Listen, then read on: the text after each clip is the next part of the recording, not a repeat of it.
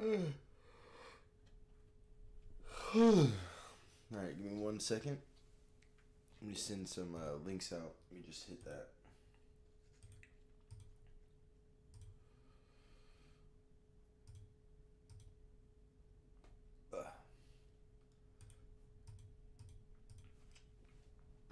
Whew.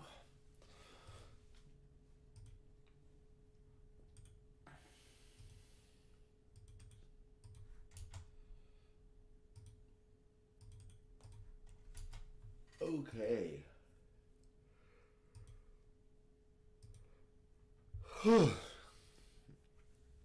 I have no idea what this video is, if it's positive or negative. I mean, usually when people say my honest thoughts on thing, it's usually negative.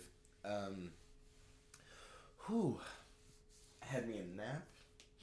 Woke up, saw this, and I like Farfa. I like his content, so I'm interested to see what his honest thoughts on Yu-Gi-Oh are right now. I'm imagining they're going to be negative. Yu-Gi-Oh isn't in the greatest spot right now.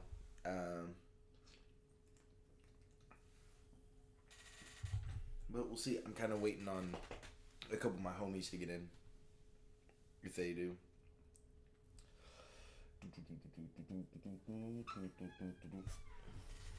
Hello, Dante. Okay. We'll wait like 2 minutes and see if they're gonna get in here.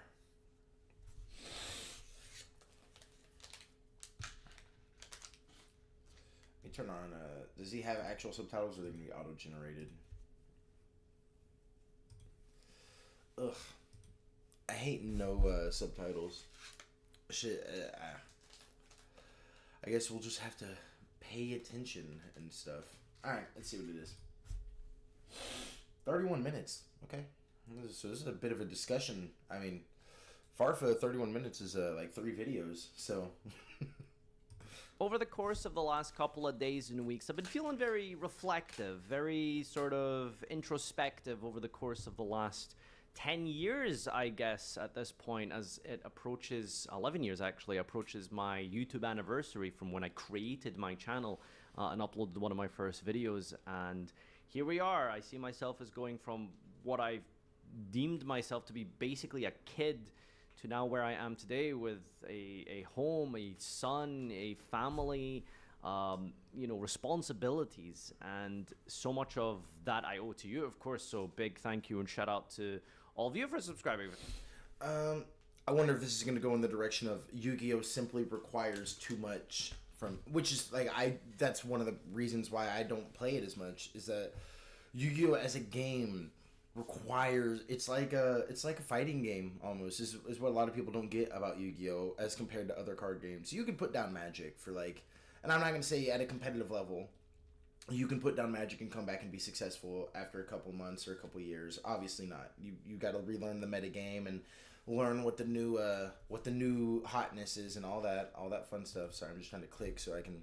Anyway, of course, and everyone understands that. But when it comes to the game itself, like, it's not impossible. It's actually, I do it all the time, so I know, not hard at all to not play Magic for 2 or 3 or 4 or 5 or 6 months, and then a set comes out that you're like, oh, that's kind of cool, and then you come back and you play, and the game is pretty much the same, just new cards to read, and that's really about it. And yeah, of course, playing it at a more efficient level is going to require you to pay more attention and get more involved and get more, intrinsically connected to the game.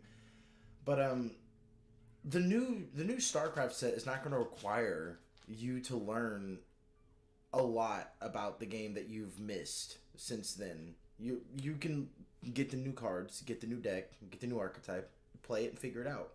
I'm not sure that's so true of Yu-Gi-Oh! Now. Yu-Gi-Oh! Doesn't have these massive sets where a whole bunch of archetypes drop at once that people could get excited, and it's, themed, and so people can get excited about a certain theme and come in and check it out and play the archetype. Yu-Gi-Oh! Sets are a concurrent. They might drop an archetype and then drop more support for that archetype in the next set. So you might have to know multiple sets in a row. And because of because of the game that Yu-Gi-Oh is, more, and I'm waiting very carefully because I don't want to like get certain people of their card game upset, but Yu-Gi-Oh requires you to know a lot more about what your opponent is doing because the whole game is interactions, is figuring out when to use your hand traps or your interruptions to stop them. So you have to know when their clinch points are. You can see one of my kittens right here when I lean over. Oh, she just jumped out. But here, let me show you the kitties since they distracted me. This is one. Look at him. Oh, her. They're both girls. Hello. Oh, move over. Hello. And then let's grab the orange one. Come here, you. Quit fighting me. Come here, you. Boop. And there's this one. Look at the camera. There we go. Okay, there you go. You got your camera time. But yeah, Yu-Gi-Oh requires you to know a lot more about what's going on in the game to play your deck effectively. If you're wanting to play your deck effectively, you kind of need to learn what you're likely to be playing against and just a little bit of interaction stuff for them. For example, I can have a friend pick up Tenpai on Master Duel right now, and they're not going to reach the highest heights simply because they might not have enough time. There's too many games to split up. Maybe they climb to Diamond, maybe they climb to Plat, but if they have 2 kids and they have, other games and hobbies they're trying to enjoy, it's not exactly reasonable or sustainable to expect them to learn a whole bunch. Yeah, it's a lot like a fighting game. Yu-Gi-Oh is a game you have to keep grinding at. It's a game that you have to constantly keep learning and keep reading and looking at the new sets and how that's going to interact just over and over and over. Yu-Gi-Oh is a treadmill, whereas Magic is like a staircase. And, you leave for 6 months, you come back, you're maybe down a couple of steps, maybe you forgot a couple of things, and maybe you don't know what's going on, but it's a staircase. You just take your time, you figure out what mechanic you want to do, and you just, you start stepping. Yu-Gi-Oh, fundamentally, you can't play you get a new deck, you get Tenpai. You can't play that deck without knowing how to play it against other decks. Sure, you have Tenpai. Good luck going second if you don't know how to stop Yubel. You're just, good luck. I wish you luck. You can play Tenpai. You need to know how Snake Eyes Fire King plays and know when to hand trap it. You're playing a going second deck. Okay, well, that's a going second deck, James. What about Snake Eyes Fire King? Well, you are playing a deck that puts up 5 interruptions on its turn 1, usually with its board. You need to know what your opponent's critical points are, but it's 5 interruptions. Yeah, but a lot of decks can play through 2 or 3 or 4 and still be fine. So those last 2 interruptions, sometimes in the battle phase with Zelantis not Zelantis, another card that pops. I can't remember, but it counts the co-links. It's been a while since I've done the Snake Eyes Fire King combo. Or you might have the Promethean Princess pop. Those 2 might become much more critical than making your Appaloosa on your opponent's turn because they're going to run through the monster negates or whatever, right? How good that Snake Eyes Fire King board is, how good those interruptions are, depend on how well you know the opponent's deck. If I'm playing Snake Eyes Fire King and I know to a T what my opponent's playing and how they play it, there's no chance they win.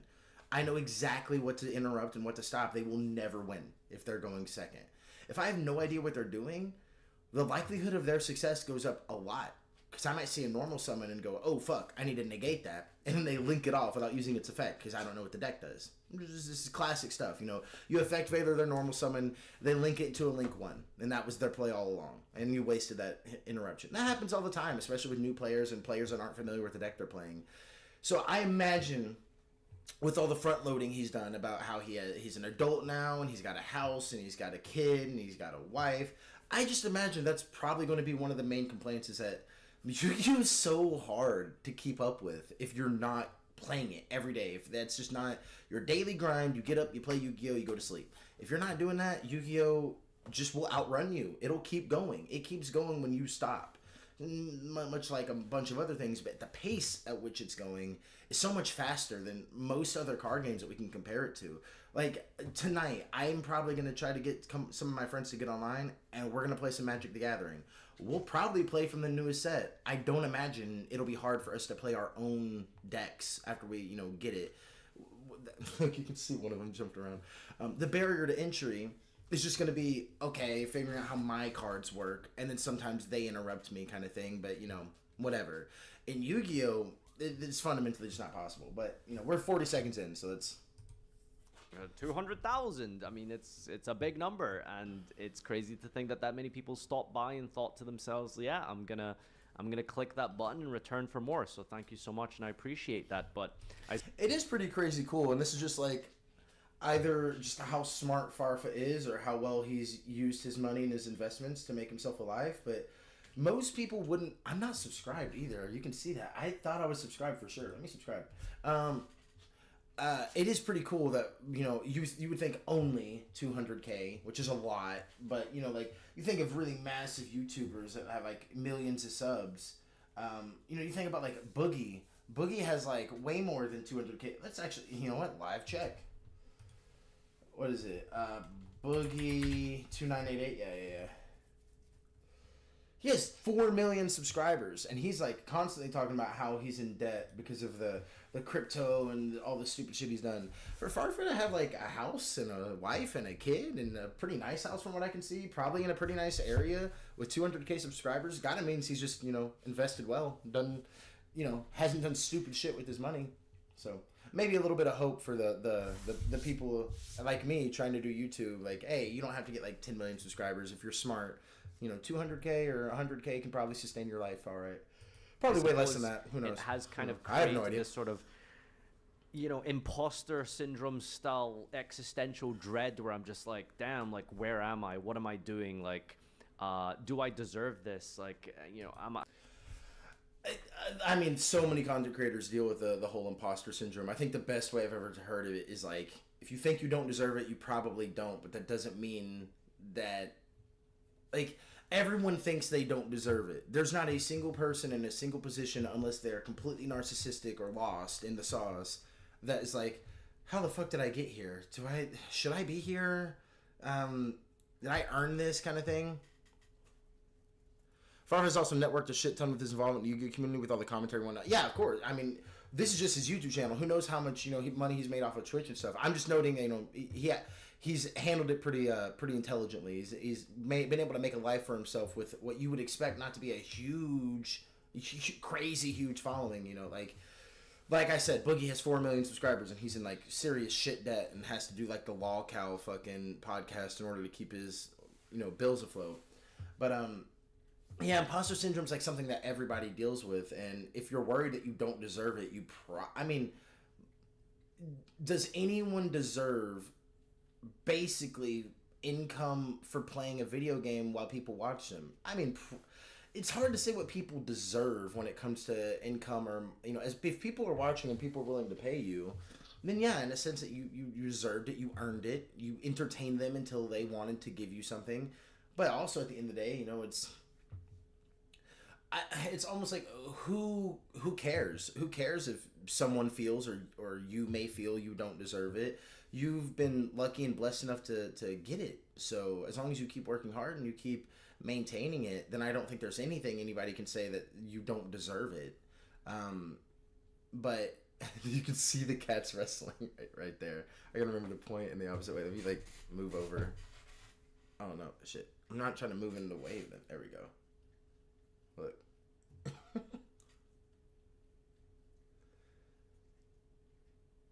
Look at him go back there.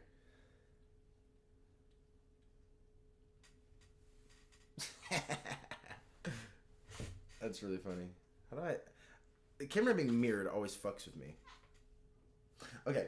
Anyway, so yeah, I mean, Farfa, you've been doing it for 11 years, but I mean, you don't need me or anyone to tell you how to deal with imposter syndrome. This is why, like, a lot of content creators end up getting some kind of, like, or I would say not even, like, content creators. Like, most successful people end up getting some kind of therapist or counselor they talk to, because huge levels of success can be something that is, effective in a negative way to your mental health. I mean, there are plenty of, I could be wrong, but I think some of the highest rates of suicide are in, like, well-off, upper middle class to wealthy businessmen or people like that, usually men, but like high end wealthy men commit suicide. So there's obviously some level of difficulty to accept, oh, I deserve this kind of thing. Did I earn my way here? And as long as you're keeping up the constant grind, I don't think there's anything anybody can say. But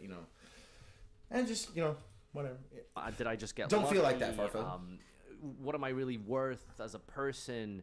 All of these crazy questions. Yu-Gi-Oh and YouTube are not going to give you any of those answers. I'm going to be real. If you're looking for self-worth, or if you're looking for, what else did he say? Hold on.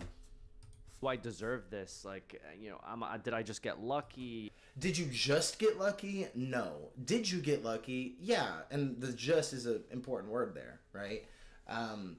Did you get lucky? Of course. How lucky and blessed anyone is that has the algorithm or people come in and really like their content. But is it something you worked for too? Is it something you just got lucky? No. YouTube and content creation, as far as I've been heard and seen and been told, is content creation is like a lottery you have to work at. You have to upload the videos every day, and you have to cultivate the following. But at the end of the day, there is some level of luck that comes in. Boom, lightning bolt, and you now have a following kind of thing. But did you just get lucky? No, a lot of work and effort had to go into everything you've done. So I think that's probably one of the main things that a lot of people struggle with, is that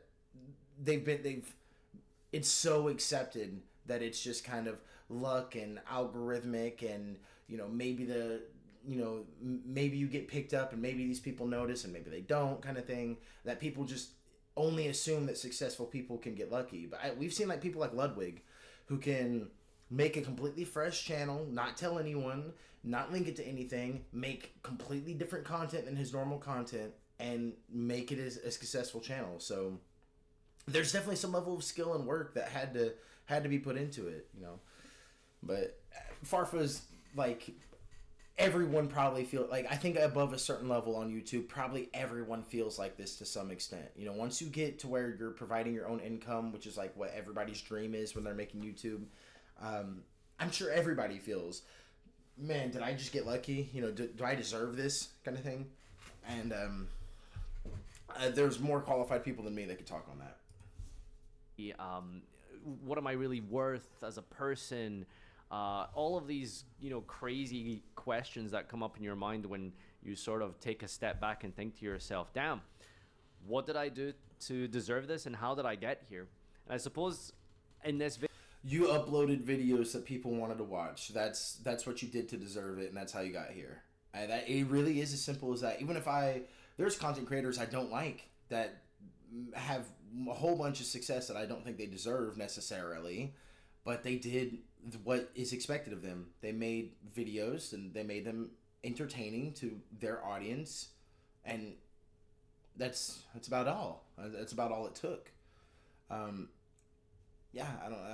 Just a video, I'm just going to take the time to talk a little bit about where I'm at as a person, where the Yu-Gi-Oh! TCG and Master Duel game is to me personally, as a content creator, as a player, as a person. So I suppose I would just like to say thank you for tuning in and for supporting me for this long, and I guess I'll just, ramble on. It's going to be very basic, unscripted. I'm kind of just talking out of my ass, I suppose, for lack of a better term. Cool. I'm there too, buddy. Kind of just bring I'm live some of my you're thoughts off the that cuff, I've been so considering we're for good. these We're last both there. few weeks, months at this point together. Beginning with TCG, I suppose, first and foremost, I think it's probably unsurprising for many of you that there just isn't bait. I think you've got a bit of smuts on it, really. I can try to change the resolution, but I'm not seeing any. I'm not seeing anything on my end, I guess. It's also a really shitty webcam. Like I'm not surprised. Let me see if I can change the resolution, and maybe that makes it look better. I have no idea, man. Please don't leave after I do this, so I can know if it looks better. Oh my god, I got a fucking mega mind on this camera. Look at my big ass forehead, bro. Oh god. My forehead's so big it's getting cut off. Look at that. Look at my big ass head, dude. What the fuck? I got a fat big ass head. Jesus Christ. Well, now you can't see the kitties in the background when I do that, but I guess sacrifice have to be made. Is this good? Does this look good, or is this terrible? Tell me how this looks, Dad. Oh, God. Maybe shrink me down a little bit. It was just slightly better, but it looks way better after that slight adjustment. So right now it looks way better. Like this right here, right now, looks, after I changed the resolution and made the box look different, looks better now. Just hit me with a 1 if that's what you meant. Hit me with a 2 if I fucked everything up after I changed the resolution.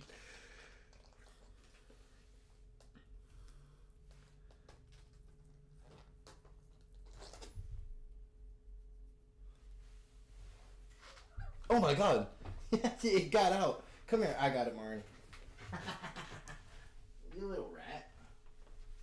You little rat.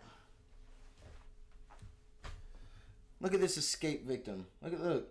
Oh. Look, it escaped. It jumped out of the fucking thing.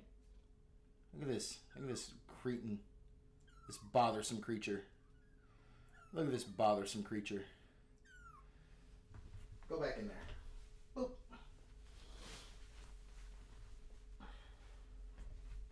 Bothersome creatures. Alright, give me 1 second.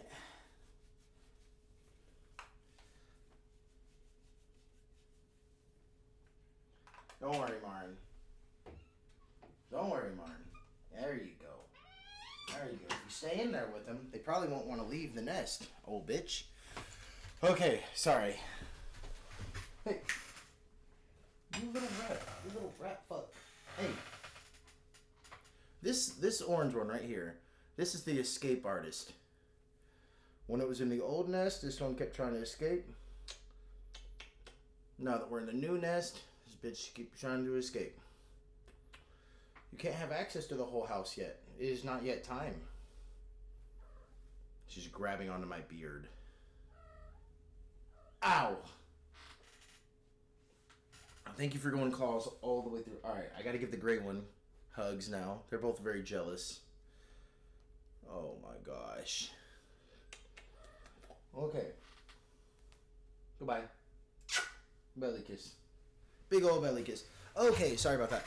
Alright, we look good now? Hell yeah, dude. Let's keep going. Really, any TCG content on my channel anymore.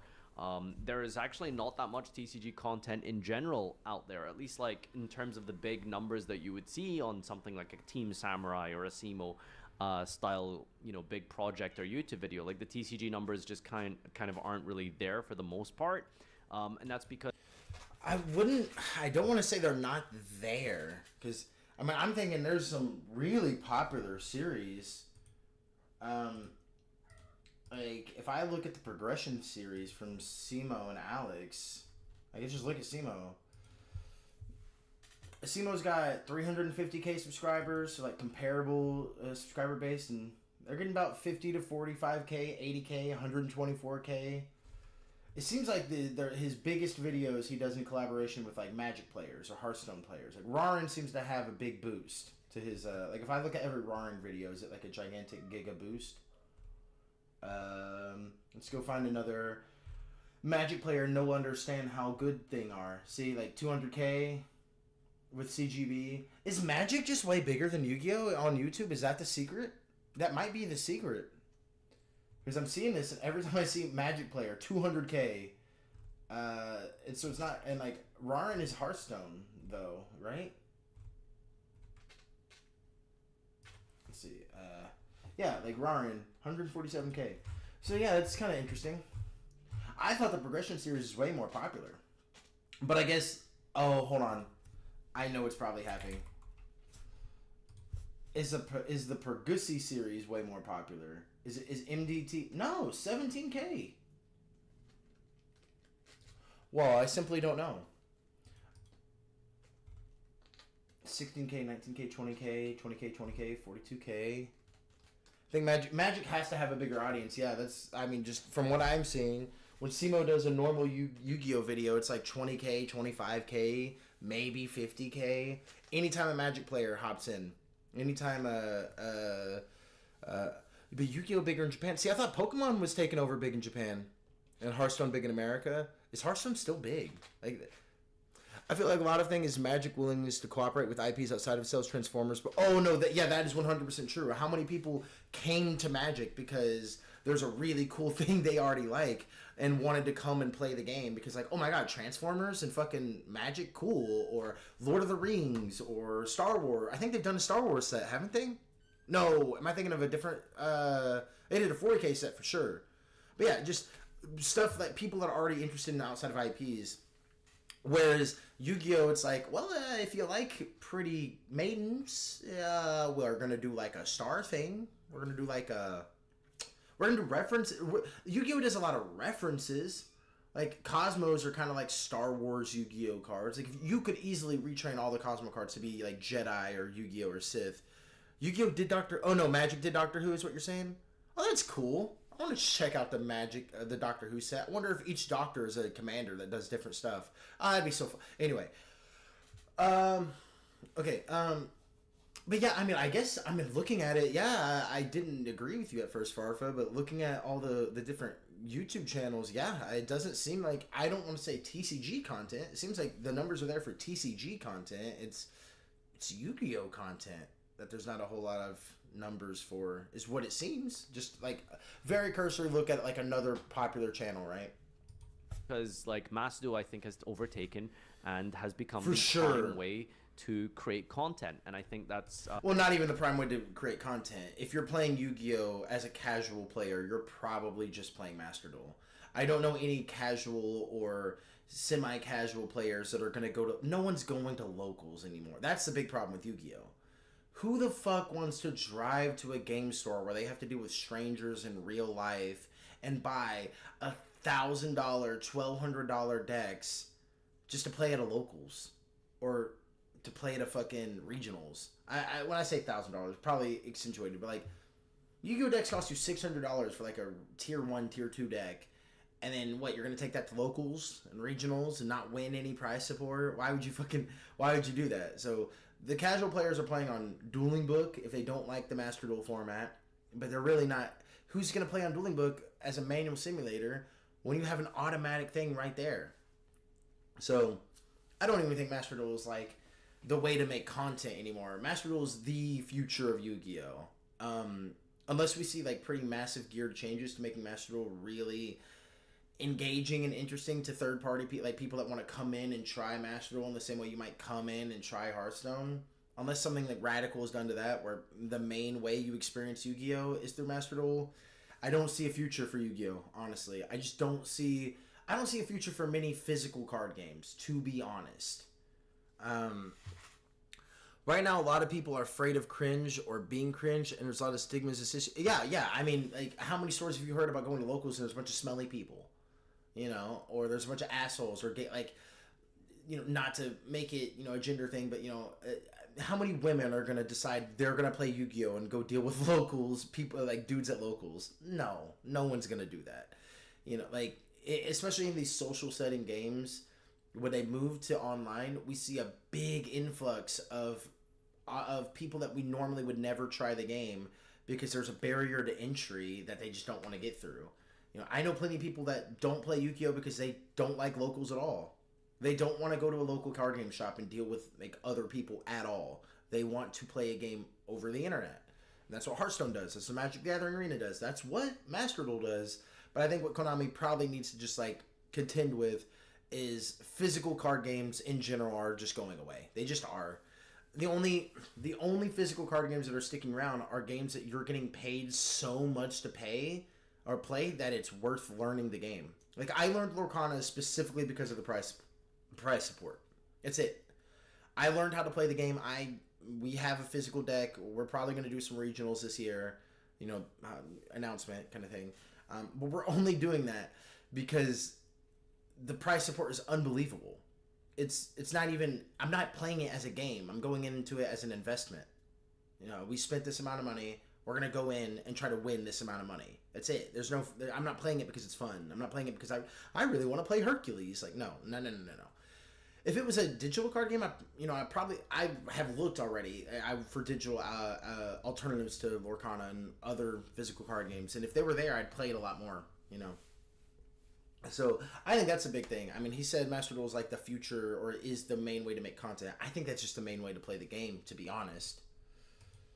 You know, positives and negatives to that, but I can just say for me personally, and I will talk a little bit more in detail about Master Duel later, but for my own situation and circumstances, and again, this isn't about arguing what's better or worse, or this isn't like a W or an L for this side or that side, or an argument to be had here. I'm just basically sharing my own personal thoughts and experiences with you over the few years that I've been around for, and to give you my personal perspective. So I think that there's a few reasons. Okay, I was trying to let him get a sense up, but he did a whole lot of front loading. I think the plethora of other card game options are also kind of a factor. Lorcana, OP, One Piece, Flesh and Blood, Union Arena, Dragon Ball, Yu-Gi-Oh, Magic, Hearthstone. I 100% agree. There's so many card games, and they're gonna if you're a person who wants to play card games, you're now subdivided, right? So card game players are already probably a minority of people that are playing and enjoying games. And then you subdivide those card game players by like 10 or 11 different interests. Once you do all that, you probably don't have a whole lot of players left over, right? Like if you actually were to divide everyone equally, every card game player equally into all the different card games, you probably don't have that many players in any game. In fact, what a lot of card games rely on is the bleed over, right? How did I start playing Magic? I was playing Yu-Gi-Oh at locals, and then I went like 0-2, dropped out of the tournament, didn't want to go home yet. Someone's playing Magic, so I decided to learn, play Commander. So I'm sure a lot of card games are banking on you're going to go to similar places to play these games physically, and so you're going to encounter other games. Let's do marketing kind of like that, or let's do something that might appeal to a Yu-Gi-Oh player or a Magic player. I'm sure stuff like that happens. But when we enter into the digital marketplace, that doesn't exist anymore. Now you go to a website, and this is your website for this game. And this is your website for this game. And now there's no bleed over. And now it's really getting subdivided, I guess, in a sense. But anyway, I agree. Just there being so many options in an already kind of niche hobby doesn't do it any favors. So, I think we probably saw a lot more Yu-Gi-Oh players when it was like Yu-Gi-Oh, Magic, Pokemon. Those are your choices. Those are really all you get. And if you don't like Pokemon and you don't like Magic, you're going to play Yu-Gi-Oh. If you don't like Yu-Gi-Oh! Magic, you're going to play Pokemon. You don't like, Yu-Gi-Oh! Magic, Yu-Gi-Oh! Pokemon, you're going to play Magic. It's just very easy. Once you got like 10 or 11, it's up to whatever that person wants to do, I guess. Reasons why TCG for me personally has not worked out anymore, and I think one of that is logistics, and I think it's so much easier. Well, yeah, the fucking time. How are you going to go to a locals and prepare and be gone for an entire Saturday, or if you go to regionals that has a day too, how are you going to be gone for an entire weekend when you have a child to raise? It doesn't seem feasible when you could just do tournaments over Master Duel. We have the functions to do tournaments over Master Duel. I don't know why we don't just start doing that. Yu-Gi-Oh's probably, that's the other big thing. Yu-Gi-Oh! Is probably the hardest card game out there. And this isn't any flame. This isn't my card game is better than your card game, because I remember there being a whole thing about Pokemon and Yu-Gi-Oh! Recently on Twitter with someone saying that Yu-Gi-Oh! Is not the hardest card game, blah, blah, blah, going back and forth, blah, blah, blah. It is not the flex. Yeah, Yu-Gi-Oh! Players, just talking to you directly. Yu-Gi-Oh! Being the hardest card game is not the flex you think it is. I know you think that that's really cool. You're playing the hardest card game and you know how to play it, and that makes you real smart. It being the hardest card game does not help us. It being the hardest card game prevents new players from coming in and enjoying the game. And it makes it to where our locals get smaller and smaller. Our regionals get smaller and smaller. We want the game to be more accessible. At a high level, Pokemon is pretty complicated. Magic is pretty complicated. Yu-Gi-Oh! Is pretty complicated.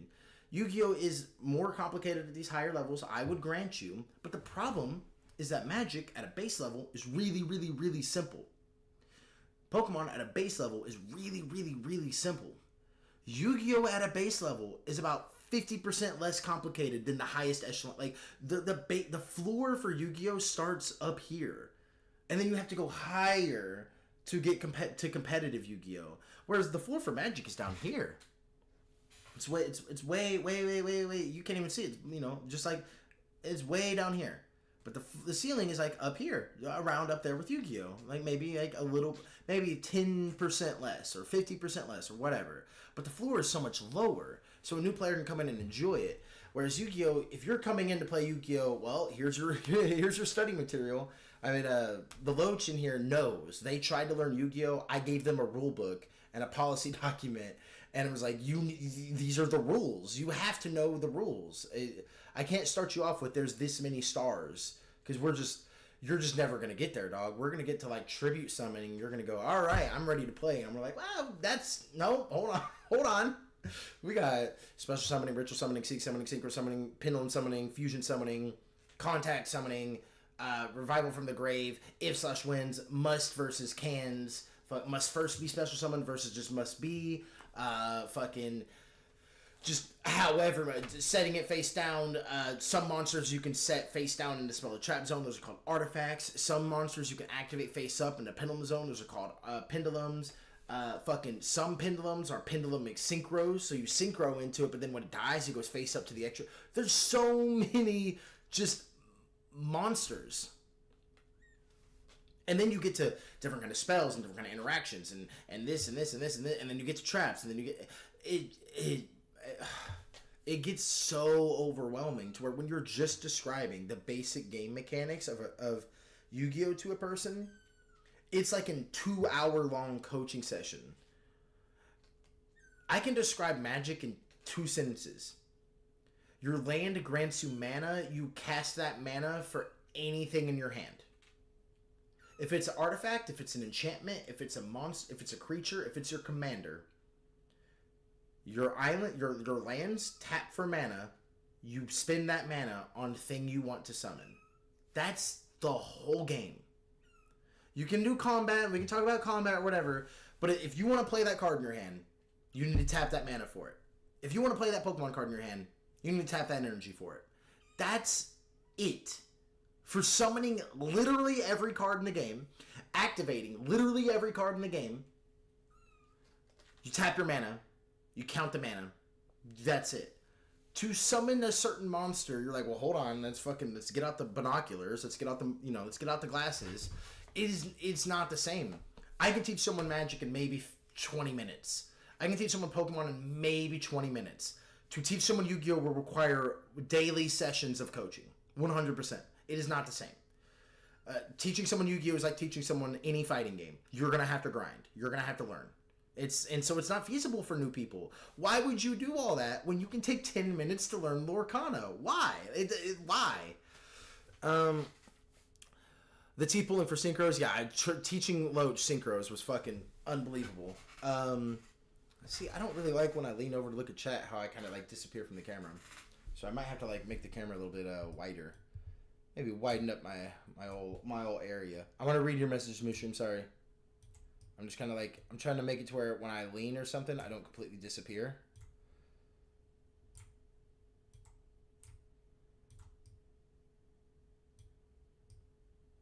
And then we shrink ourselves again. We can lean a whole lot now. Cool. Not to mention Magic is better starter stuff like dual decks. Pokemon has the actual best starter products. Have you ever seen the current Yu-Gi-Oh starter product with a step-by-step deck? If I wanted to actually teach someone Yu-Gi-Oh, I would probably use Rush Tools. I probably wouldn't. My personal opinion, I think it would just confuse them. Here's one version of how to play the game, and now here's the real game. It would just get too confusing. As a gateway, I get it, but like, unfortunately, there is like the problem is you can teach him how to play Yu-Gi-Oh by teaching him how to play a completely different game, but like, unironically, I would almost advise you should probably teach him just a card game before you send him to Yu-Gi-Oh. They need to like want to enjoy the whole mechanic of playing a card game before you hand them the textbooks that is Yu-Gi-Oh. Like, yeah, you can maybe do Rush Duels. I mean, I don't know enough about them, but I just know they're very much different. And so I would hesitate to teach them a similar version of Yu-Gi-Oh, but with differences, because I think that would just introduce, like, oh, but I can do this in Rush Duels. Yeah, it's not how it works here, bud. But, I mean, Yu-Gi-Oh has starter products. They have, they have starter decks and all that stuff. You know, if you want to play a Dino deck, there's Dino structure decks and shit for you. I don't think the problem with Yu-Gi-Oh is that it doesn't have like, you can buy a little, you know, yeah, that's fair. But like, I don't think the problem with Yu-Gi-Oh is that you can't buy a little starter set that has like, you know, hello cutie. You know, because you can. Now, I'll totally agree with you. If you want to play like a functional starter deck, you buy 3 of them. Isn't that fucking stupid? Like, why don't you just have a playable deck I don't have to buy 3 of them for? Whereas in Yu-Gi-Oh or Pokemon, I buy a whole starter box and I got my deck. You know, like it might not be the greatest. I might be encouraged to buy other stuff to supplement it, but it's gonna function pretty well. Whereas, dude, the last Yu-Gi-Oh starter deck is so bad. I think the coolest thing we saw to them is that you can get infinite imperms in starter decks now, which is like cool.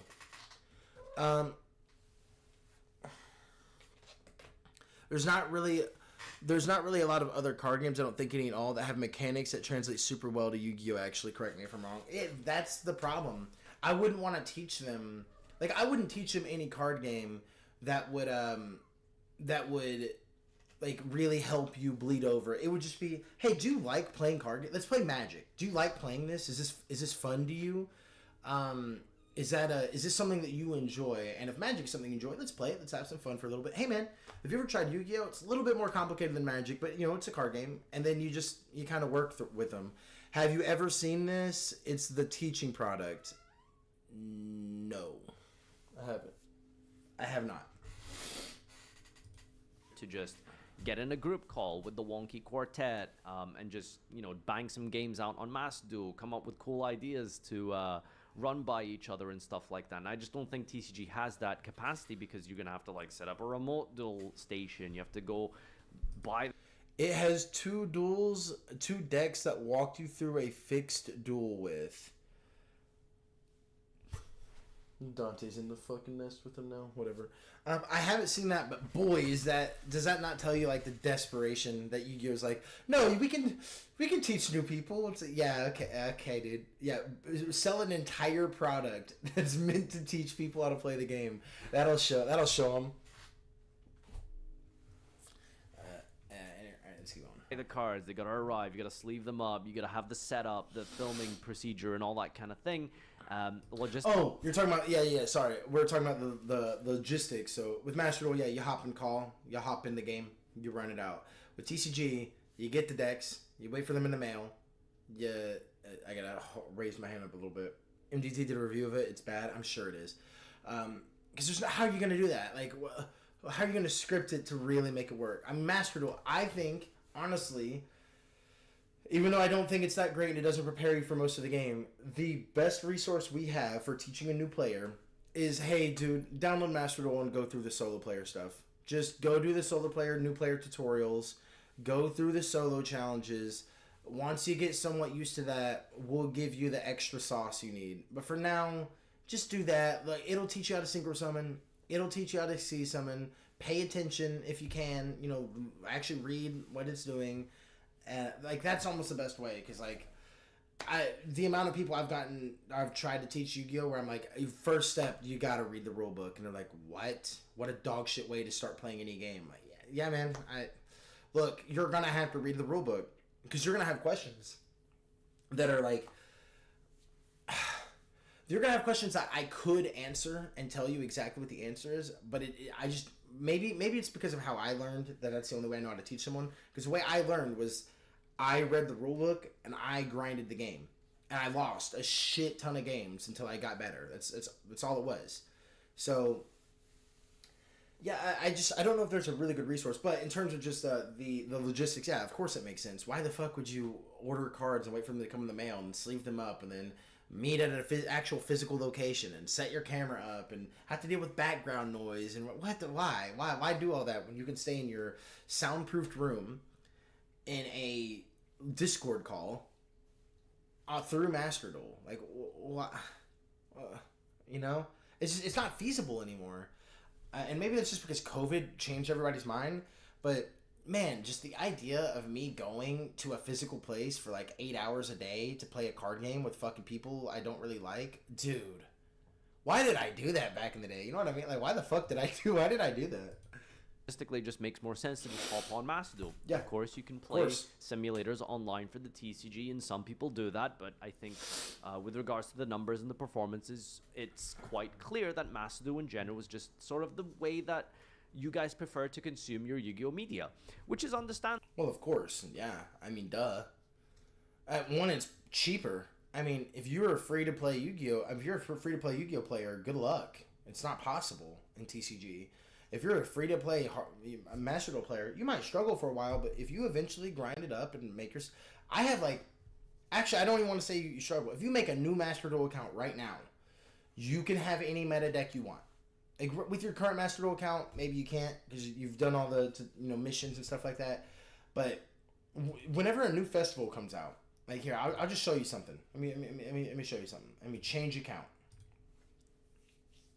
Just to prove a point. There was a moment in Yu-Gi-Oh! I think like 3 or 4 months ago where there was a festival out. I made 5 accounts on Steam just for different Master Duel accounts so that I could have basically every deck. Like, this is how I have every deck. On this main deck, I have whatever combo meme shenanigans I do. This one is the Tenpai account. This one is the Snake Eyes Fire King account. This one is the Dino account. This one is the Centurion account. You got Tenpai in like 2 days. They had so many. I think that's I think you hit me with a typo, dog.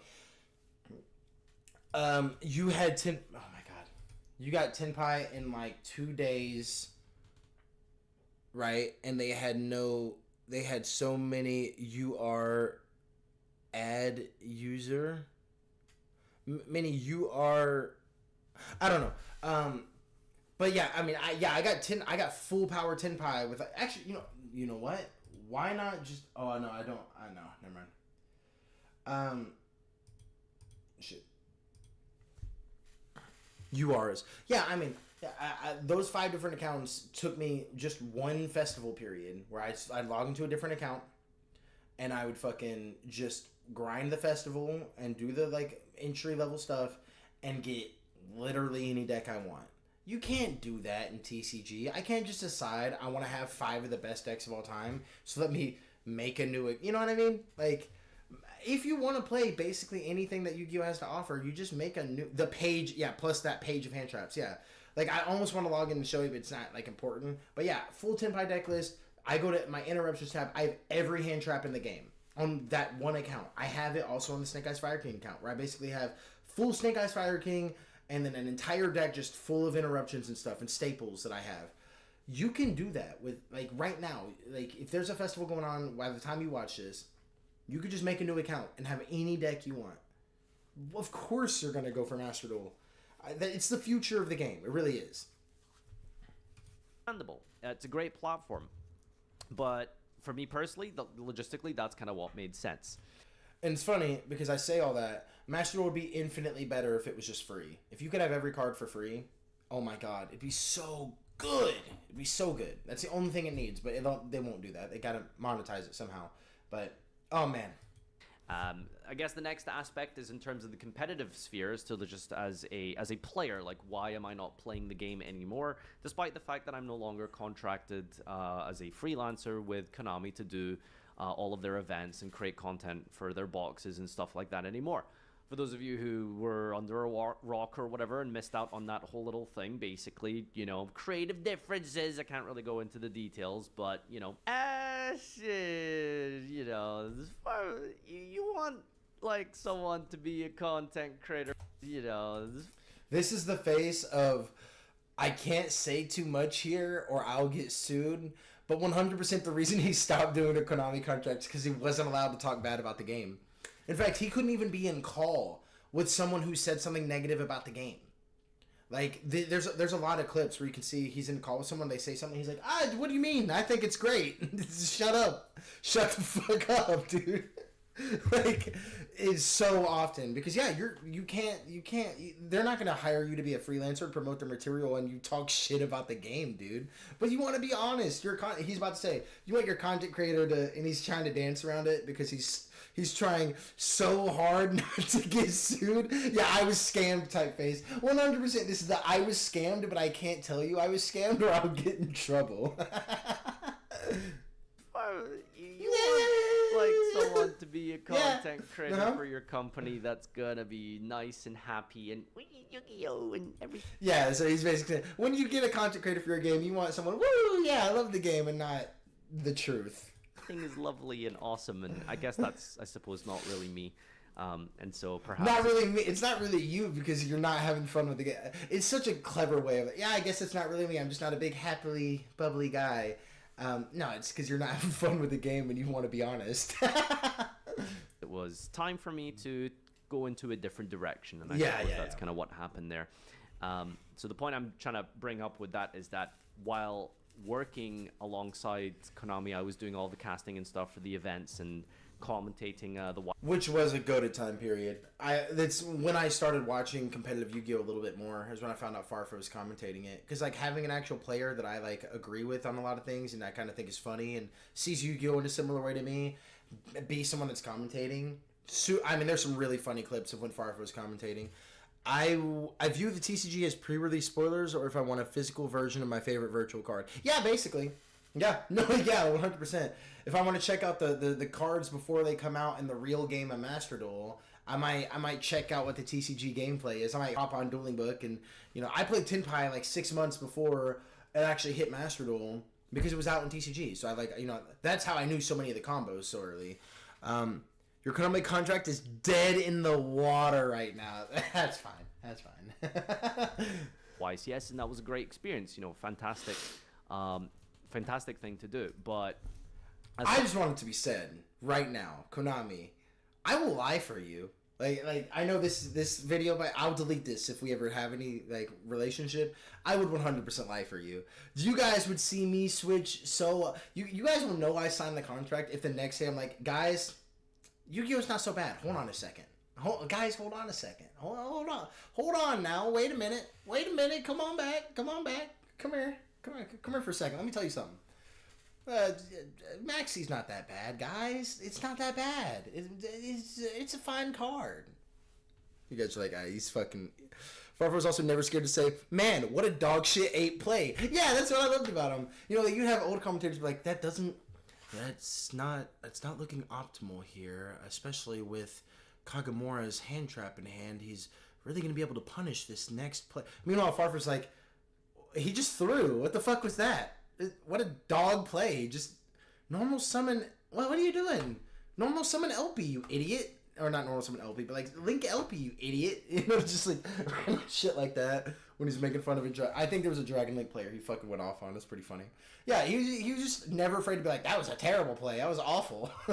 Someone who has, won locals and regionals and topped a major event, the only real goal and logical endpoint to then take your competitive spirit forward into would be something like a YCS. And if you're working the YCS instead of competing at them, you kind of lose that competitive drive and edge.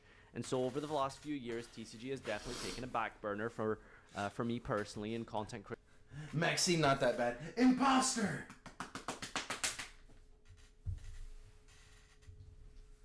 Sorry, dude, you can't be in the kitty nest.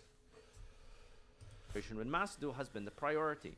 And I think it's interesting that you can see this. If you really want that check, you think Yu-Gi-Oh! Cross Duel had potential? I think it still does, Konami. Come on, guys. I think Cross Duel could it could work. It could. Yeah. It's there. That means it had potential. It could work. It might, possibly. This being the case with a couple of other content creators, and I think the biggest ones that come to my mind specifically is someone like Simo and DZeef. Yeah. You guys probably recall for a few years ago that they would have these meta breakdowns and discussions on cards and all that kind of stuff that would be relevant to the competitive aspect of Yu-Gi-Oh! At the time, but over the course of however long, they've basically just quit. Like speaking to them personally and stuff, like they've just quit. Like they just don't play TCG. There wasn't like this big song and dance. There wasn't like a goodbye video. No, there was nothing like that because Master Duel came out. Why you're still doing Yu-Gi-Oh content? You just don't like doing TCG. Master Duel's easy, and there's no big I'm quitting League type video. You know, like you just switch to that, and everyone's fine. Everyone's happy. Oh, shout outs to, like, Galactic God, if you remember that. No, you hit me right in my fucking heart, dude. Ow. Why'd you bring up Galactic God like that, dude? Oh man, I'm old. Holy shit. Fuck, I remember when he quit. Oh, dude, that hurts. I think it'd be nice if Konami actively acknowledged other formats as well. Most of the other formats like Goat, Edison, or Fan-Made. No, I'm pretty sure there was like an Edison tournament at an actual event. Like I'm pretty sure that was actually a side event. I could be wrong. I could be totally wrong. Let me look that up. I'm pretty sure that happened.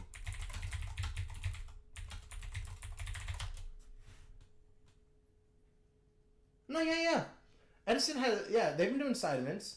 YCS Philadelphia Edison format side event. Edison format YCS champ. YCS Birmingham UTW Edison. This is 4 weeks ago. In December. Yeah. I thought I heard about that, but I wasn't fully sure. It's definitely not being promoted. Dante, you're pouting so hard because you don't get to be in the baby nest, dude. I'm sorry. He's fucking pouting so hard. He just wants to sit with the babies, dude. He's such a like pathetic, like clingy old man cat. He just wants to hang out with the babies. Alright, dude. I'll let you sit behind Marn, okay? You want to sit behind Marn? Right there? You can sit right there. You don't have to sit right next to the babies, but you can sit in the nest. Huh? How's that? Is that okay? Is that acceptable? No, you want me? Okay, you can come back to my lap, I guess. Alright, but you're gonna have to, like, actually sit somewhere, dude. You can't just stand there awkwardly. Probably haven't heard in a while. I'm a never say never kind of person, so I'm not going to say, hey guys, I'm dropping the TCG, I'm not playing again. I'm quitting. That's it. As much as I would have liked to have done that, honestly, over the course of the last few months specifically, particularly last year during Snake Eye format, it's just not really... Oh man, the amount of small fucking content creators or like people I knew personally that was playing Yu-Gi-Oh! That stopped playing Yu-Gi-Oh! Because of Snake Eye's format. Yeah. Snake Eyes was a really cool idea until everyone got fucking sick of Snake Eyes. At first, everyone thought it was pretty neat, pretty cool. And then it was just like, I'm so tired of Fire being the best archetype, dude. I'm so tired of fucking Snake Eyes and Fire King. Oh my god, so annoying. Something that is my personality. If I find a format or an event that I think looks cool or something, I'll probably attend and I'll try my best to do what I can there. But I think going back to logistics, a lot of TCG is quite hard to do that for where I'm at as a person personally these days, because I'm a father now. I've got responsibilities. It's hard to justify hundreds on a card that draws to when my opponent enters the extra deck, etc., right? Like, this is a discussion debate we've had hundreds and millions of times. I'm not going to go into the details and stuff. We don't need to talk about... I mean, that's the real thing. Chase, like, hyper expensive cards that are necessary to play into the metagame when you have to get multiple copies of, it's just not financially viable. What used to be the whole thing was that if you wanted to play the game, and I don't want to say it used to be in terms of like in the good old days of Yu-Gi-Oh, because all someone has to say is dad format, right? Dad format was really cheap and free to play. Yeah, I'm like, well, no, but I think instead of saying what it should be, instead of saying what it was, maybe I should say what it should be. The expensive cards should be rare, shiny, collectible if you want. If you want the highest rarity of a card, it can cost you a lot. But just why not make it to where there's a common Mulcharmy? And like the same thing with Ash Blossom. Like, this is the problem that everyone hates. All the price cap is you getting to play the meta card before the reprint. Because eventually everyone will get to play Molcharmies and TCG. It's just, are you willing to spend the $30 to $60 each card to play it now? Or will you just suffer and wait a little bit, and once they get reprinted for 15 cents, you'll buy them? Well, most people don't even have an option. Like, what's really funny is, like, there's different levels of TCG Yu-Gi-Oh! Being played. There's the people that are willing to spend the money on the game up here, and they're like 3 months ahead of everyone down here who is not going to spend that money on a card. And so it's really weird. You've got, like, the pre-release of the pre-release and then Master Duel. So it's like, you know. I mean, you know the jokes they make in Japan about the price of American decks. I mean, I know Japanese decks are pretty expensive too.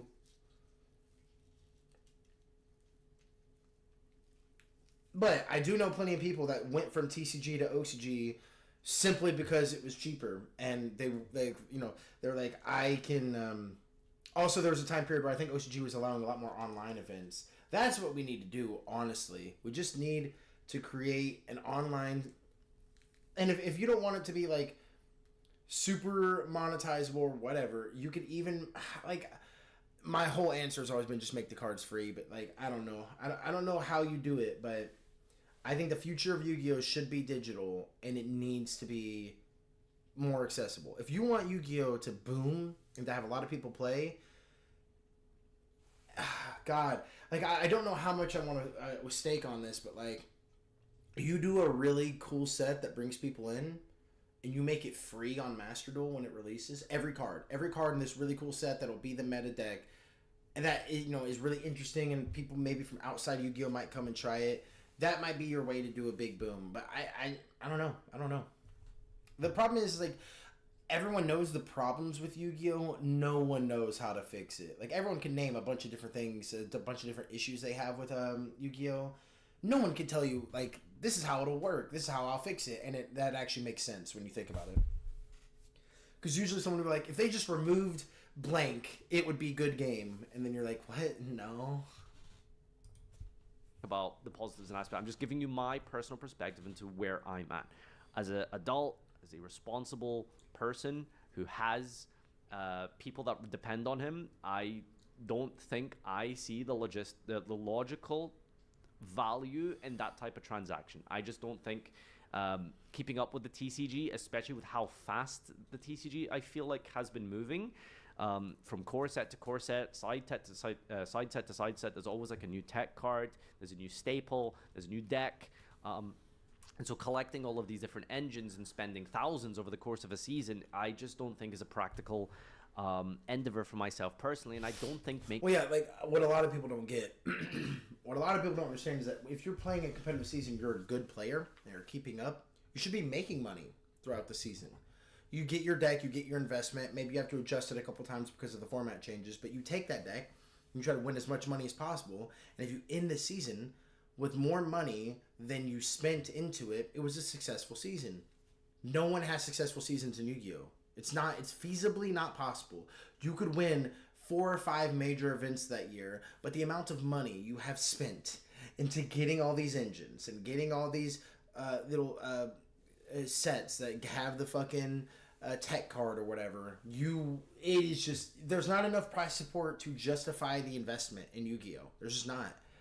It's interesting because a lot of other companies save lucrative cards in all arts while also reprinting it and easier to obtain rarity. I mean, look at the One Ring. Imagine if they made the One Ring. Like, imagine if they printed that card and everything it does in terms of mechanics for a bunch of other, like, Lord of the Rings set decks, but they only made the one copy. They only made the $1 million card or whatever the fuck. Like, Magic did it perfectly well. Here's the sought-after thing that the whales can go crazy for. Here's a bunch of alternate arts that are also cool to get, but they're not the one. And then here's a common one you can buy for 13 cents. Why is that so hard, Konami?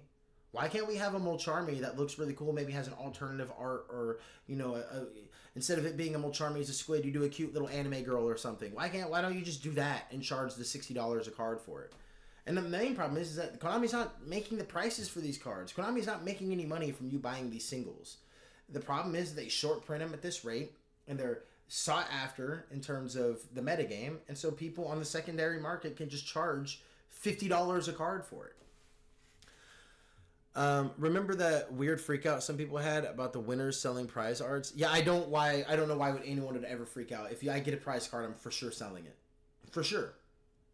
Since Crush Card Virus in 2003, if I got that card, I would have sold it. If I got a prize card, any prize card I get through Lucana ever is getting sold immediately. And if you freak out about that, fucking cry. That's what we're doing here. We are entering into the game to make money. It's an investment. If I'm playing physical, it is an investment. That's the way anyone should think about it. If you're playing a card game, if you are playing the physical card game, it's not a game. It's an investment. You have spent money, time, extra outside materials to go with the cards, transportation, lodging, paying for the event. You are investing. You are a player. You're a gambler. You're not having this isn't playtime. This isn't we're having fun. If you're playing TCG, you're a gambler. That's all it is. If you're playing Master Duel Online, you can have fun. You can play. You can do whatever. It doesn't matter. It costs you nothing potentially. So makes my content better, so I'm just not going to do it. It's kind of like a lose-lose. It doesn't make my content more interesting and better, and I mean, it could, I guess, if I really put the time effort into, but that's a big, large cost associated with. I mean, Farfa, just to like kind of almost agree with you, but not agree with you here. You can make any of your content more interesting and good for your brand if you put more time and effort into it. So don't attach that to it. Like, yeah, I could make TCG good if I spent the time and effort. Well, you can do that with anything, right? You can. Hopefully, a good enough content creator can make even the worst base content into something good. So, yeah, you could probably make it into good content, but you could also make like paint dry into maybe good content with enough editing and funny jokes. So that. But at the same time, it's just like I kind of just like prefer the gameplay of being online more so than anything, which is interesting because now we're talking a little bit about gameplay. So gameplay wise, I think the game is actually in a better state than it's ever been. It's funny because for all the criticisms that I just gave Modern Yu-Gi-Oh at this point, it's hilarious because TCG specifically has gotten actually really good now. It's actually crazy. Yeah, it's one of. Yeah, I agree with him here. Like, everything I've just said about the price... You notice I never said anything about the quality of gameplay that you're getting now. You're okay, Dante. I never said the game is bad, or the game isn't doing well, or it's not fun to play. None of those are my criticisms. It was always the price point, the investment, the logistics. That's all it is. Like, in terms of the actual format, dude... The TCG format right now is really healthy. It's actually kind of absurd, but no one cares. Because why the fuck would I want to go to locals? I just don't want to do that. And also, it is just too expensive. Like, if it was cheaper, then it being a good format would be pretty good. Dialed back a lot. You can kind of see, like, there are very deliberate design decisions made with things like Ryzeal that are sort of kind of trying to take the game in a little bit of a different direction. You will notice that some of these newer decks are actually easier to play, easier to jump into, lower in power level than we've ever had. Which is interesting because I don't think that's where you address the problem. And there's nowhere else you can address it. But yeah, making the meta decks less hard to play, sure, that could be good. But honestly, the only people you're trying to help by making them less hard to play are players that probably wouldn't be playing these meta decks anyway. And like, I know it sounds weird, but like, Yu-Gi-Oh is so difficult at the ground floor, at an entry point, that making a meta deck easier or harder almost doesn't have any impact for me. Making it harder or easier doesn't matter because the game by default we're playing is so difficult that you have to have some level of understanding. Like, that having that meta deck be easier, I'm not sure is like a good or bad balance wise. Like, the deck itself can be easier. It doesn't make the game itself easier. So it's still that level of difficult entry point, just difficult barrier. So I'm not sure if there's like a benefit at all in making a meta deck easier or harder. I just, the game itself is already so hard. If you're here, you're at a certain skill level already. And way more accessible, particularly in the case of Blue Eyes. Which is funny because, as I was saying, I could have made a video at some point talking about how I'm going to quit TCG. It's not working for him anymore. I can't afford it. The logistics aren't there, and I'm not interested anymore. However, of all things, would you believe, Blue Eyes is the thing that sucked me back in. Yeah, I'm not surprised. I'm pretty sure it did the same thing with Simo, because Simo was a Blue Eyes player. And that's because the Blue Eyes Structure deck is just one of the greatest products ever made in Yu-Gi-Oh! True. Everything I said about structure decks and starter decks and intro decks don't apply to the Blue Eyes Structure deck at all. It's so good. It's actually so good. It is a healthy, interactive deck. It has so many good cards and staples inside of it. You literally have a playable deck out of the box, minus like a handful of cheap extra deck cards. Yeah. And it's... Yeah, I don't even think it's a structure deck where you need to buy 3 of them. I think it's a structure deck you literally buy 1 and then like 5 extra deck cards and you're good. It's like a handful of cheap staples inside of it. You literally have a playable deck out of the box, minus like a handful of cheap extra deck cards.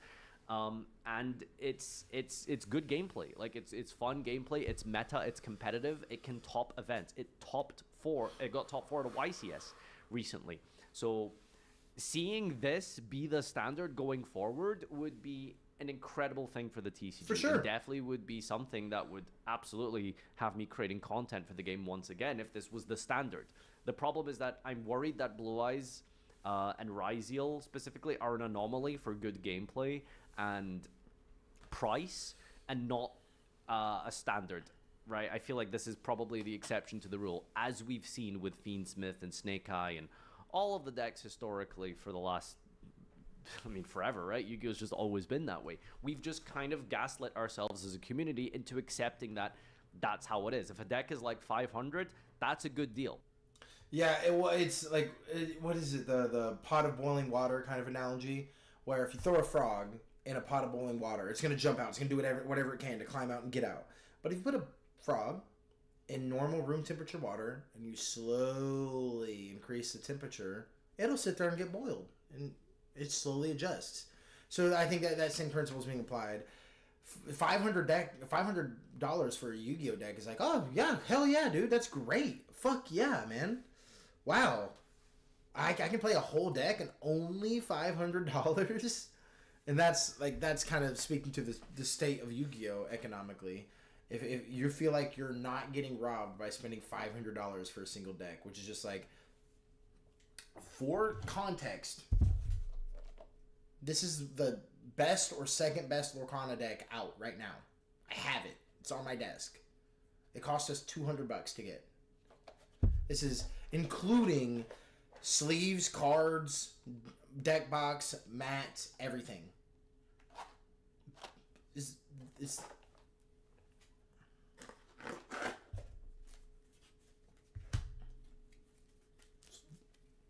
literally like one of the most meta.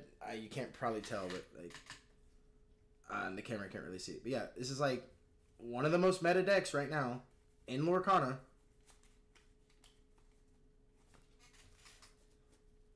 And it didn't cost $500, I can tell you that.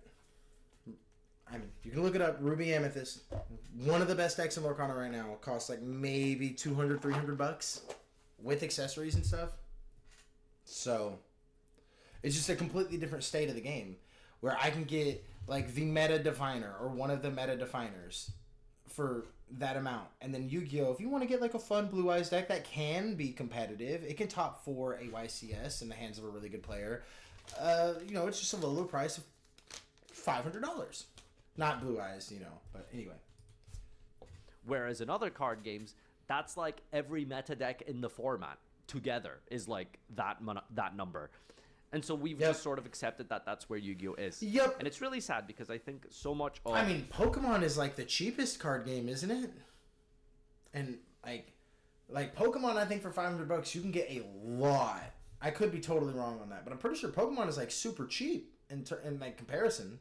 What is great about Yu-Gi-Oh is kind of gate-kept and held back by a big corporation. Ultimately, the vision that Kazuki Takahashi had for this game, he probably didn't have this vision of where it is today, but certainly as a fun game for people to enjoy, was probably not also caveated with quarterly earnings. Okay, weird to invoke because Takahashi's name here. Oh god. Okay. The problem with it is that, and this is like, I could be wrong, but I'm pretty sure this is just actually correct. Didn't Takahashi make the card game after the manga? Yeah, okay, yeah, then yeah, I was right. The meta deck in Pokemon's like 50, but that's insane.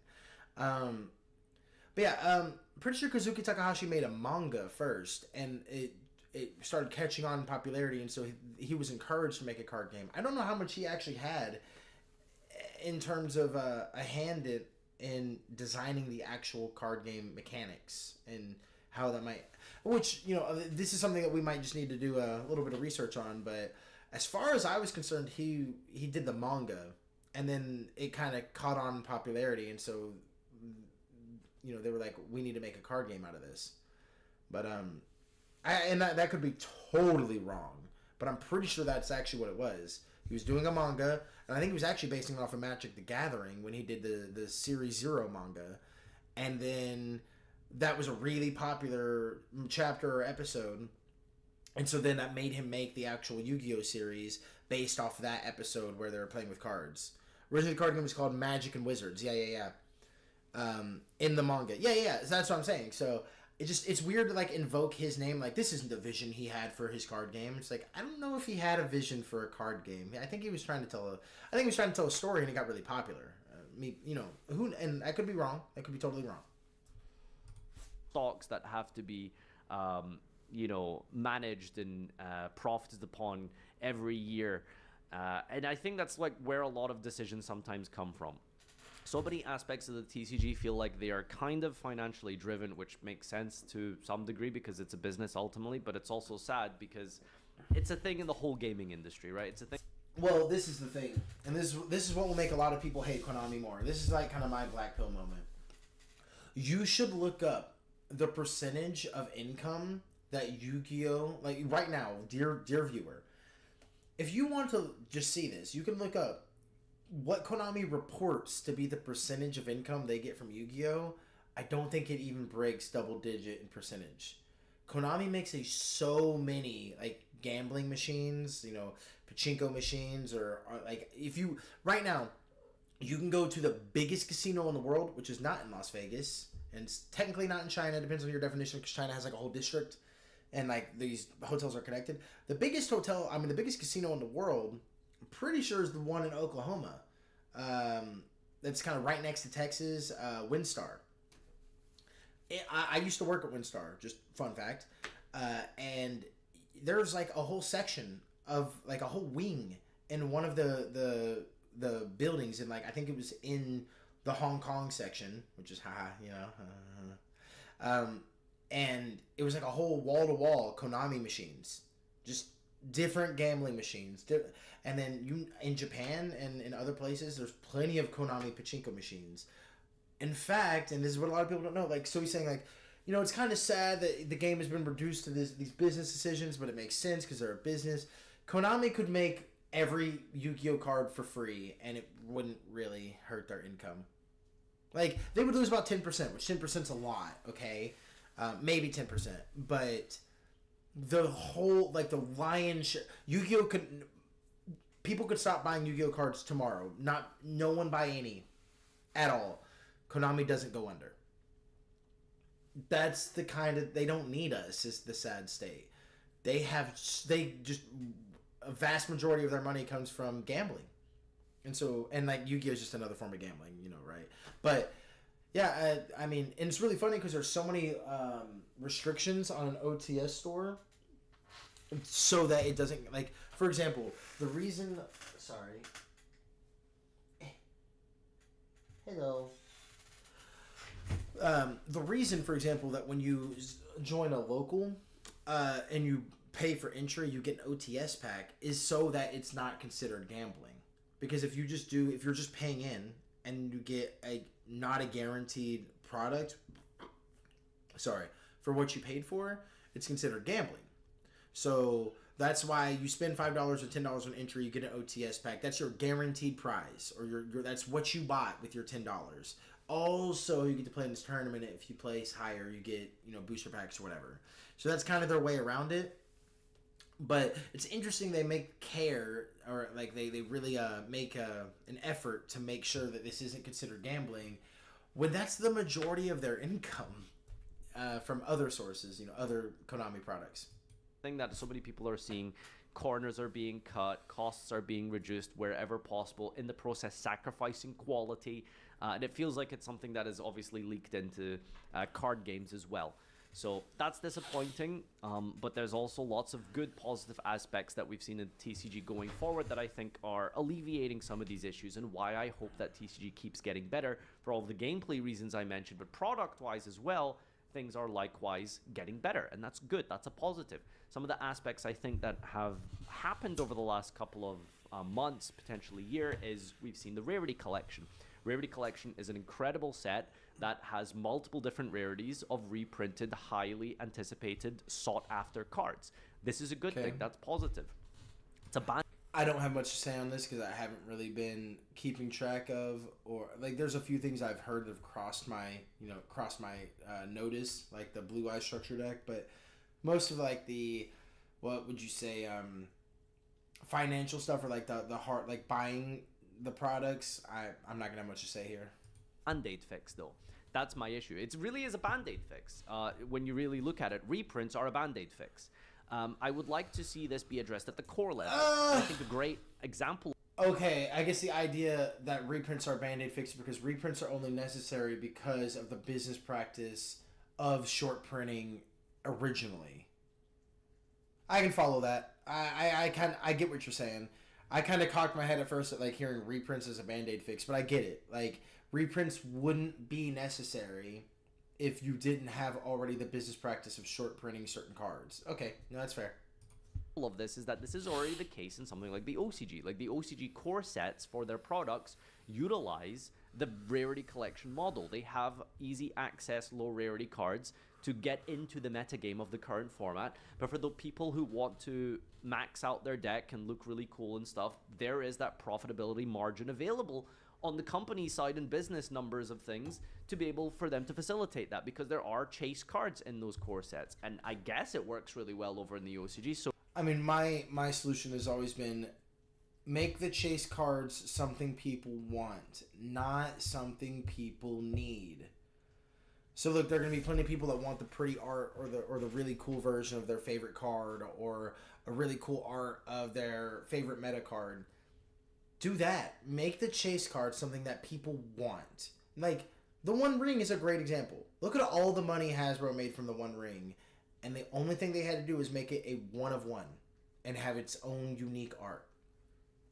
That's it. And it wasn't, you don't need that copy of the One Ring to play anything involving the One Ring in terms of mechanics. That card doesn't have printed on it, you win the game. Okay?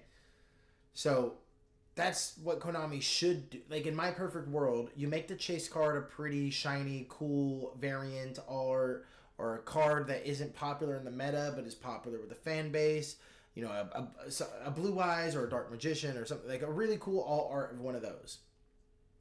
Don't make it Ash Blossom. Don't make it Imperm. That's a card we need. That's a card everybody needs to play. And if you don't print enough copies for everyone to play 3, then fundamentally they're just people that, like, the people that play your game every day, they're just going to be people that can't play that card because there's not enough to go around. So the need cards we need to print more of. The want cards you can print less of and make people chase after it in that way. And that's the hard thing. That's the balance, because you don't want to make chase cards something that no one gives a shit about. So you have to do something really cool that would make people want to spend money on getting that, but not something that people need to play. That's just the main thing. So it really does beg the question why that doesn't also translate well over here. I think it's potentially coming. That's what Rarity Collection was setting up itself for, right? We've had, I think, 3 or 4 now. We're getting another one soon. Fastest reprint we've seen of a staple secret in a long time is Fuelos being announced in the next quarter century Stampede or Bonanza or whatever it's called. That's a good thing. That's a positive thing. After this many sets of the Rarity Collection, now with QCR's being done away with and replaced with Starlights, I think they said, or whatever the announcement was. Yeah, finally after 4 years, the quarter century celebration is over.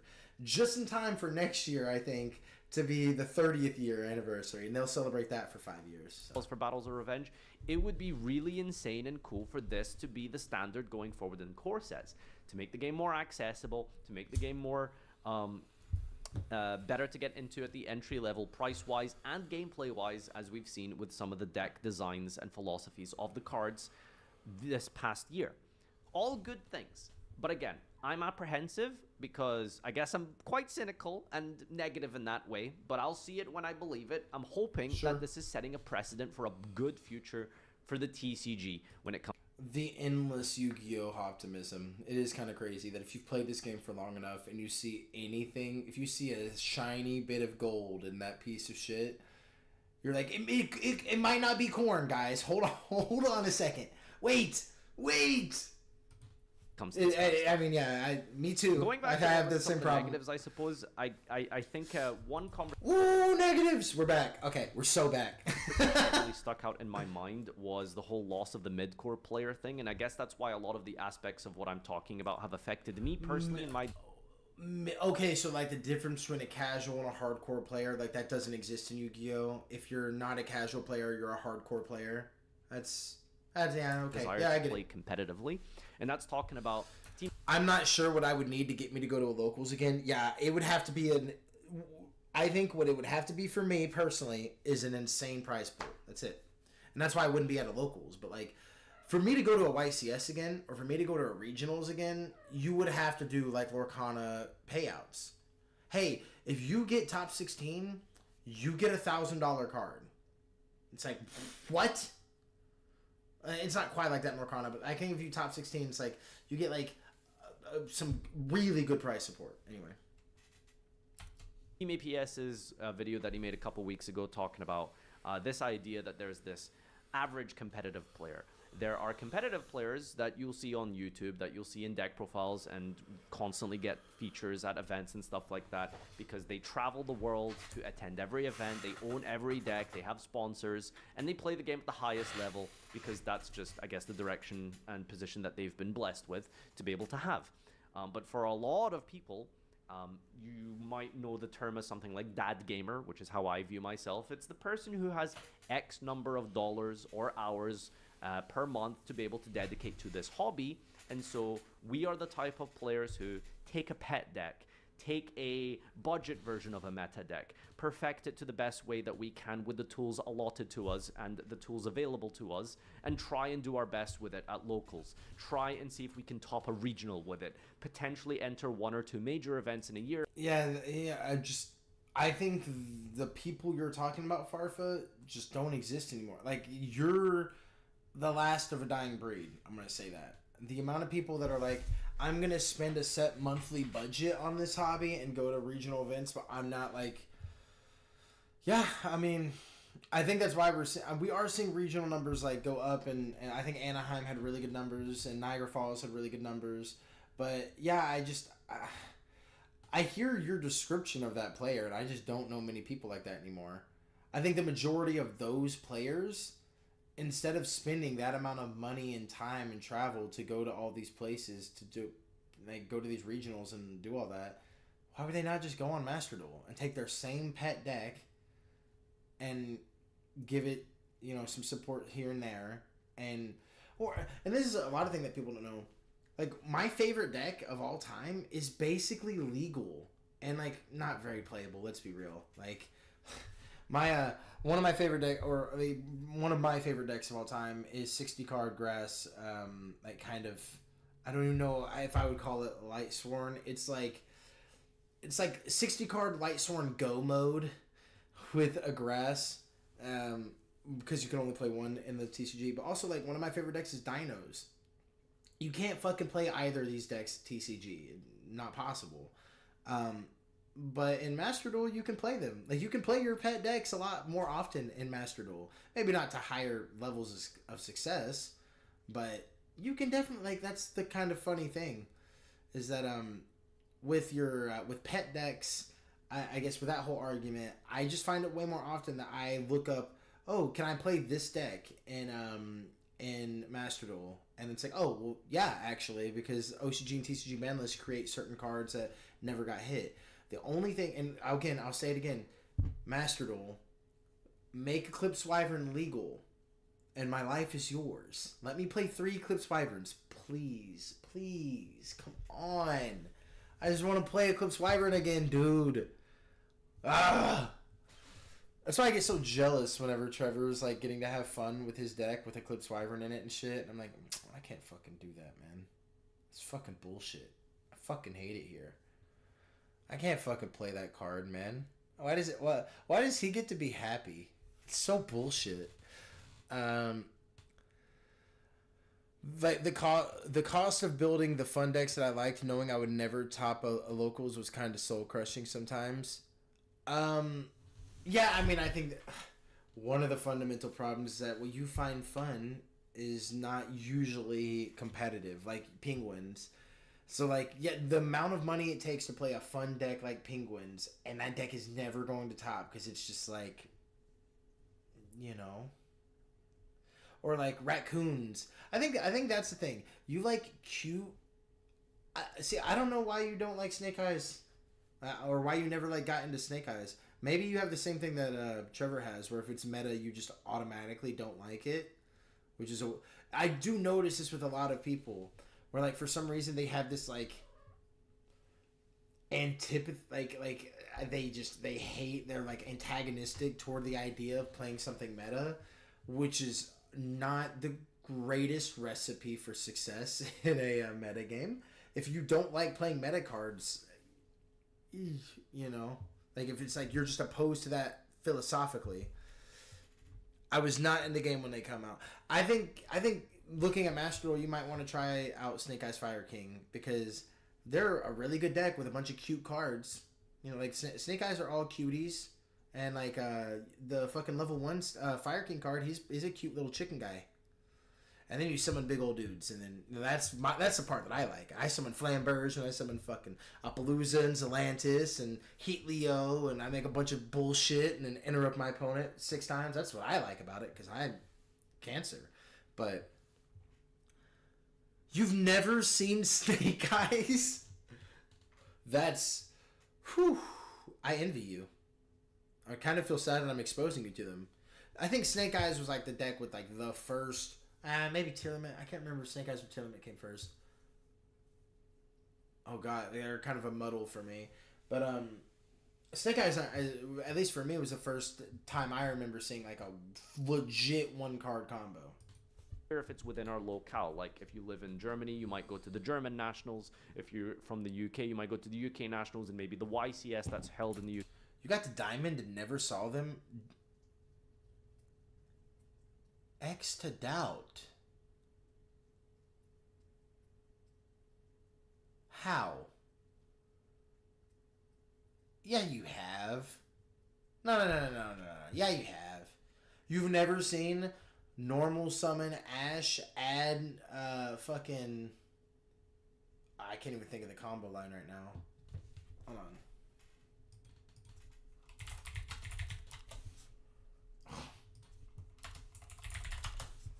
I can't spell.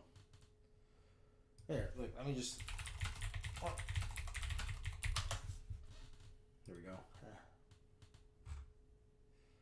Yeah, you've never seen these guys? You've never seen normal summon Ash, add Poplar, special Poplar, Link Karibo, Poplar effect, set itself.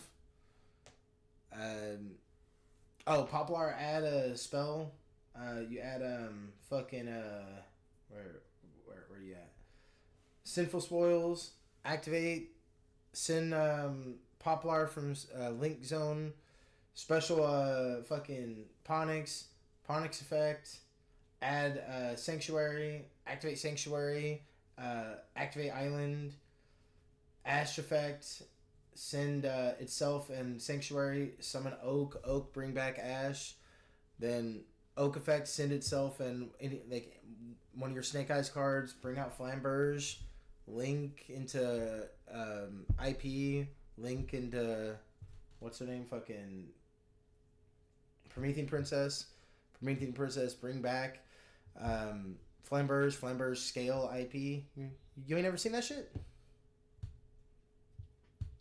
That's crazy.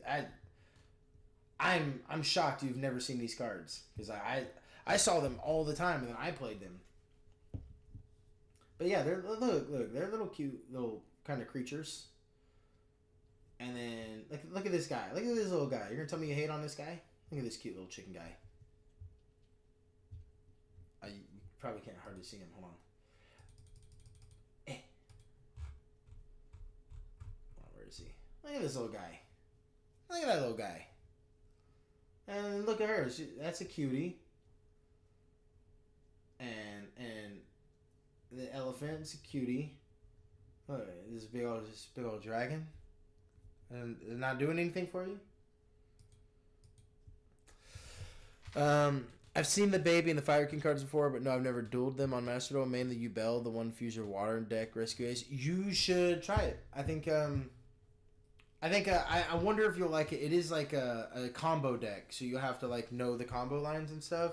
But Snake Eyes is one of those decks that I hated on until I played, and I was like, oh man, this deck is so fun to play though. It's so crazy.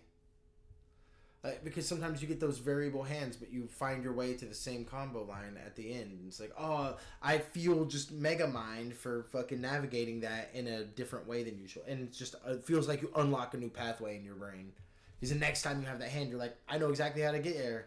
It's really cool. It's one of those. Tin Pie never hit that satisfying mind thing for me, because it was always just, can I remove their board? Okay, someone kill you. Whereas Snake Eyes was just like, because it's a going first deck, I gotta solve the puzzle that is my hand and kind of navigate stuff and play around hand traps. It's really fun. Man, it's making me want to play Snake Eyes Fire King. That's kind of as far as your budget / time and really energy will allow you to go to.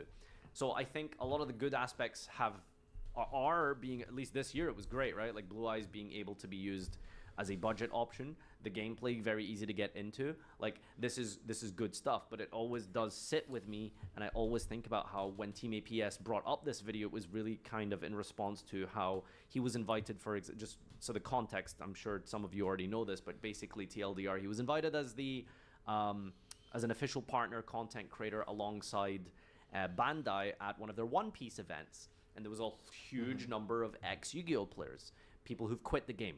It's crazy and sad to think, but there are people who get really deep and invested into the game, move on because of everything I just mentioned. Problems that are very easily fixable.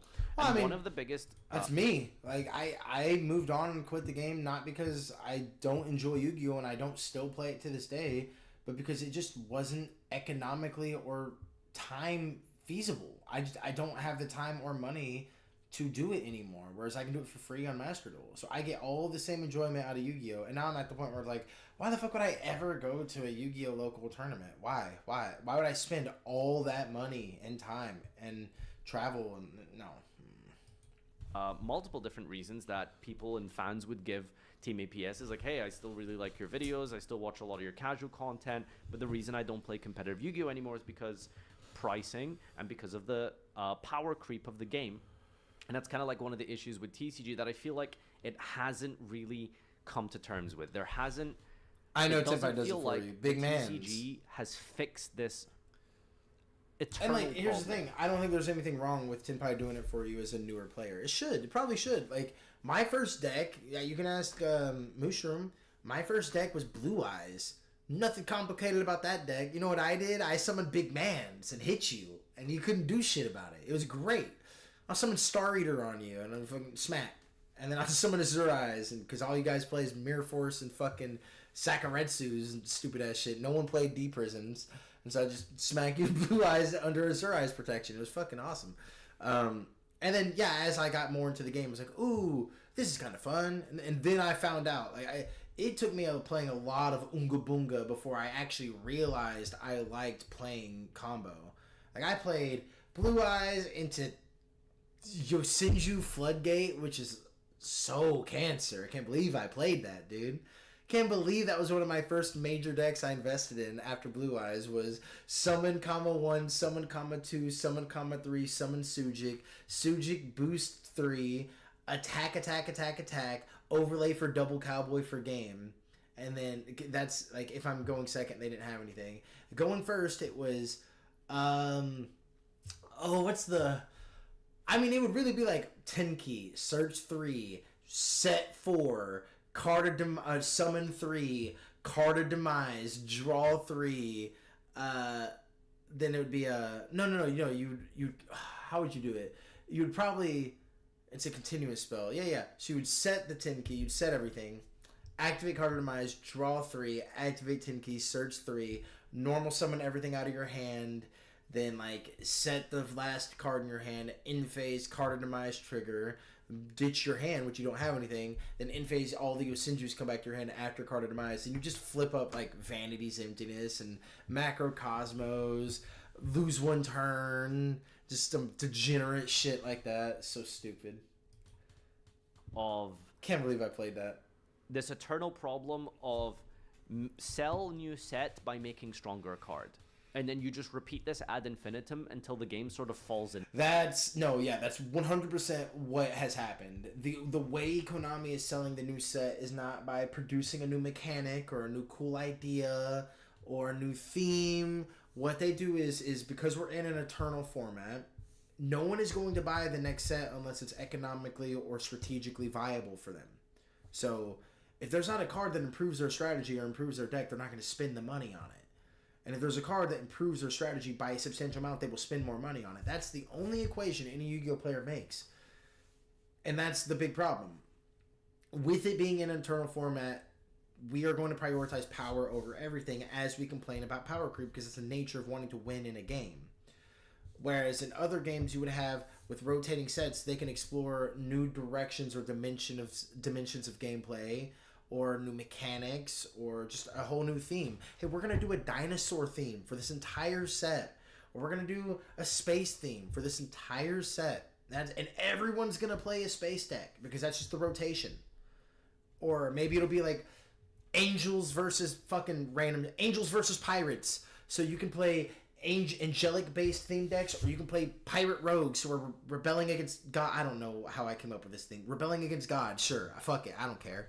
Just theming and doing fun stuff like that maybe people just want to get in on the gimmick. Like I said, Loach and Mushroom, I don't know if you guys are going to get on tonight, but I really want to play Magic the Gathering. I want to play some EDH, and because I want to try the recent like kind of theme that came out.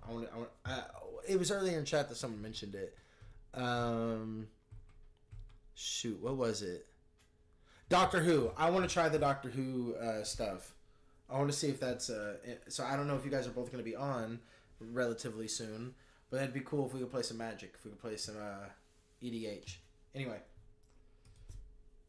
On itself. And we saw this really culminate into the biggest issues that we saw last year with the power of things like Yubel, Snake Eye, with the pricing of those decks, and with the gameplay of those decks. And so many of these players would complain about all of these aspects and say, I really used to like Yu-Gi-Oh, but then things got out of hand in 2018, as an example, with Firewall Dragon, as some of you guys recall, with the dangers. And it's like, how are they addressing this issue? What are they doing to fix this? And I think that's a big question that needs to be addressed long term. For now, I can say that where things are currently, I like it. I'm having a good time playing TCG. It's crazy that Blue Eyes of all decks is the thing that sucked me back in, but I guess it's almost poetic that an old boomer as myself would be brought back in via the virtually invincible destructive engine that is Blue Eyes. And so it's great. Can I say the flavor text? Very few have faced this virtually indestructible engine of destruction and lived to tell the tale. Is that what it is? I'm going to say it again just in case. Very few have faced this virtually indestructible engine of destruction and lived to tell the tale. I'm pretty sure that's what the flavor text is. If I get this right, I'm so fucking autistic. Oh, thank God I didn't get it right. Oh, thank you, God. Okay.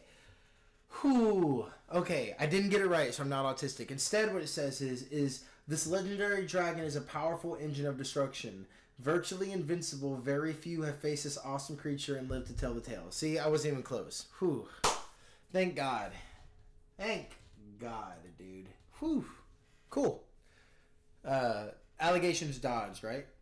Because that's what you want. I feel like business-wise is the poster child of your game, the nostalgia, the audience of people like me, people who grew up with the game, or people who like the anime, or people who see Yu-Gi-Oh as this fun, like, artistic expression rather than this sort of competitive game where you have Blue Eyes as a meta competitive deck. Yubel was a great addition to that. Yubel was a good example of that. The problem with Yubel was that the gameplay didn't really lend itself any positives. In fact, it encapsulated so much of what is wrong with modern Yu-Gi-Oh, or what is the biggest complaints leveled at modern Yu-Gi-Oh. Turn length, unbreakable boards. That is like the two Yubel's so fucking number annoying. one complaints alongside one another of what people don't like about playing Yu-Gi-Oh. It's turn length, and it's the power of the end boards, right? Going second sucks. And so a lot... Oh, God, it's so difficult because I know people that play Yu-Gi-Oh! Because they like the long combo chains and they like the long turns and the interactions and the fact they can do... Like, that's what's so tough about it is that, yeah, I'll agree that's the number one complaint, but how do you reconcile the number one complaint with a majority, or not a majority, a significant player amount of people that go, that's the main reason I enjoy the game? Isn't it like... That's what's become so difficult about Yu-Gi-Oh!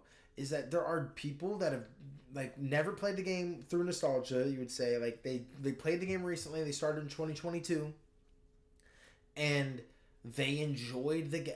There are people out there that exist that played the game when Master Duel came out and genuinely enjoy the combat. I'm not the combos and the long turns. And that's what's funny is that is a major criticism, but how it's just difficult to reconcile that with that being some of the main. Now that that's been the gameplay for so long, that is the draw point for some people. Some people come to Yu-Gi-Oh because it's this crazy, insane, combo fucking fighting game almost in a card game type thing. A lot of these issues in TCG, I think, are being addressed. They are getting better, especially with this format we've seen. But like I've said, I'm hoping that this format isn't just an anomaly, but is a standard practice going forward. And we do start to see more low to the floor decks, lower ceilings, more interactive gameplay, and hopefully that'll be the standard for TCG going forward. All right, that's enough about TCG. I suppose let's talk about Master Duel. Master Duel is really interesting because obviously I'm at the behest of Master Duel, regardless of what I say here. I'm always going to be at the mercy of the performance and interest that you have in Master Duel. If you don't like Master Duel, I don't make as much. I can't make as much good content. All right, I think he almost said I don't make as much money, but I think that's I think we got the main gist of the video. I mean, I kind of feel bad not finishing it. I don't make as much money, and I don't, and I have to have a panic and existential crisis over whether or not I can provide, right? So Master Duel, it's really important for me that Master Duel does well, naturally, right? That's just the reality for all of your favorite content creators. So I want the game to be good, naturally. I'm very well invested in this discussion. We might. I guess, I mean, there's no point really bringing this up, but I think it's funny to talk about how we look at the release of Master Duel, this big opportunity for Konami to have brought in potentially 1 million players from returning to new players, and the format they introduced them to was Eldritch Stun, VFD Turbo Virtual World, and Drytron / Adamancipator Pseudo FTK. Like, that is the game that these people got into. You would get your starter. Yeah. Yep. I remember when everyone started playing Master Duel for the first time, and it was Drytron, and it's what everyone encountered was fucking Thubin, and deck, the Dragon starter deck or whatever, you normal summon Luster Dragon, and then your opponent goes Alpha Pitch Zeta. Yep.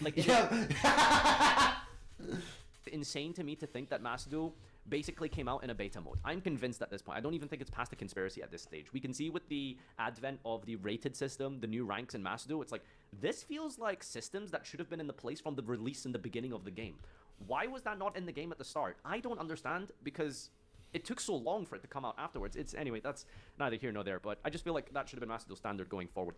So when I think about Master Duel's release and where we are now, it just makes me think, as a digital landscape, there is this aspect of Master where it feels like a sandbox, and so much of that sandbox gameplay and fun comes from, I feel like a lot of what we do as content creators, and maybe some of you as well, copy some of those ideas or just participate in that with your friends, which is like you kind of make your own fun. Yes, there is the ranked system, but I don't know how much ranked can keep you really entertained, and especially like long term. I mean, we're kind of in the long term now. It's been 3 years and people still just log in and play ranked. I get that, but it just feels like as a digital landscape there is potential for so much more here. I think about Magic, I got so close to getting good at Virtual World. It was fun. Virtual World is pretty good. Yeah, stick with it. Arena has if the you like drafting that system, which is fairly popular. I think about how Arena in Hearthstone, back in the day when Crip and stuff was streaming it, and how big and popular that was. Battlegrounds in Hearthstone. Can you imagine that the most popular aspect of Hearthstone is a different game that isn't constructed? How Commander is the same in Magic? What's the next big thing for Yu-Gi-Oh? What is the next big, like, you know, format? You should do. It was on YGO Pro. Do 2v2s. It was a really big format in YGO Pro back in the day, where both players share a field. They have their own decks and their own hands, of course, and you have 16,000 life each. And it goes player A. Like we'll say, there's 2 player A's. There's team. I don't want to do this. Like no, we'll do player 1 and player 2 for team A and team B. So it'll go player 1 team A, player 1 team B. So it'll be 1-1, then 2-2, then it goes back to 1-1, 2-2. But you share the same field and you alternate hands, and you have 16,000 life. I think that could be a fun thing to introduce into Master Duel and kind of allow people to bring in combos. You know, like you duo queue with someone, and I'm playing, you know, this deck, and you're playing this deck, and they go really well together. They have a really good synergy. They have something really good that works together. You know, like, or you could have, you know, kind of funny moments where you do solo queue on a 2v2 ladder, and you brought a combo deck, your opponent brought stun. So you don't work together at all. Yeah, but yeah. Or way to play the game. These are experiments, and these are things that can be done in Master Duel because it's digital, because it's online. I think there's a lot of potential for design space there. And speaking of design space as well, say what you want about Snake Eye. I think one of the coolest things they've ever done in Master Duel was the release of Promethean Princess. We're not talking about the game mechanics. We're not talking about the balancing of the card. I'm talking about the concept of releasing a card that is technically, I guess, was a Master Duel exclusive, and then it was released simultaneously in the TCG and the OCG. To me, I think that's like such a cool thing. Oh, no, yeah. The ability to release and try a card out on Master Duel without actually printing it, and like that... Because I think that might be the future of how we handle erratas, where instead of you immediately put a card out, you let it ride on Master Duel if you're not sure about it for 6 months, and then you can just like change the card text. I mean, they kind of can do that if they want anyway, with like just change something different, you know, or you know all the erratas they've done. But it could be a future. Before we print the card, let's like beta test it with Master Duel. I think that, and they didn't really do that. Princess, I think, and TCG dropped at the same time, but they dropped on Master Duel as like a big release. The fact that Master Duel could have this. Until today, I don't really get and understand why Master Duel is TCG, but also not TCG, but has some elements of OCG. We always joke about how, between myself and Josh, where like, when we were looking at the ban lists, I think maybe like last year, we talk about the predictions and stuff we had for Master Duel, and Pearly would come like it or not like it? And every single time without fail, we would say something incorrect about Pearly. Because the ratios in TCG, OCG, and Master Duel were all uniquely different between all 3 games. Like, it's baffling to me why there needs to be this almost layer of complexity when you have an audience that doesn't have all the time in the world to get invested in your game. You would think... I think the best way to do it is to do what a bunch of other online simulators do. Is just make a TCG ladder and you make an OCG ladder.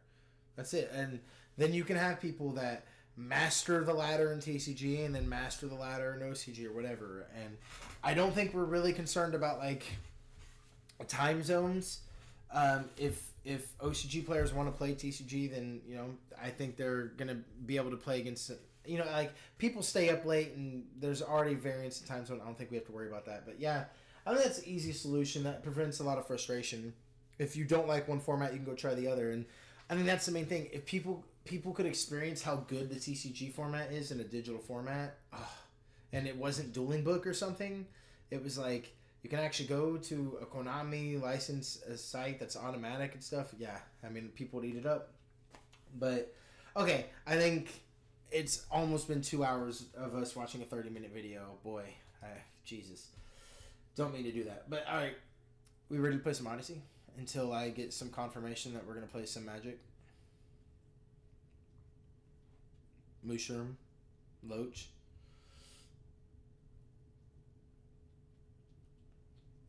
Or, I mean, Joseph, too. Joseph, if you want to play some EDH.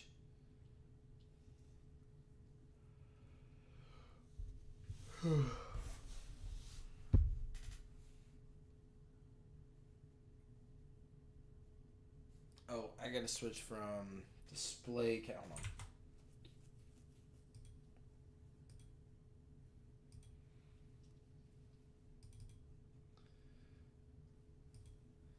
There we go.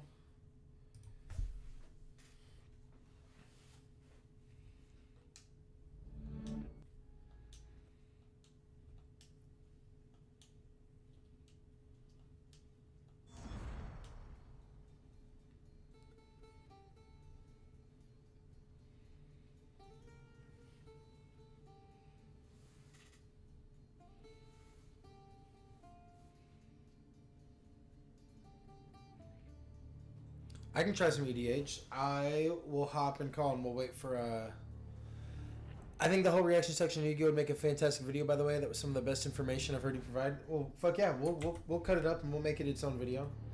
I think people will be upset that I don't react to the whole thing, but I think we'll just do, like, edited sections or something.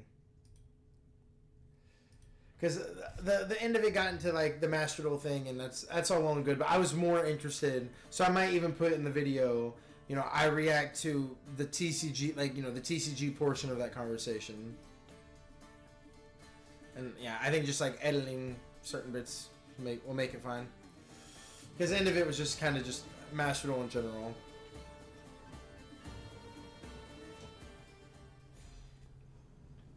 I'm in call whenever Mr. Loach and you, Mushroom, want to get in. We can just we can do some EDH. I know Loach is still probably editing, so when they get done with that, they'll probably hop in.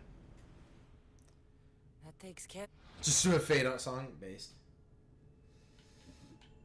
Okay. Well, I did a little bit of off-stream grinding. So we've killed all the cultists of the Eyes of Cosmos and one of the main guys. I might do that from time to time just because sometimes the frames drop, but I just have to make progress, and some of this game is just grinding pretty much. But we are level 31, and a lot of the main quests are level 34. And because in certain sections, they like right here in these quests, I have a, wait.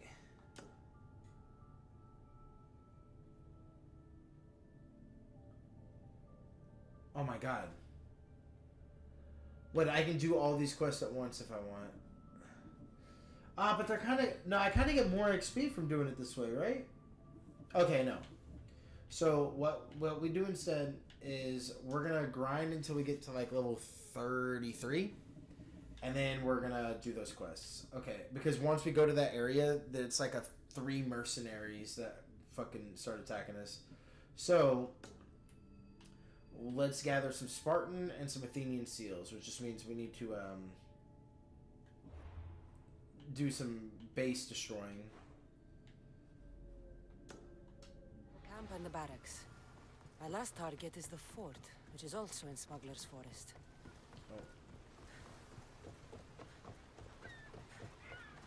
This is our drip for right now.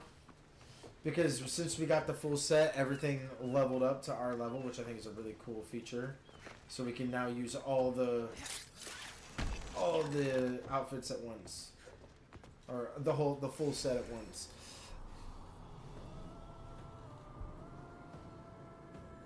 I really do like the concept of the legendary stuff that you get, and once you get a full set of it, it levels up to your level and stuff like that.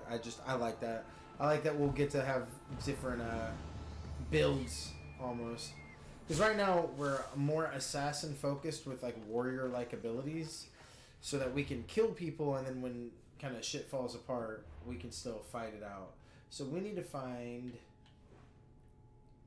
some barracks or something. So let's go out this way. Let's go check out this question mark.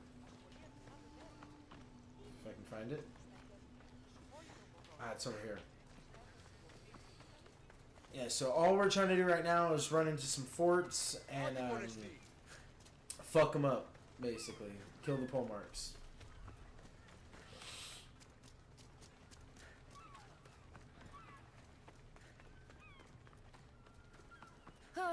Spartans can build as many boats as they like, but Poseidon will never favor them as he does the Athenians.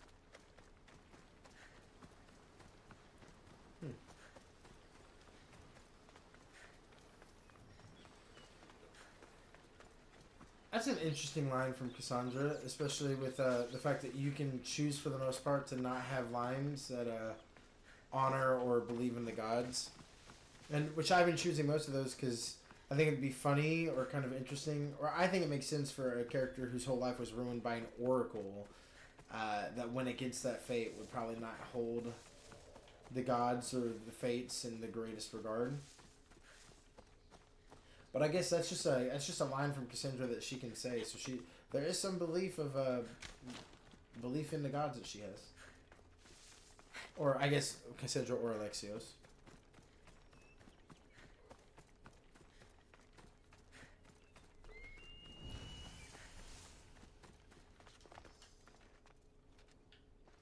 I don't want to be spotted here.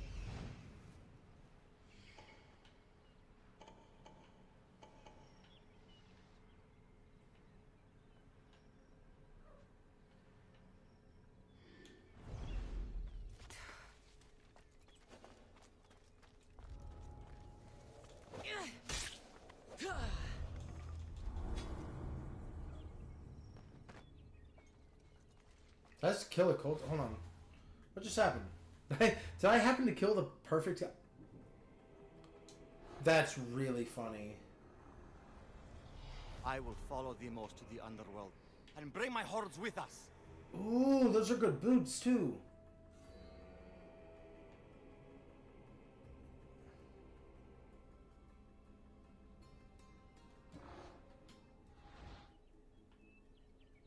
Okay.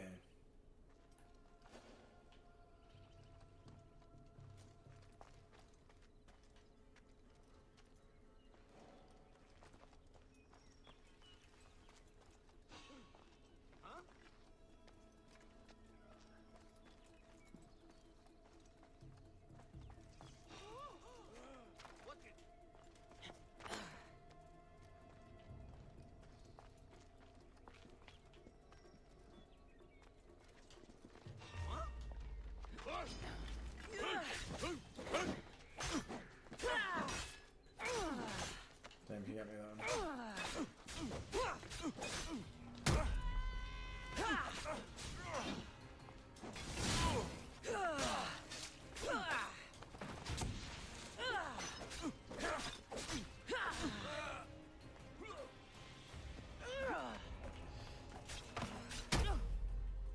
Goodbye.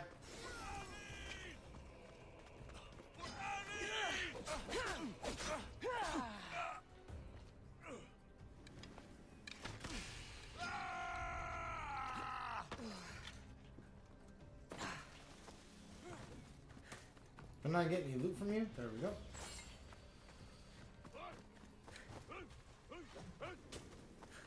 Are you really not gonna die from that poison, buddy?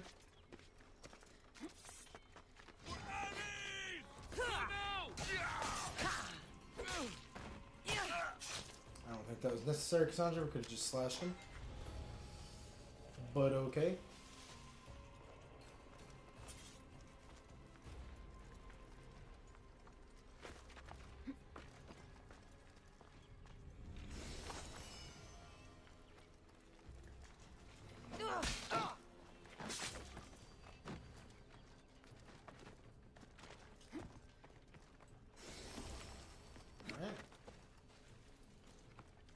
Let's keep going. Let's probably go to that other question mark, I guess. Maybe see if that's a fort.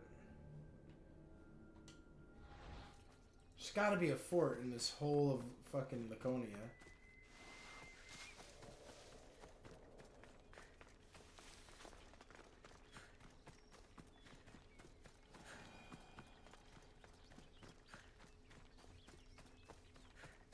Why are we running?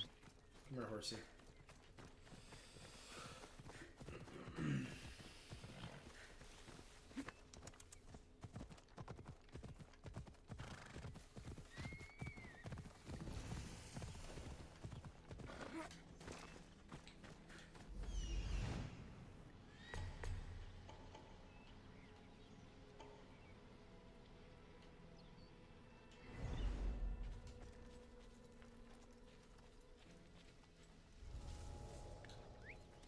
Huh? Is someone messing with me?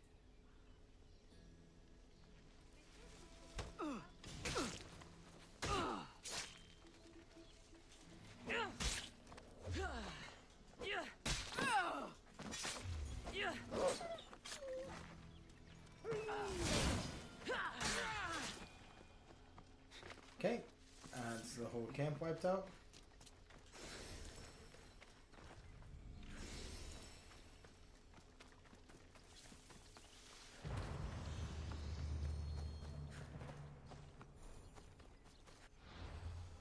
I just don't want to run out of the. So that's still in Laconia. All right, let's go this way then.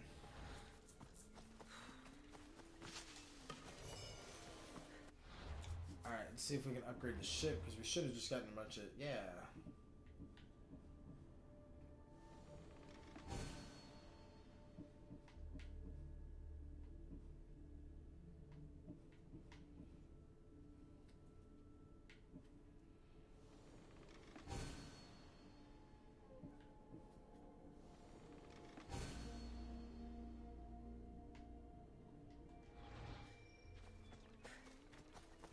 Okay. I'm just gonna keep looking for a fort.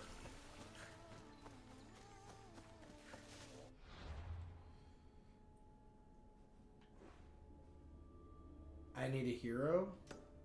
That's a cool quest. Hold on, we have another quest over here. Painful testimony. Let's see. Let's see what this is. BRB, then I'll hop and call. Okay.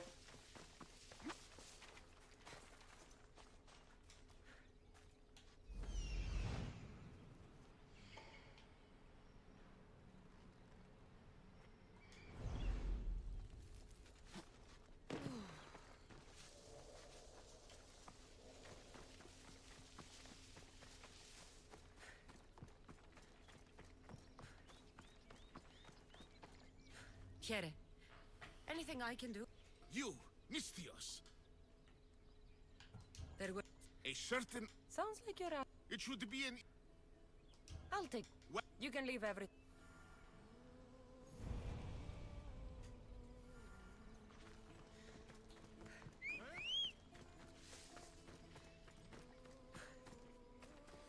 Maybe this will be an Athenian seal, because we need one for a different quest.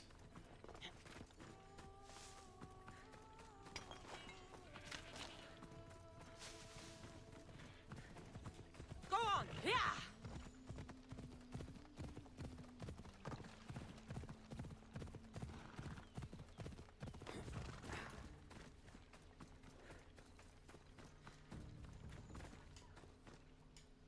Let's hope no one notices me here. Is he peeing?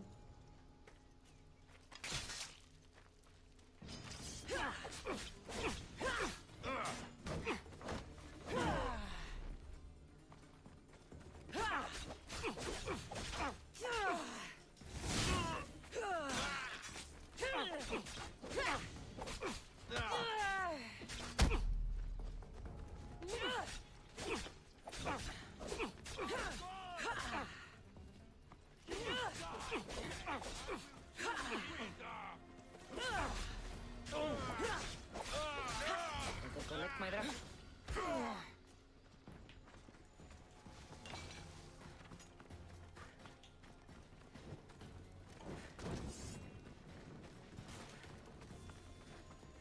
Let's get this...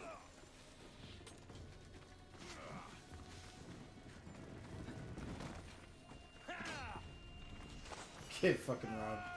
Later. Hold on, is that all the location objectives? Second. Ah, this doesn't have objectives. Okay.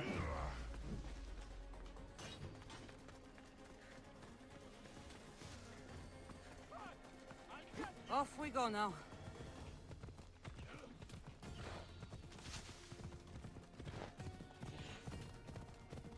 Easy.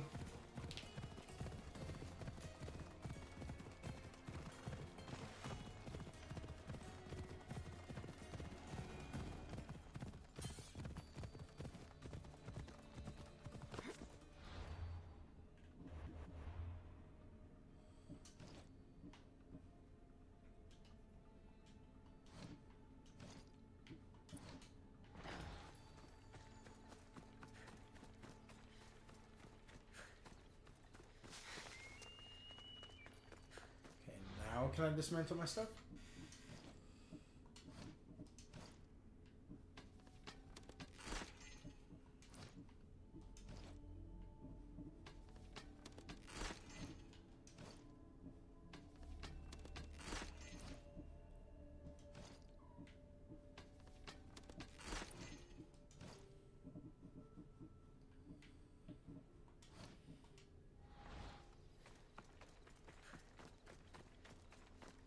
You again. You're... You've I... Alright.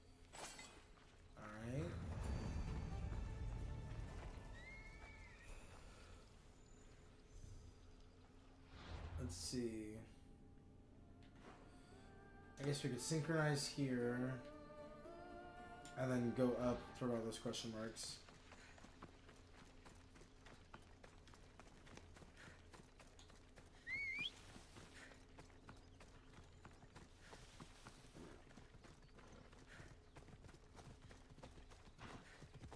Time for a ride.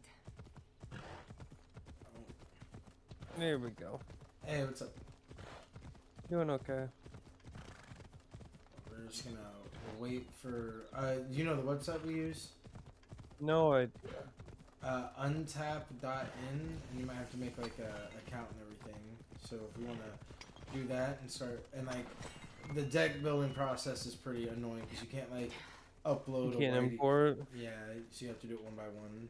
That's terrible. And it could be a bit annoying to do it because like. Trevor one time made a mistake of accidentally making a deck with 300 cards in it because he accidentally added like 3 copies of a card. Like every time he added a card, it added 4 copies in already, but then he added in 4 of them because he didn't see that there. So you got to be careful of that too. Like when you add a card in, it usually puts in the max quantity, and you have to like minus it. But sometimes it doesn't. I don't remember. They could fix that since then.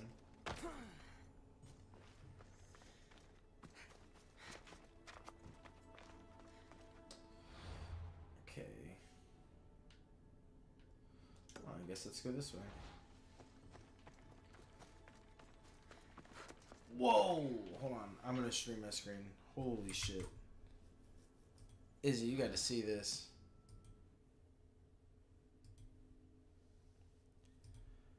This is like one of them cinematic like spots, dude.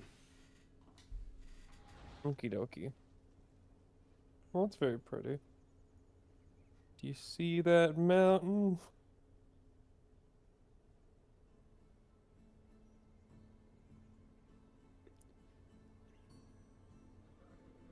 Look at that, dude. This is one of them spots they wanted you to like go to just for this.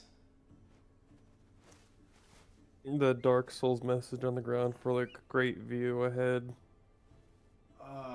This right here is where I'm like, oh. Alright, let's go. Oh, there's a horse. Phobos, away!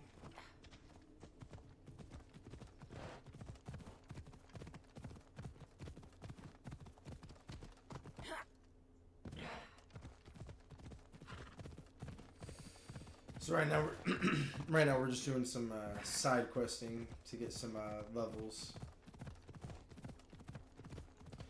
But max level is 50. Like the final quest in the game is at level 50s, and we're at level 31. So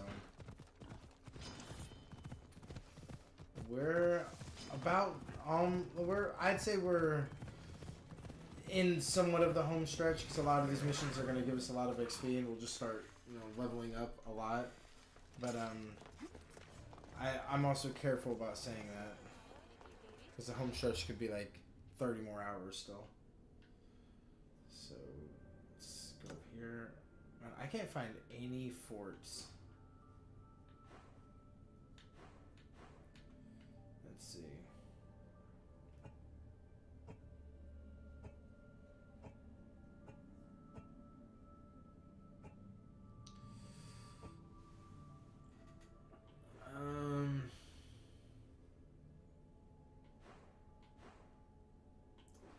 That's under Spartan leadership, I guess. I could go here. Are there any other forts here? I've already done that.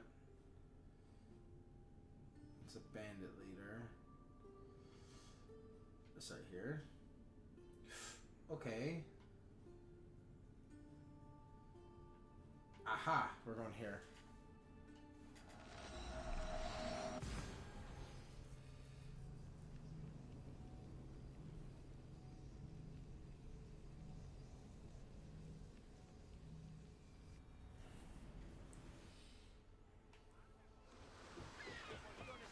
Okay. And we are going... Yep. We're going to this fort.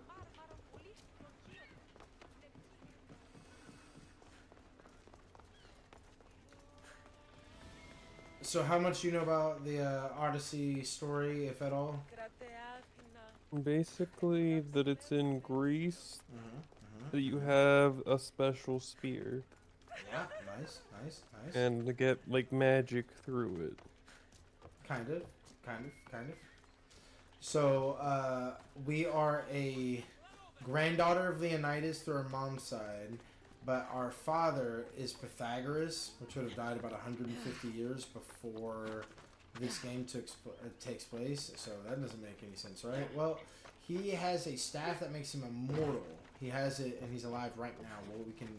We'll go and see him later on in the game. And we thought our dad was the king of Sparta, Nikolaos, but it was actually this guy, which might make us one of the most, like, we might actually be half Isu if he turns out to be an Isu and not like just a really old human.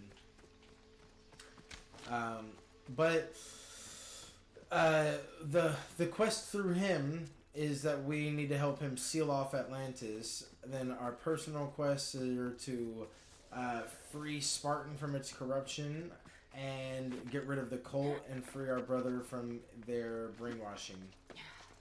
So a whole lot going on, but a lot of it revolves around the fact that we have a very special blood, and so that's why the cult came after us. That's why they have our brother. And the cult is who is like fucking everything up in Greece. We have to kind of purify Sparta from. So it all goes back to the cult, but the cult goes back to us being the daughter of a really powerful being. We're basically a demigod in this game, which is kind of fitting for a Greek game. Yeah. They were real fucking clever with that one. Well, in the next game, we'll play an even more Isu enhanced being than this one, than perhaps a half Isu, because the next one is a full... We're playing a Sage in the next game. I'll go ahead and give you that. We're playing a reincarnation of one of the Isu beings. So a sage is when an Isu is fully reincarnated. Yeah, a Sage is any Isu who underwent a specific procedure or program. We'll get that lore in Valhalla, to reincarnate into humans. And after a certain period of time, they'll like almost get flashes of memory or regain sometimes the personality is more dominant and will just fully take over, and sometimes it's just like feelings and impulses and sensations. And a lot of the times it's like the one Sage we do know of in AC4 basically went fucking crazy. I'm sure it was accidental.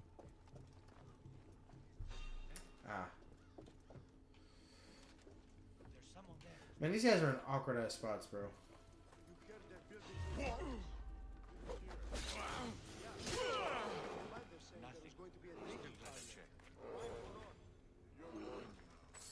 Everyone's talking about it. Get your head off the ground.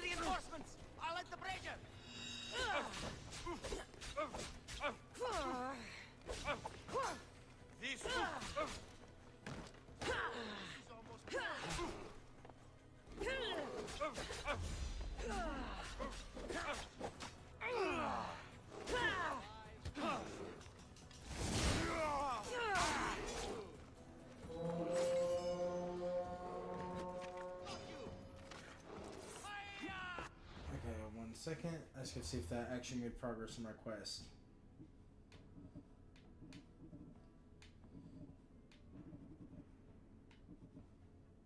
Nice.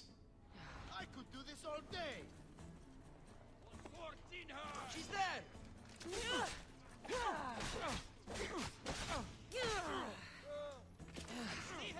is your end. This will hurt.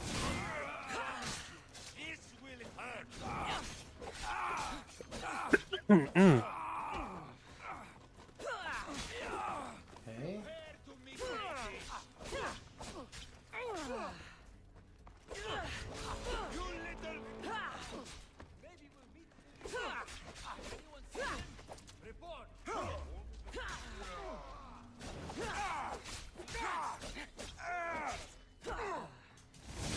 Man, he does not take a whole lot of damage, does he?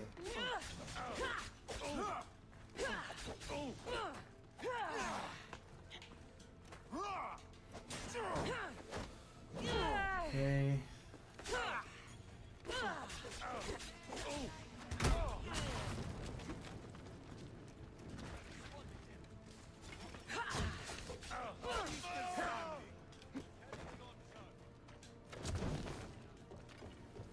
Okay. I got 2 fucking bounty hunters on me. All you got. You can't Oh, fight I should probably get out of forever. here. I don't want to lose his progress on the pole art.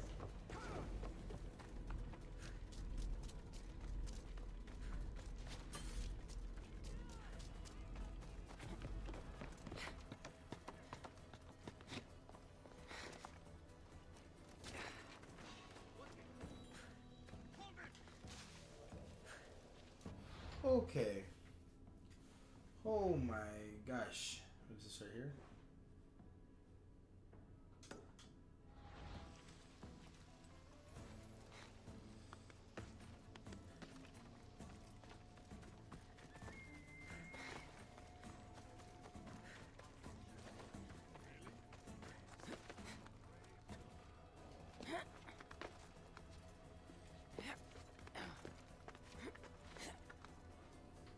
Okay. Oh, that was scary.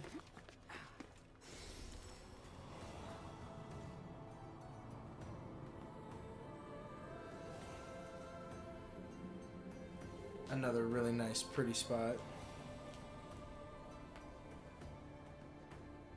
A note written by Themistocles. Who knew the great general was also a poet?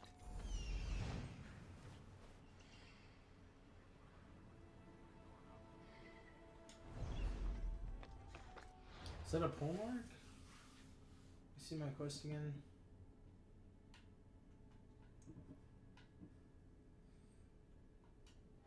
I mean, that looks like it. That looks like the same symbol. Let's murder him. Let's kill this guy with hammers, I think.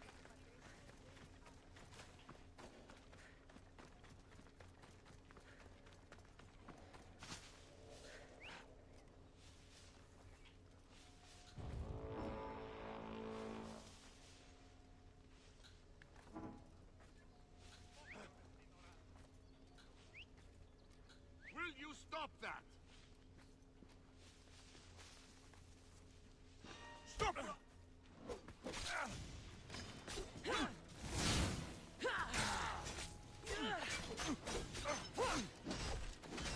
Killing you will pay well and reduce the competition.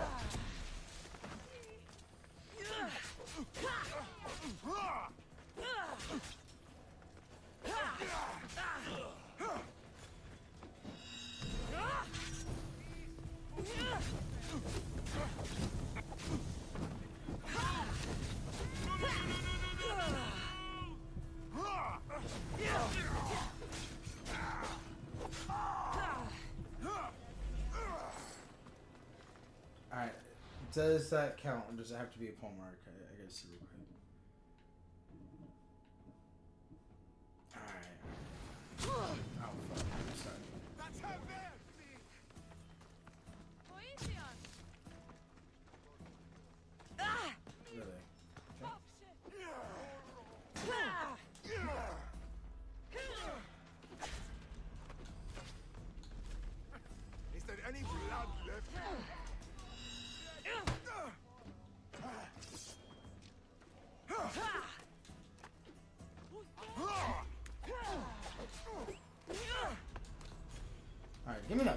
shield, bitch. So tired of this shit. Why are you still stuck? Dirty coward!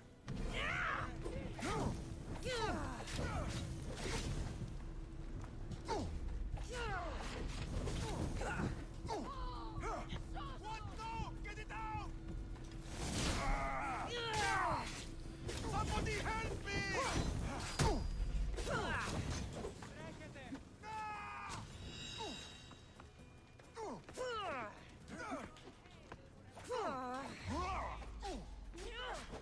What? No! Get it out! I will take your head!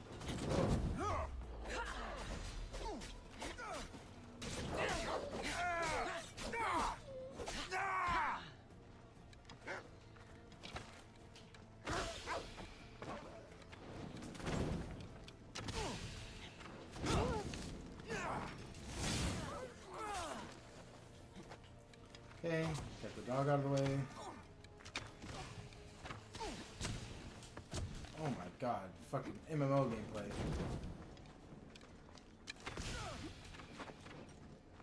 Okay. Get your shield off you.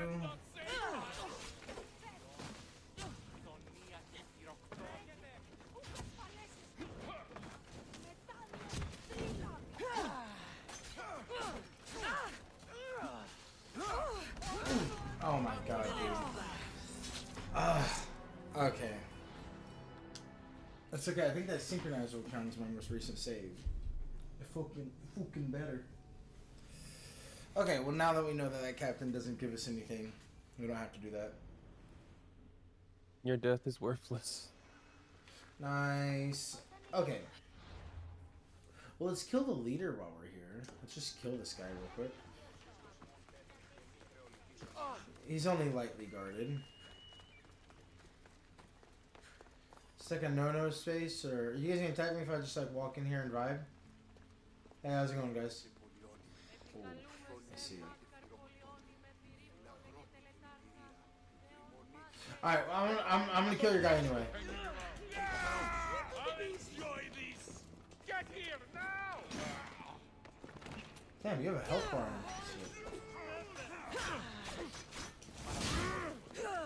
You take hella damage.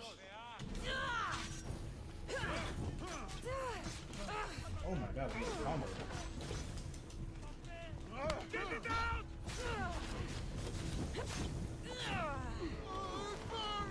Someone what do I do?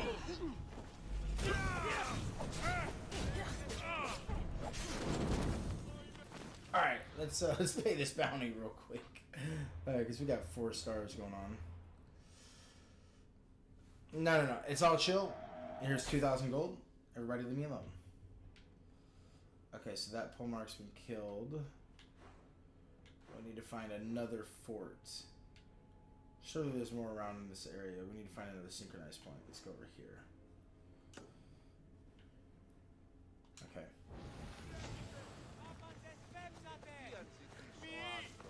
Oh. Damn, I got the. Oh, hold on. Loot. Thank you.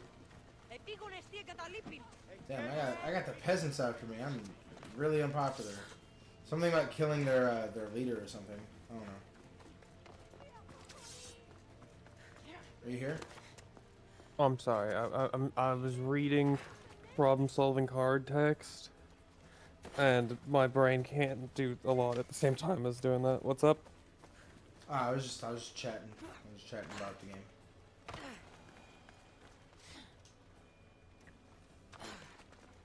Damn, you can really just jump off fucking anything. Yeah, I do a superhero landing, which means it's fine. Got the fucking shoes from Portal. Did you just get a fucking collateral? No, I shot one and then my bird killed the other one because he's a good boy. Oh, okay. Yeah, your bird doesn't do that. My bird No. kills things for me, including like whole and like elk. I don't know how my hawk kills a whole elk in one shot, but bro. It does.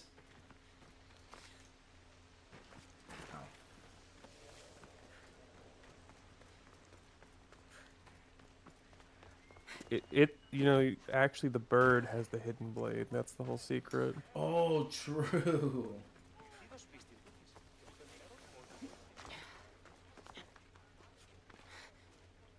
Sacred cave.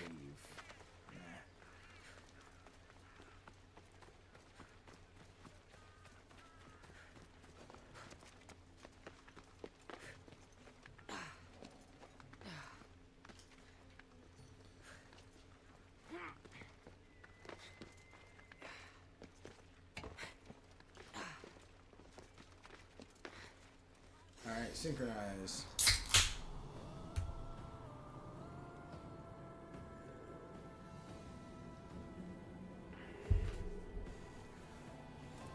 It looks like we have fixed the frame dropping issue, which is pretty sick. Alright. There's a conquest battle over here, but I don't want to... I don't want to do this yet, right? Because then that would switch the leadership. So what I should do is try to clear out any more forts I see, and then switch the leadership to Athenian so I can do the other quest. Now I'm thinking like a true mercenary.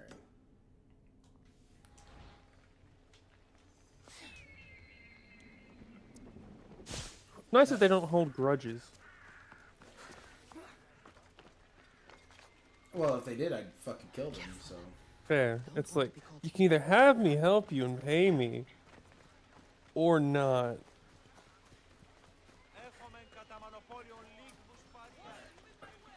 Cultist clearly is nearby. Please tell me, bird. Shit.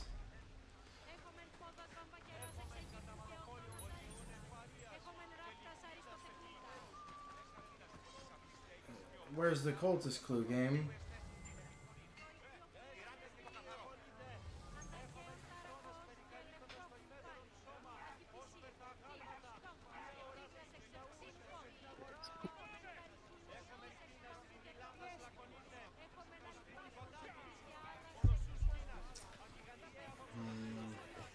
I don't know.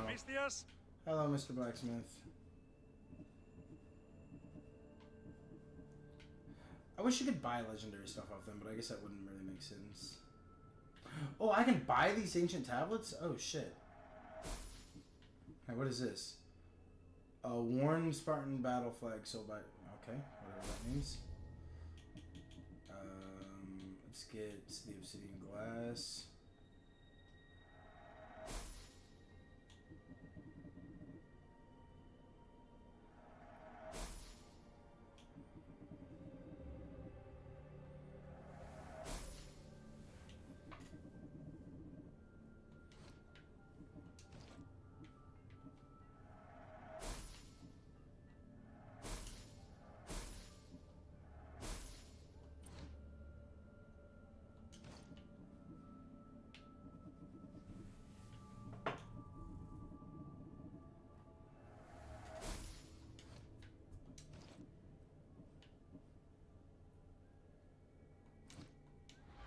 Your day, Mr. Okay, what did I get from the whole... Oh, did I... Was the cultist clue this... Okay, cool. I guess it was. Understandable. I'll take it. Empty words are best left unsaid. Ooh, that's cool. 5 for Athens on Achaea's battleground.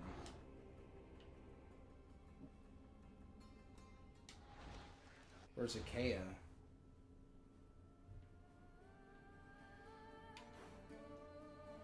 Ah, over here. So we'll have to go do this stuff over here to get that cultist. Roger, roger. Okay, well, we just got those tablets. I didn't know we could buy those. That's bigly. Ah, but we need gold. Alright, let's go do some quest stuff. Or just keep going. Man, I kept wondering what that cultist clue was the whole time. I just had to buy a random fucking thing off a blacksmith. How would I ever figure that out without me just like having like 20,000 gold and just going, huh, I've never seen this before, let me buy this. Might as well.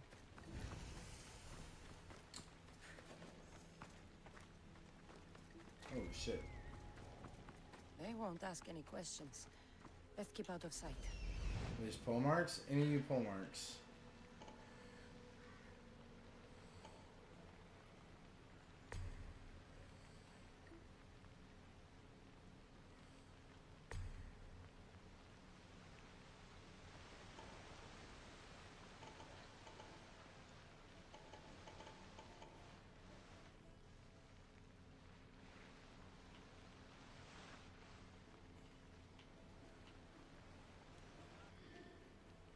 Not seeing any pole marks, gang, because that doesn't look like a pole mark.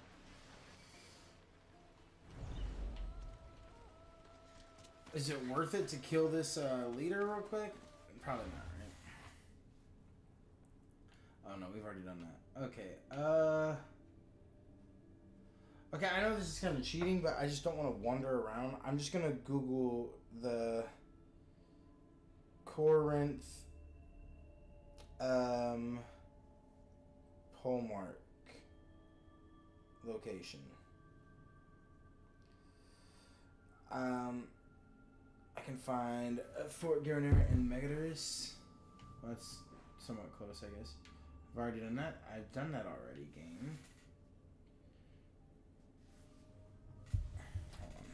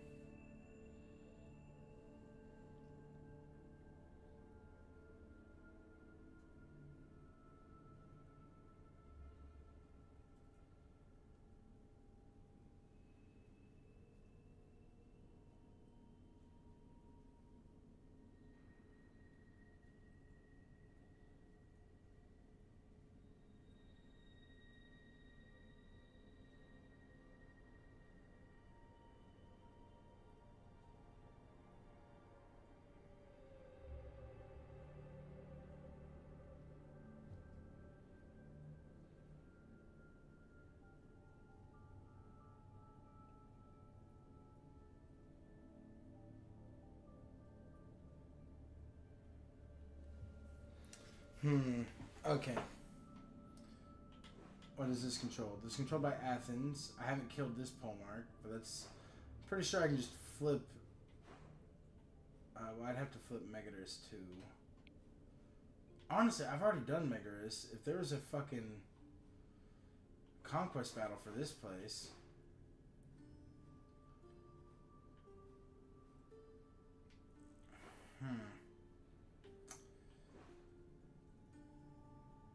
Hold on.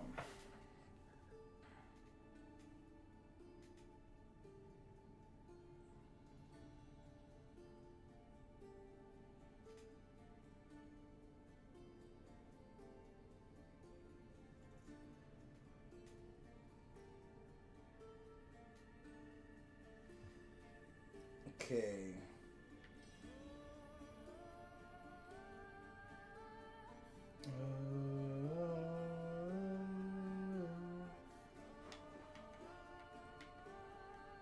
Apparently this right here is a fort.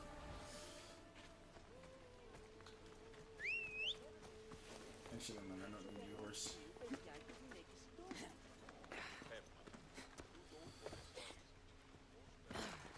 Also, why are you looking at PCST when I thought you were doing a magic deck? I am. It was just I'd never heard of this.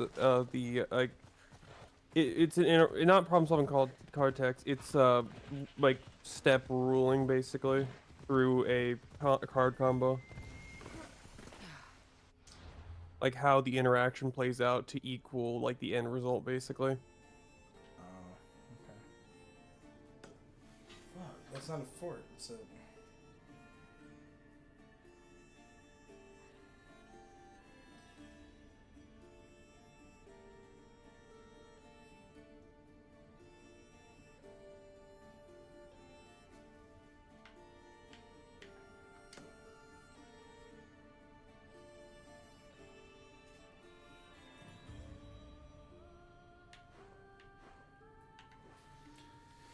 guess we'll keep going. This is a bandit area. I need actual... Dude, why is it so hard to find Spartan forts in the Spartan-controlled area? You think that would be like the whole thing.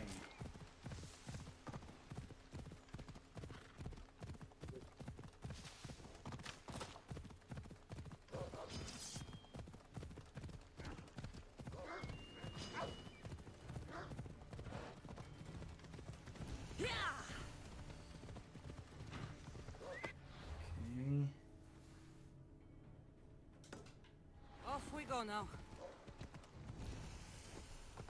This has to be a fort.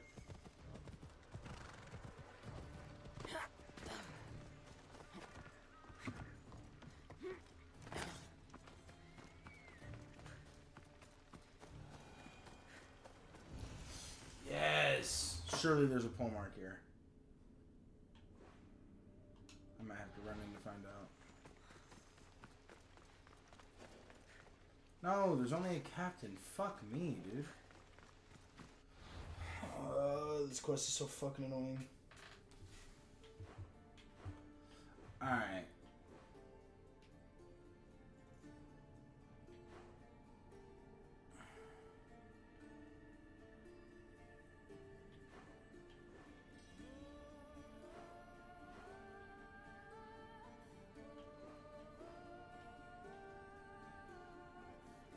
I couldn't find any forts in Laconia.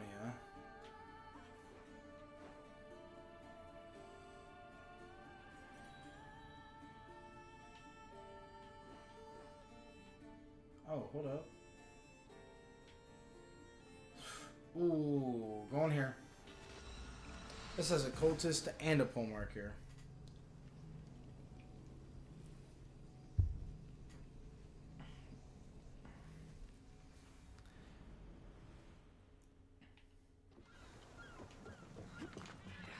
Alright, fort first. We're just gonna run in and kill this pole mark and run out, pretty much.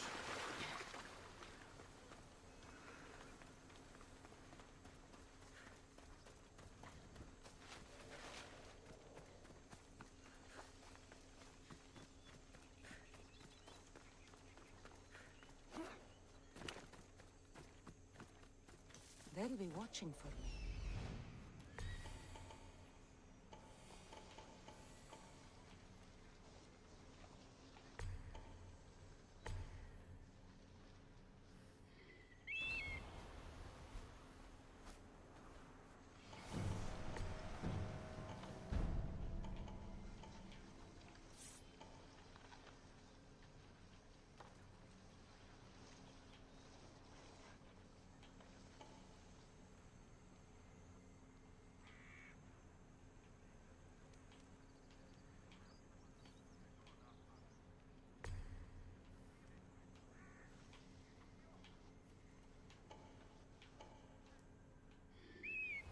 This is quite a big fort.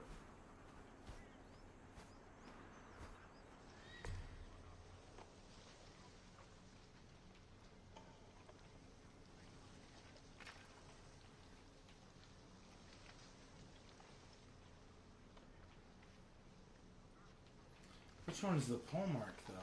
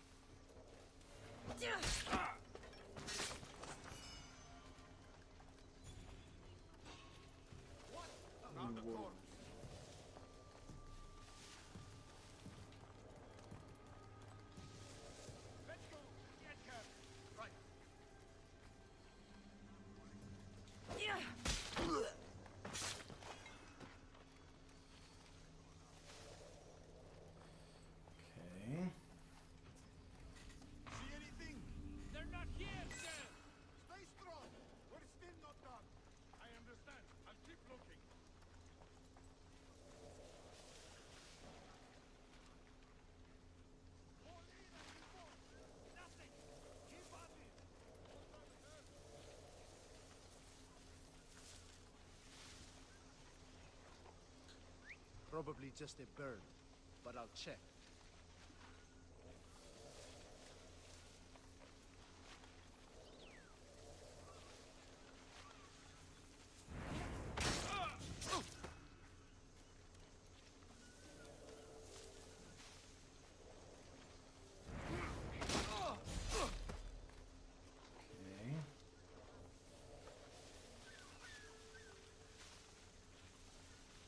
Okay.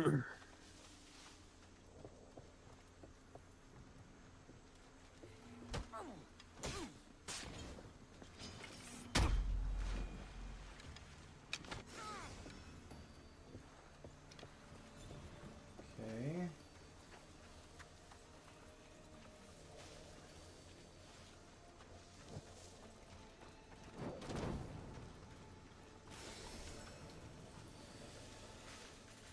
Alright. We've been doing this completely stealthy so far. Not once have we entered into open combat.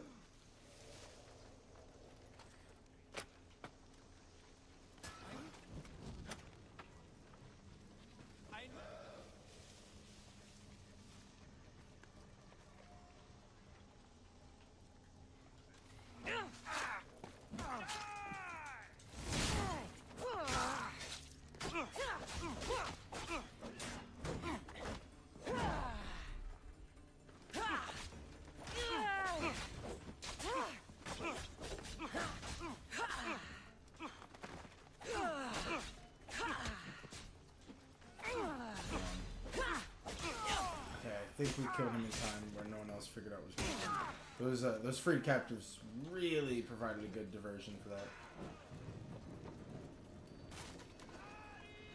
Okay, now we just need to kill the pole mark wherever he is.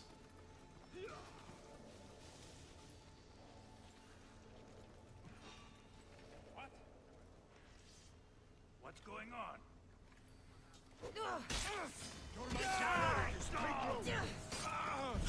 By my side!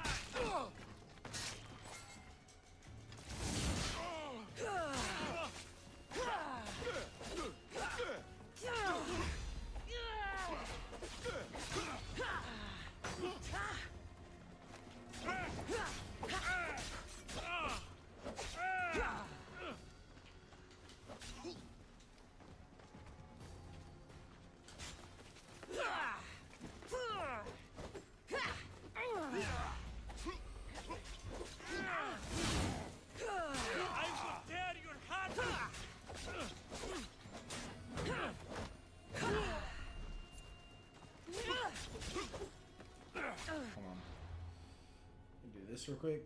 I mean, take that screenshot. I mean, just pay this bounty so this fucking guy gets off my dick. Oh my god, really? I just dodged from the 3 texts in a row. After all of that. That's annoying. Also, I can't find that fucking pole mark. What's a pole mart? Oh, you are really loud. Sorry. It's like a higher tier than the captain. No, I think I Oh, just said... so it's like a military position. That makes sense.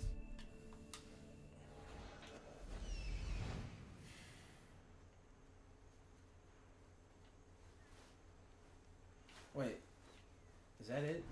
That looks like it's... Wait, I think it's this guy right here. That'd be really funny if it is.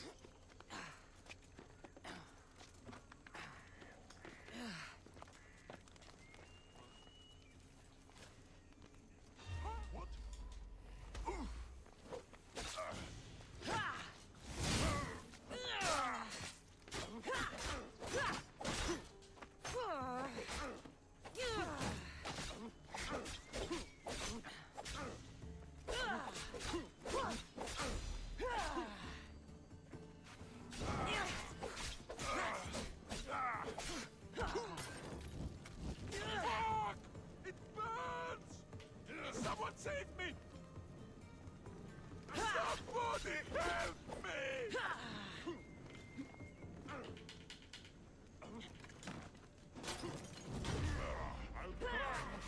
Someone save me! That was a pole mark. Alright, well, let's go ahead and finish this base out.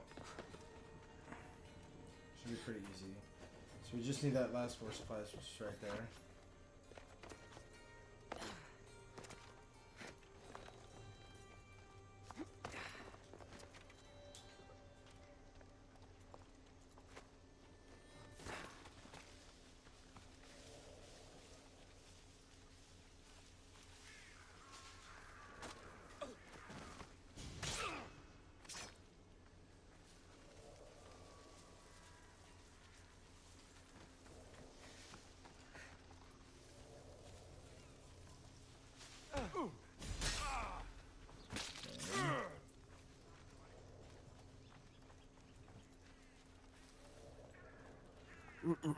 Kind of speed running it this time because we know the layout of the base a lot more.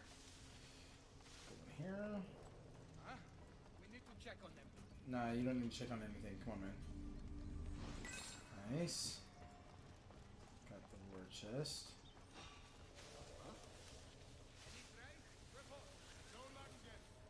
Someone over there?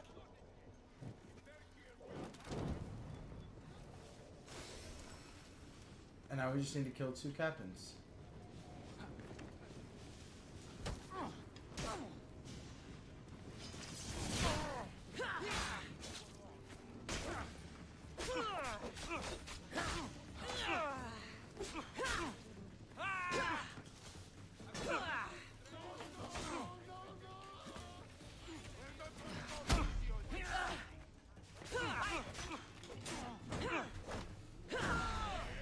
One captain.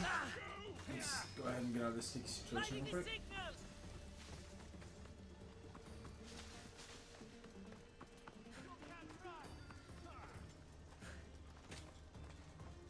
Why can't I? Okay.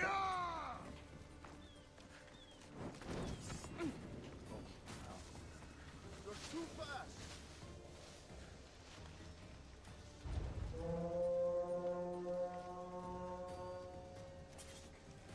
We need to find her. Come on. I'm on it. She just We just need to sneak 1 captain somewhere. eyes up. Report back to me. They vanished. That guy looks like a prime target. Probably long gone by now.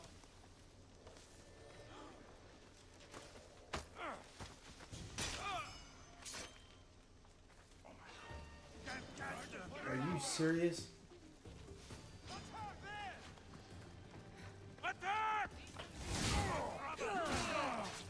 I'll be back, motherfucker. I'm gonna come back for the rest of that health bar. I'm praying for this. This won't take long.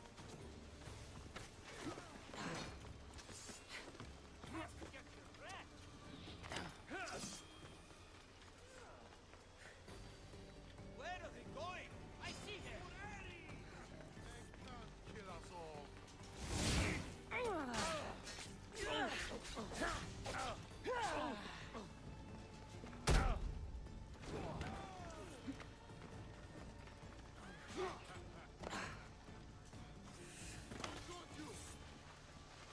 Somebody help me! I've lost them. She's here! You're not running out, me. You're not running out.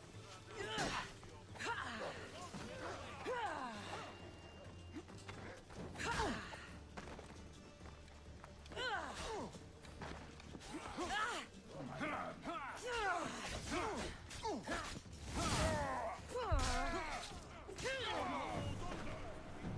Make sure she doesn't miss. To the death! Oh. You are going to be slaughtered! Ow. Thanks for timing that arrow slow as shit, Sandra. I appreciate that.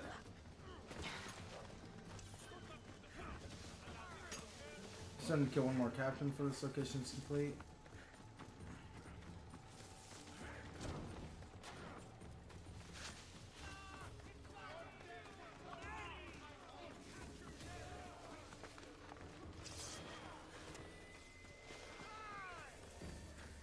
I'm ready for you. Right there. Kill you.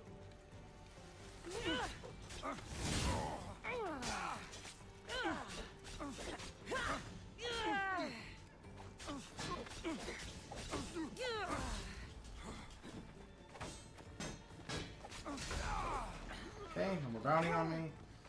You'll beat Hades this day. Move. You can't run forever. I sure can. I sure can run for everybody. Watch me do it. Okay, I just need one of those fucking captains.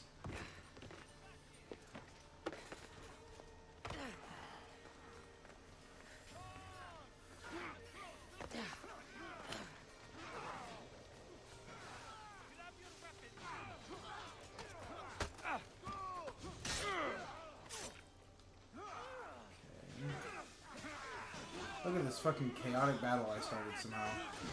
Why is everyone fighting each other?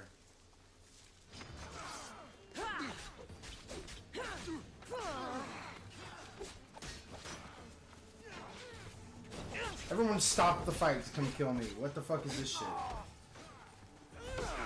Fuck that.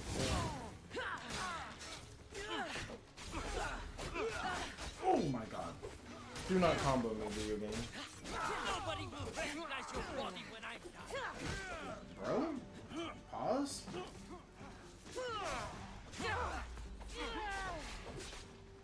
What are you trying to Oh, you count as a captain too. I'm out of here. Holy shit, I'm out of here. See you later, nerds. I sure can. Bye. Later. Later, kid. Oh my god. That was so much work.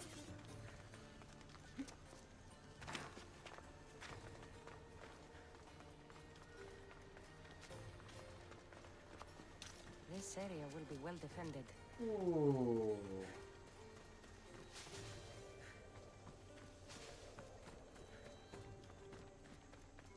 Okay. We did it.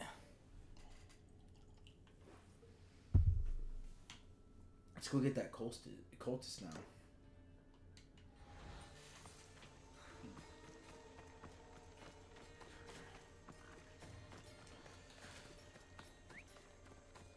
If you had to be isekai into one of the Assassin's Creed games, so it'd be time period and location. Which game would you pick?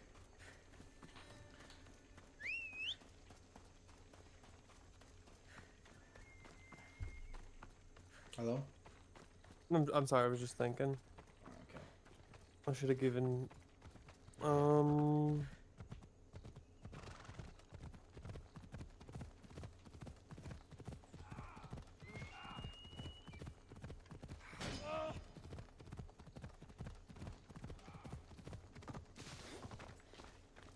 Do I get any advantage at, like, learning the language at all? I mean, yeah, I'll say that whatever isekai in, it's like it's your native area. Like you would have the knowledge and the like cultural But not understanding. instantly die, basically. Well, yeah, like you wouldn't be like just American accent and clothes. It would be like in the same way like you're like reborn. Hijack in that world. someone there, basically. Yeah, And or- know their knowledge base. Or just like live someone else's like you're reborn into like someone else's life instead of them. I'd probably either do, It was in that cave. Was Brotherhood the one that was set in the Renaissance? I mean, all three of them are technically set in the Renaissance. 2 Brotherhood and Revelations because they're all following Ezio's life. But 2 or Brotherhood would be Renaissance. Brotherhood would just be you're in Rome, and 2 is you're more in like Florence and Venice and stuff. I could see either of those being good. Greece isn't terrible, even though it is during war, like active war. Yeah, the Peloponnesian War. Yeah, it's not a great time to be there.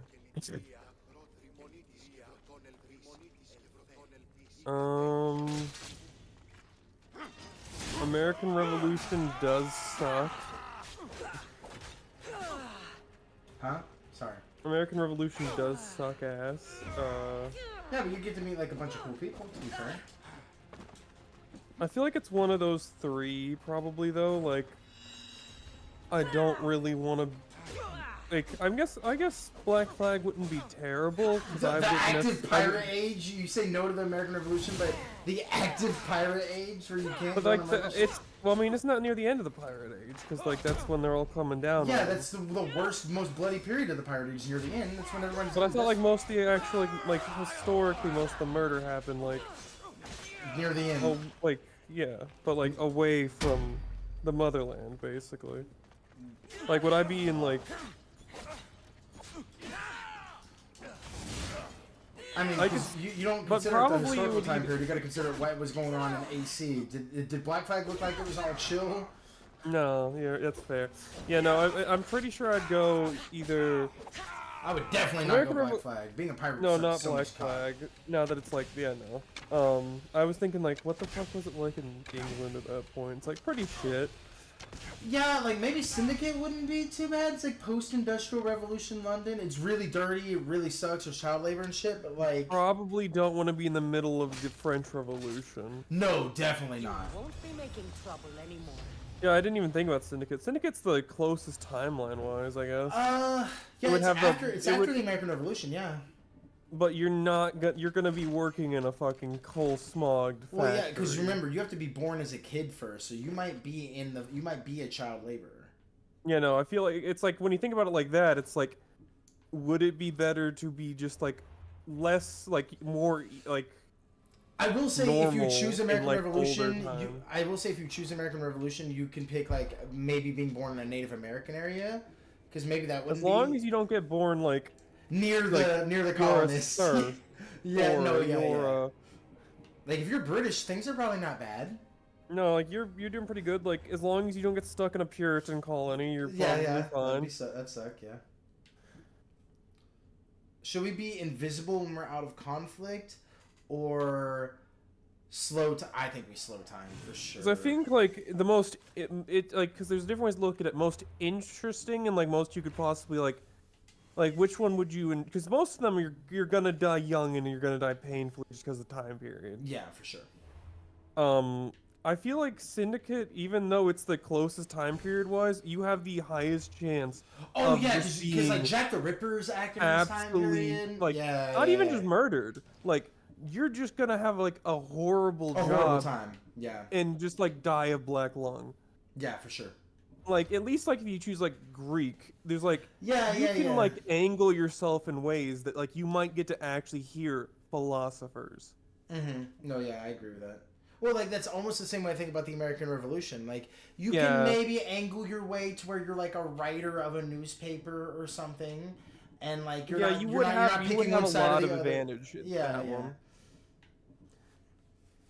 Just because like people, no, I don't want to say. And like it's like as long as like you're in the later parts of AC3, it's better, because like opening AC3, like when he first comes to America, don't be in that part. Don't be in like the French Revolution part. I didn't get a Polemark seal for that. Did I looted him, right? I'm pretty sure I looted him. No, yeah, I definitely did. So I guess it just doesn't count. But no, I could upset. see AC3 being a pretty good option. I definitely think like Black Flag is like almost the worst, besides maybe AC1 being in the during the Crusade. Crusades, yeah, fuck that. Neither side you're on, you're just gonna get fucked. You're either gonna get fucked currently or like in 10 years.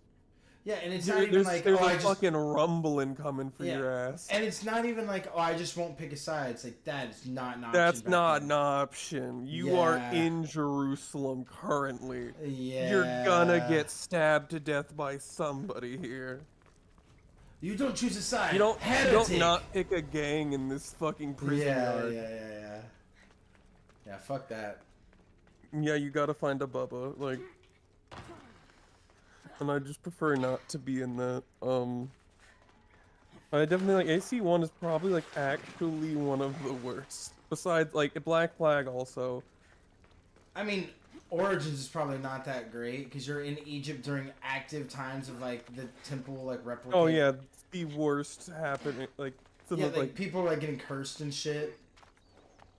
like the only thing that worse that could like part of Egypt you could have been in is like pick conqueror that's coming to like own you for like half a century before other conqueror comes in. It's true. We're level 32. I think we can try to do the main quest. But there really a aren't little that. bit. There are some that like you probably won't have like a great life, but you could have an interesting life in some of them. But like, The more I think about this hypothetical, the more I'm like, I'm so glad to be born in the modern era. It's so great. it's also that like these aren't just like you're born in this place during a time period. It's you're born in this place. Also, like probably like the worst fucking thing is about to happen to like a majority of the people here. Oh yeah, because you're living during an Assassin's Creed game. So like Yeah. people are running around with fucking apples of Eden and shit and like leveling. Like even without cities. that, if it's just the like historical Yeah, the events historical that time period's happen, bad enough. where it's like, oh, French Revolution, oh, like Napoleon the has what the war is apple about of to Eden. happen. Yeah. The Pope did what in the crypt? The fuck? Why did he think he could fist fight like the trained like warrior? I mean, not even that. Nancy was like 30 years younger than him. Like, Even if he bring wasn't it, a trained warrior, it's like, Grandpa. bro, he's in his prime. He's gonna push your stroller over, man. Like, You're an old man in a dress with a stick. And then you don't even fight him with the stick. You opt to bare hand boxing. That's insane to me. that's some respectable. You know what? thing. Probably the most man mode AC villain we've had so far. No quibbling about like, oh, but I was going to do something great. Just nah, fuck you, Ezio. Run them fucking hands, dude. You see, I can't be shoulder checked 80 times in a row. True. The Pope literally a harder fight than Bellic from Unity. Slash shoulder check. Slash shoulder check. Come on, do something. That was the most unfair shit ever. Yeah, you were like you're bullying him. Stop it. Because like, it was a challenge or something where you couldn't go below certain health points. You're like, I'm not failing the challenge. Don't go below half. Are you kidding me? He won't even get a hit. I don't think he ever did. No, he never did. I think when you watched me the first time, he didn't get a hit. I think when I streamed it, he might have hit me a couple times. That's just because I almost was getting It embarrassed. was just they were probably either rushed the fight or just did not test that shit enough. No, there's no way they tested that mechanic. Or they would have given Bellic just some kind of super armor. It'd be very easy. Yeah, just like any kind of a counter. Okay. Alright, we fast traveled here for... Oh yeah, to do this conquest battle.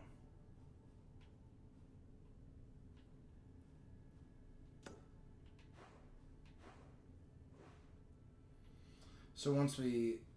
Okay, so this is Athenian, right? Once we flip this for Sparta... Yeah. This is what we do. Because then all these forts will refill, and they'll be Athenian. Then I'll kill all three of the forts here, kill the pole marks in them, and then I'll just weaken the nation enough to where there's another conquest battle. I fight for... I flip it back to Athens, so I fight for Athens again, kill those pole marks, and then I leave the country in ruins. Because I flipped leadership 4 times. Fuck the common people. You see this bag I got? 1 second. Oh, you're good.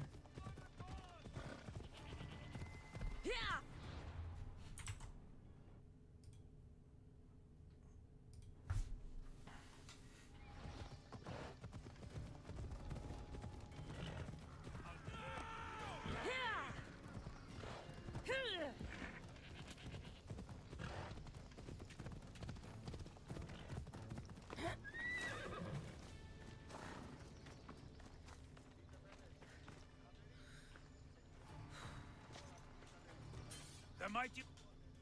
You've... Let's do it.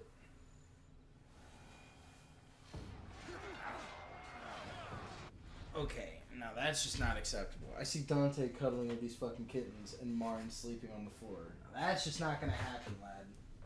So I'm totally cool to let you sleep in the nest. But Mama doesn't get fucking deported. That's just not fair.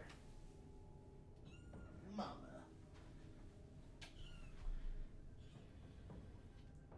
Yeah, my baby.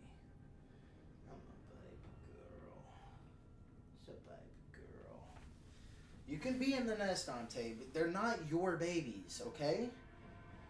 They're not yours. You're just the uncle, bro. You're literally just the uncle, okay? Relax. That's mama.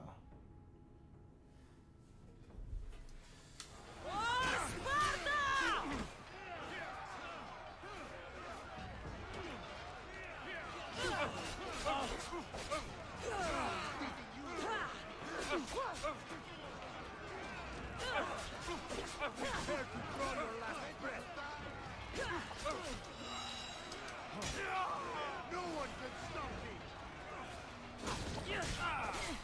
Run while you still can!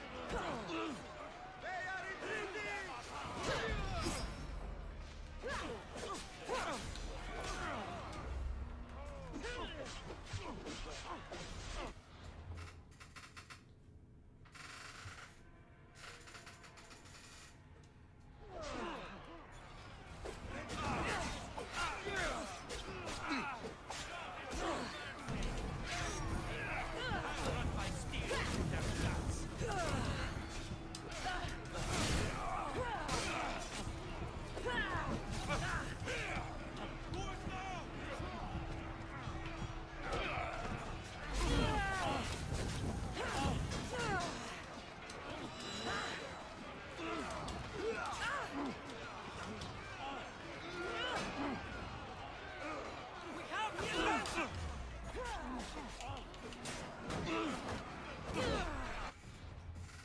Bubba, this is not yours.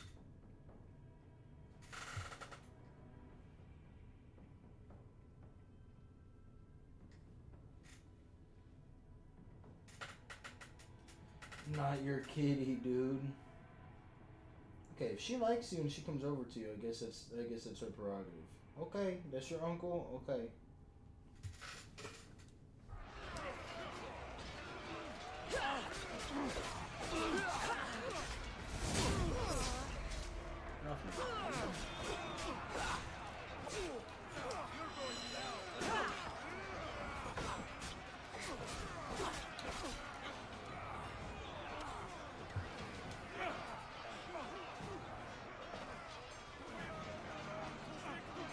You die on this day, Eagle Bearer!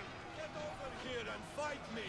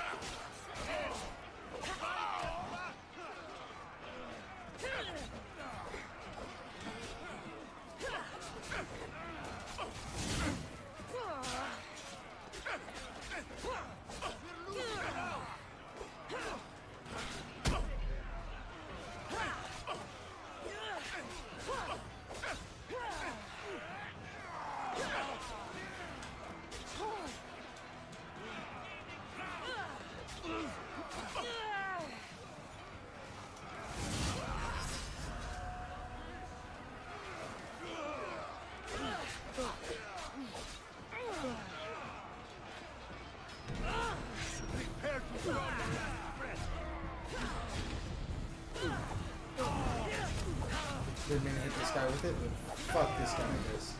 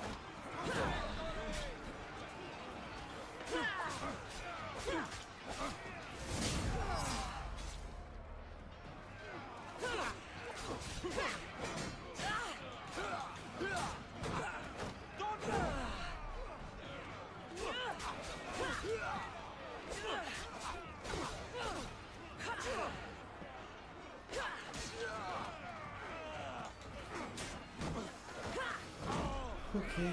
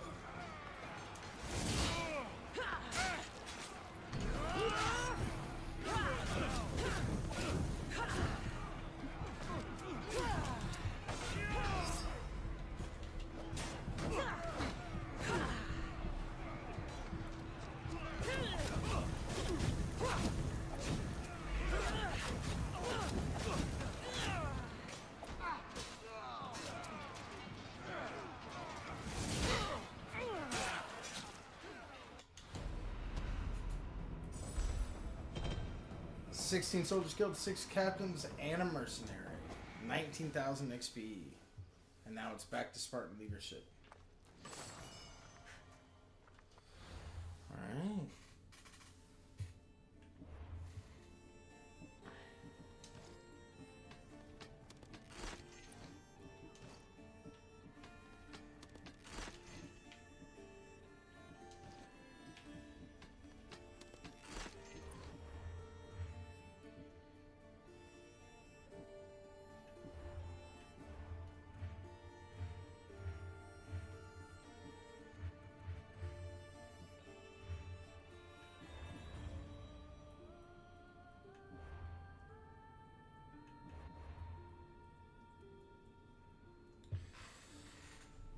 Okay, so now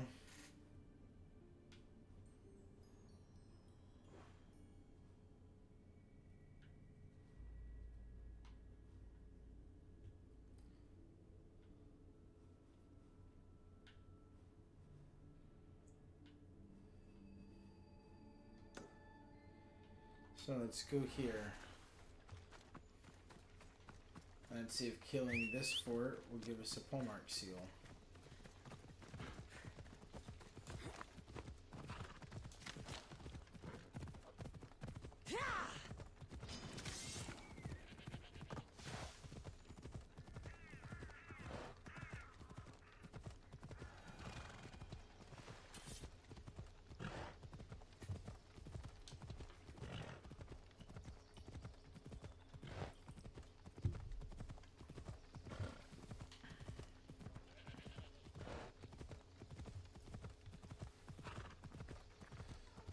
There we go. You good? Yep.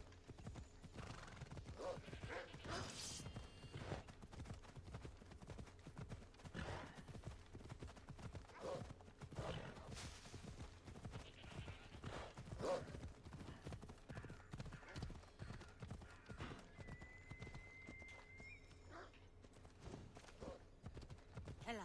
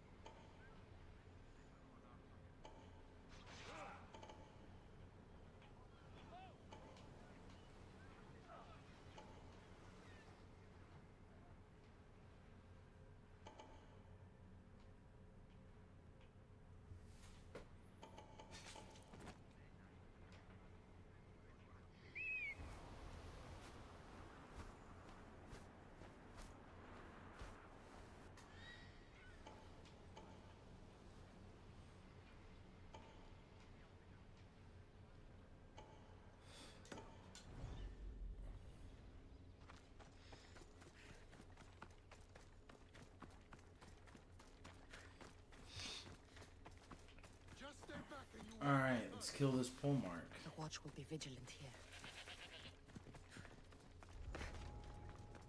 We don't need to clear out this whole fort. We just need to kill this one guy and dip. And there he is.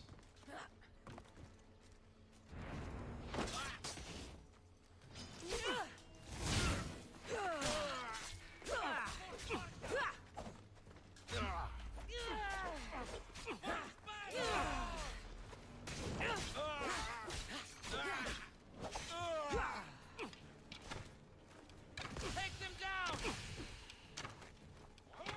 I can make this quick for you. Cool. I'll find you, coward. Alright. Now we need to run to this other fort that's all the way over here. We just need to run until we're out of combat and fast travel.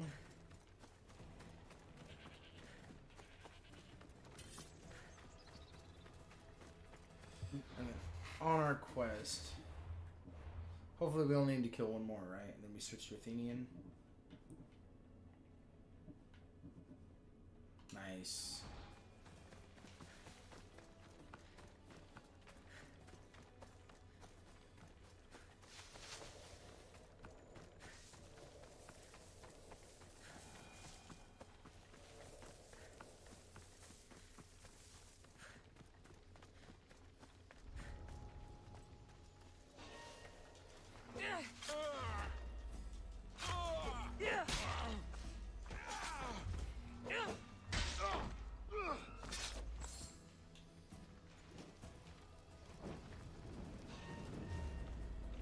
Another gap in the Spartans' control.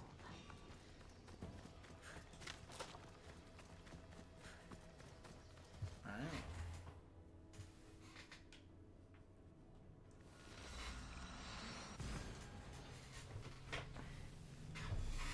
I can't believe we actually cleared it out and burned the war supplies and stole the ship without actually getting alerted on anyone. That's kind of crazy.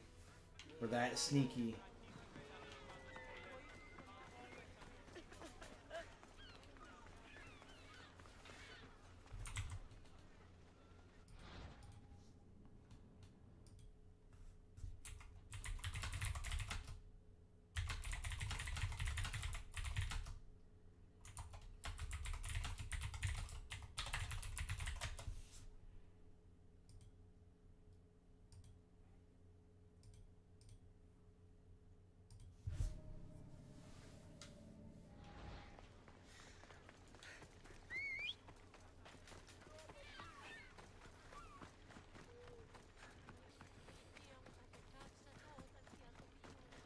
Did you hear about the secret group that goes out to Sparta?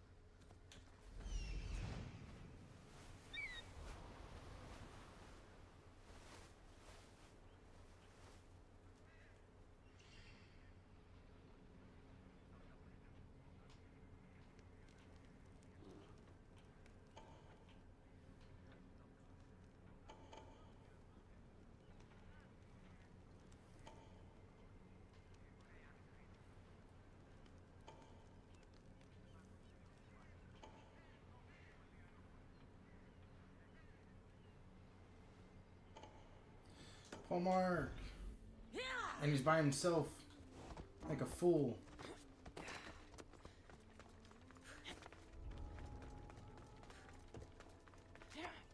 I might even be able to kick him off this bitch.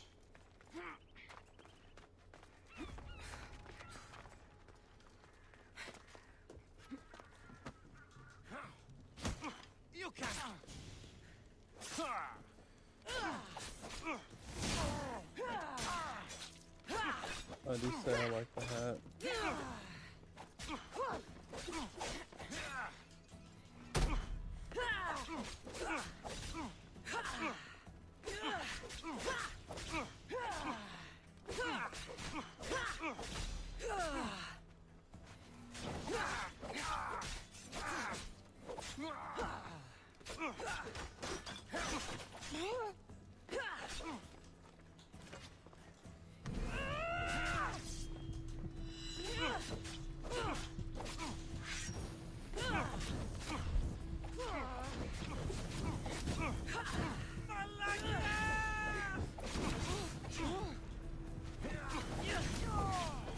That was a little close.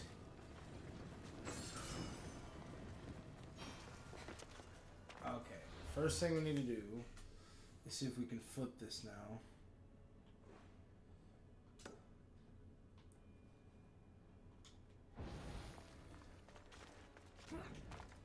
Hold on. The nation chest is right there. That'll actually weaken their hold a lot. I'm not gonna do the whole fort. I just need this nation chest and to get out.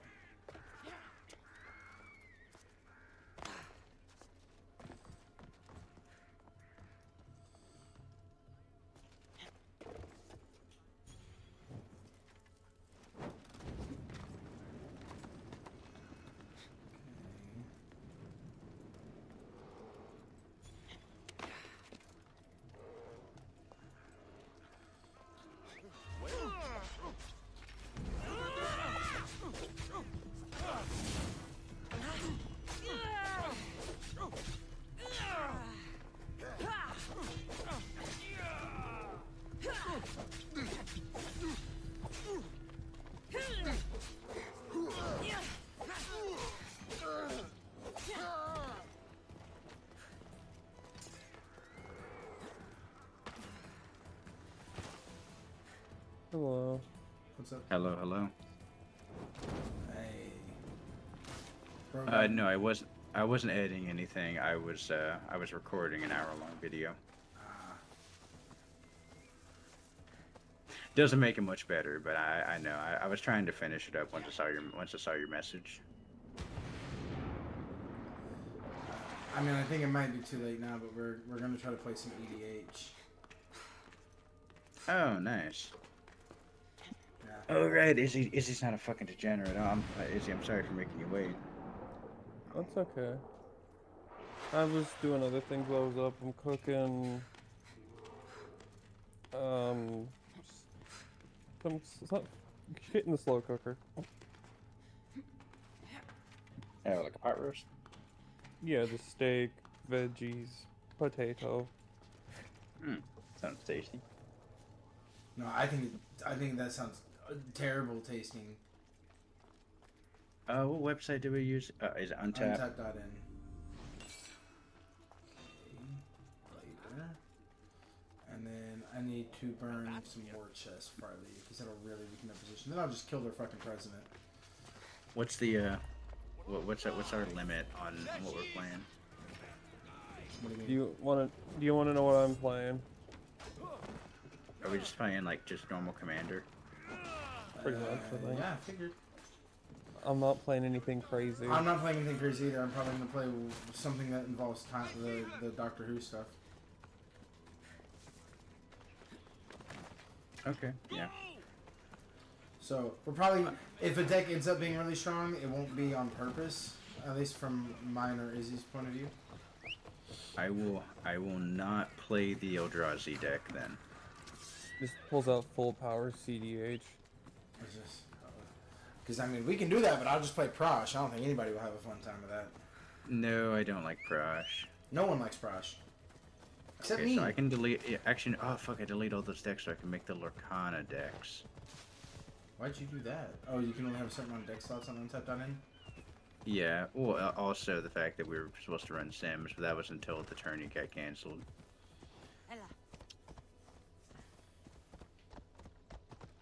Okay, I'll go back and let me find that Commander Generation website.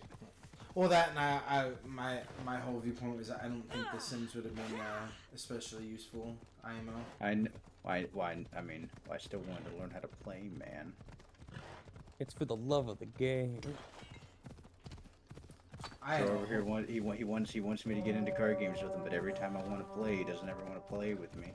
I didn't ask you to get in Lorcana with me. You said that after you read the thing. You said it'd be a fun thing for us all to get into. Oh, I don't remember that. I always just viewed it as an investment. Well, it was, but then as you were reading through it and getting the stuff, you said that would actually be a fun thing for us to learn how to play. Oh, I possibly said that. I don't know. I disagree with James all the time. The guy's fucking crazy. I hate past James. Past James was saying some wild shit.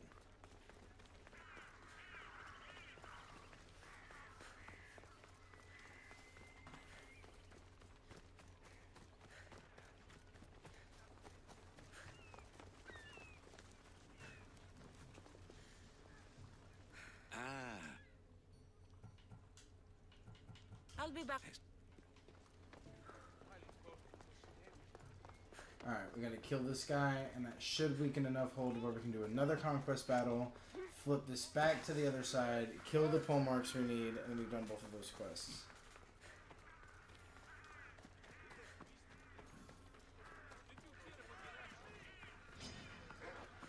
Stay right there. Oh. Okay, I guess we're just fighting now.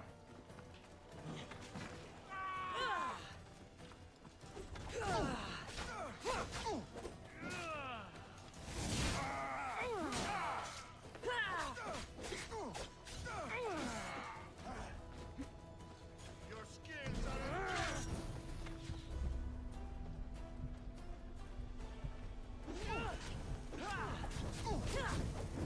somebody help me!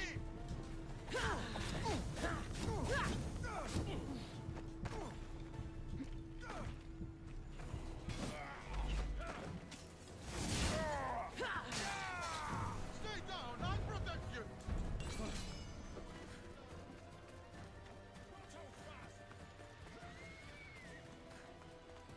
Okay, I really don't want to deal with bounty hunters, so let's pay our bounty.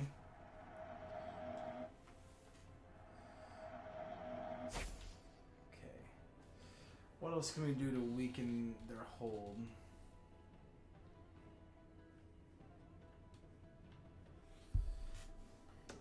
I mean, if this is respawned, I guess we can do more than just kill their, yeah, we can burn some more supplies until it says Conquest Battle available.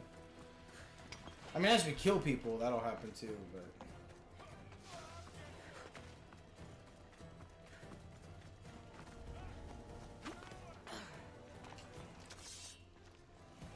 No escaping me!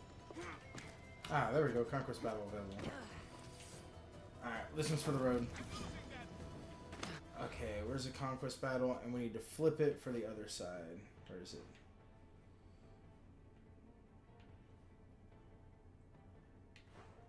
Where's the Conquest Battle? It just said Conquest Battle available. No surrender!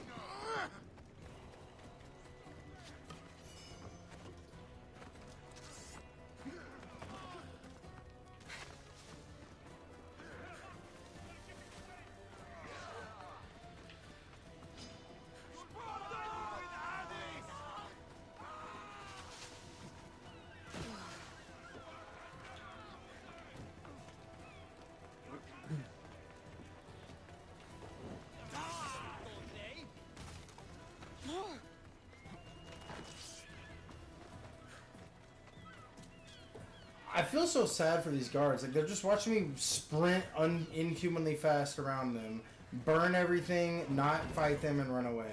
I'd be so pissed. Look at this shit, dude. Nah, you can't get me. Nope. Nope. Nope. See you later. Ah, no, I'll kill you. You're low. Alright, anyway. Just loot this real quick. So stupid. Later. And we're out. Okay. When's it going to show me the conquest battles? Do I have to like fully exit combat? Probably. Because I'm not like on drugs, right? I just saw the conquest battle say available. Or did you guys not see that? I'm trying to find that website we use to generate commander decks, but everything's AI now. AI generated Magic the Gathering deck. I mean, what I usually do is I just I don't know where the defending side is. I'm pretty sure I want to flip it, right? Yeah, join Athens. What I usually do is just look up the commander I want to play and then look up deck list for that. Yeah, but I don't want to have to look through like 1,000 different commanders, though. Then don't. Just think of something that you like.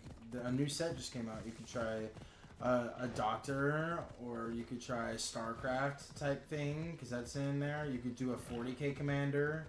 Yeah, like the only one that seems interesting is Trace, and his mechanic is like so fucking lame. There is not, unfortunately, a StarCraft one. I thought there was. My bad. There's Fallout. There's... Like, if you're looking at only Universes Beyond, there's a Fallout one. There was the new Final Fantasy one that's coming out. It's not fully out yet, though. There was the 40k. There was the Doctor Who, Assassin's Creed. That'd be kind of funny. I guess I should play an Assassin's Creed deck. Yeah, I'm just gonna go to random commander and just keep flicking through them to something interesting. Just random legendary creature generator.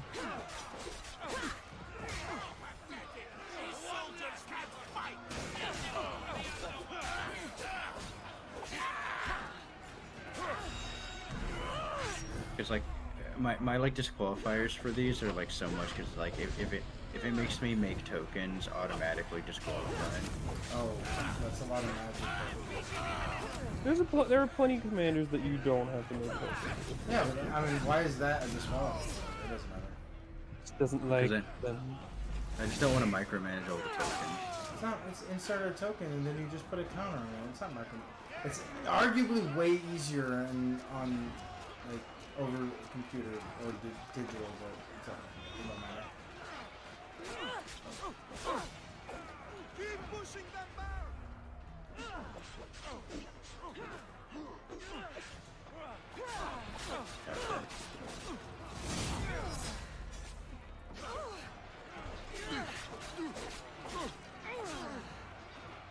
Oh, yeah, it randomly generated Ezio Blade of Vengeance. Nice. He is a cool, suave guy. Not like that dirty Oscar, according to Technical. I may have added in that dirty part. Whenever an assassin you control deals combat damage to a player, draw a card. And there are multiple Ezio's. We got a hero popping up. Look at this. Oh, it's another woman. What's up, Queen? Yeah, what's up, Queen?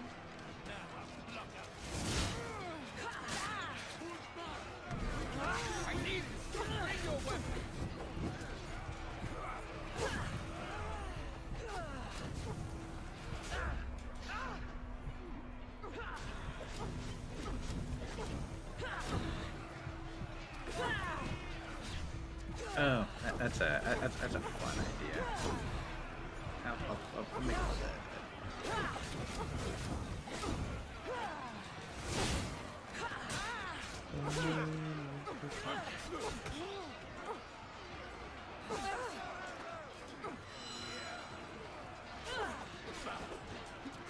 There's the Marvel superheroes. Sonic Heroes. There's the new SpongeBob ones that came out.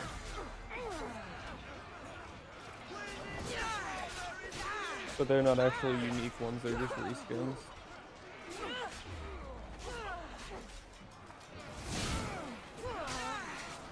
Die, bitch. Thank you. Mercenary defeated.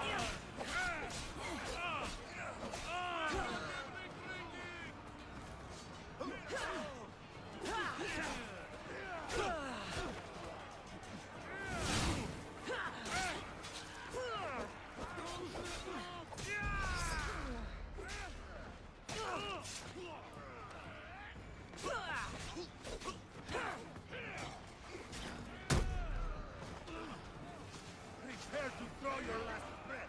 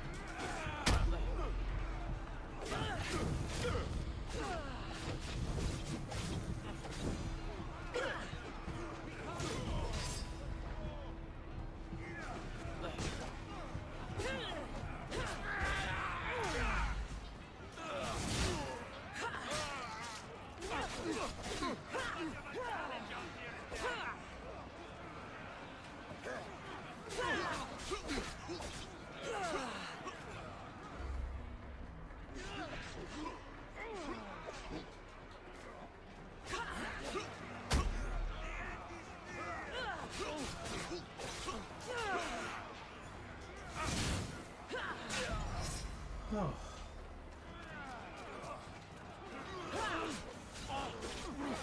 Man, war is tiring, man.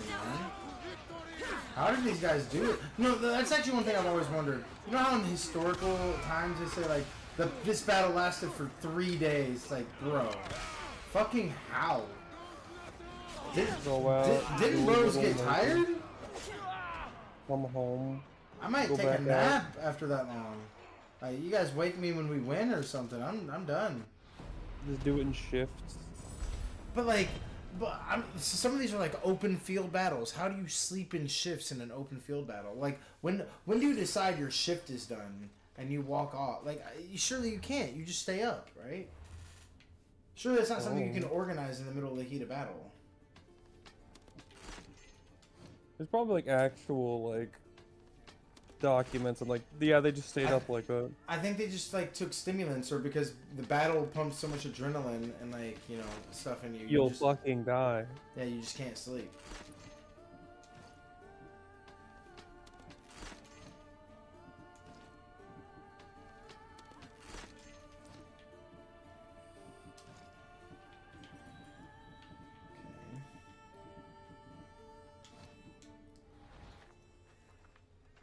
Okay, so now this is back under Athenian control, right? Yeah.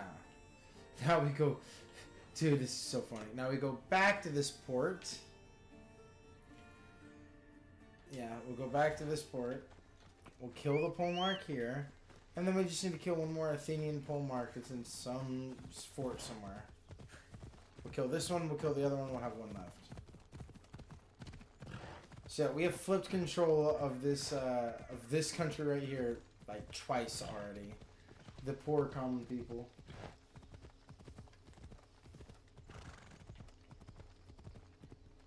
I asked this question before you were in chat, Trevor.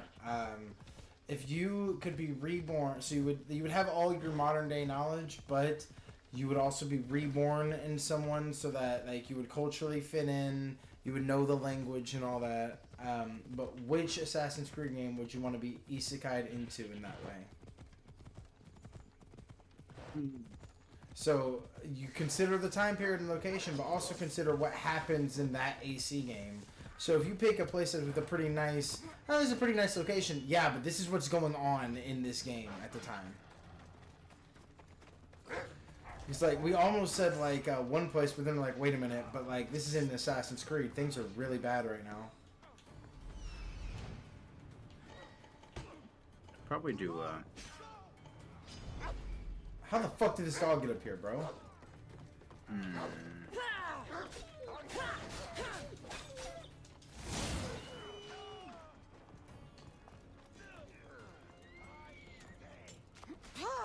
I don't really. My mind's telling me to do revolutionaries, but that time fucking sucks.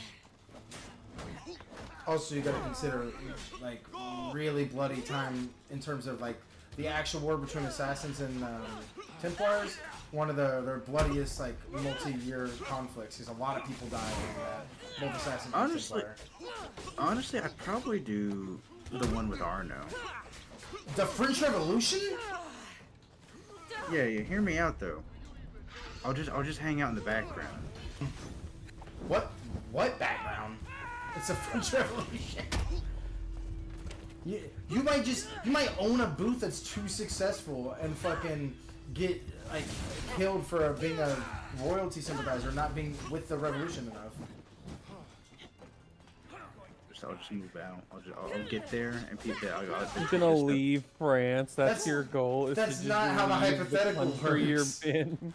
Just gotta get Yeah, out. so I'd be inside this time and location, but I wouldn't go to this location. Fuck that. Well, I would like the time, and I like the general area. I just leave. I'll just come back after the revolution.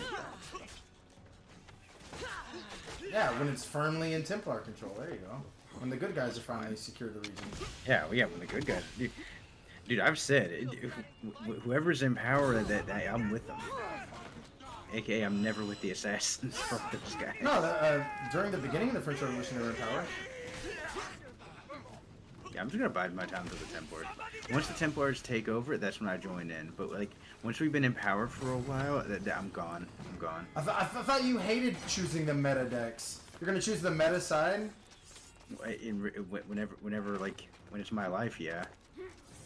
Pussy. Dude, fuck my principles when it comes to whether I live or die, man. So then you don't have principles. No, I have principles. If you would whenever I'm not dying. immediately abandon your principles upon death, those aren't principles. Hey, I'm just saying, those are pretty strong principles in a casket. Those are value. You can have values, but like principles are usually like these are things that you would stand by no matter what.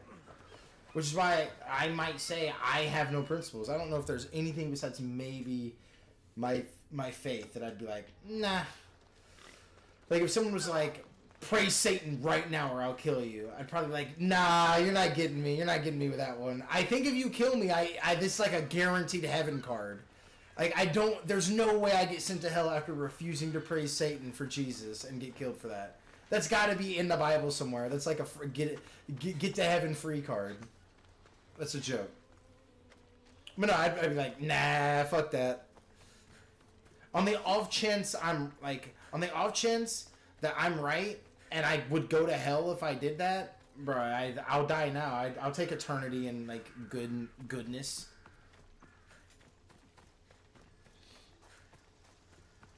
But that's probably the only thing. Like if it was like fucking say you need to call Trevor right now and not be friends with him anymore or I'll fucking kill you. I'm gonna send you this really hateful message and like a week later after he fucks off I'm like, dude, you're not gonna believe what fucking happened. Why the fuck is this a available commander? It's a 3 gray 2 black trample, and its upkeep is you pay 1 life every turn. It's a 5/5. That doesn't seem worth it. It's just that it's a legendary creature because it would be too strong in standard to have multiple copies of that on the board at any given time. When it was printed. You remember because legendary didn't always mean before that Commander, it was a commander. Yeah, before Commander came out, legendary creature was just a way of balancing it by them without putting it on a ban list, but saying you can only play one of this card. Like this was their attempt at a balancing kind of thing. So not all of it was always meant to be for Here's this fucking pole mark, brother.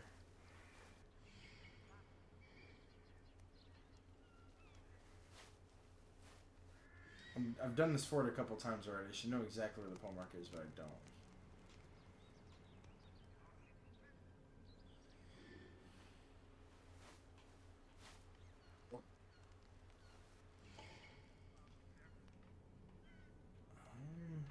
That's the captain, I think.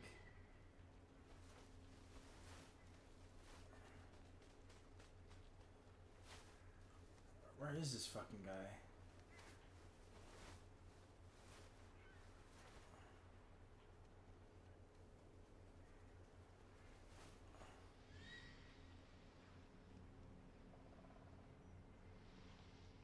Oh, it's over here, Icarus. We see. Okay.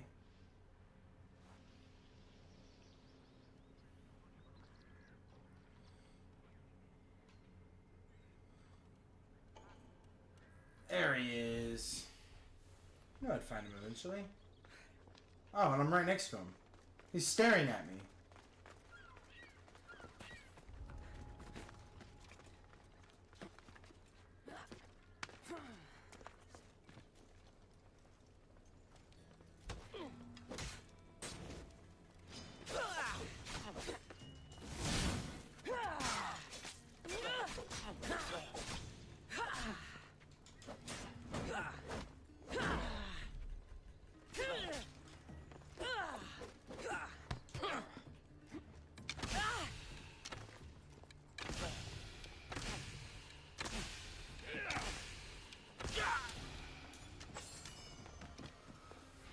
Okay.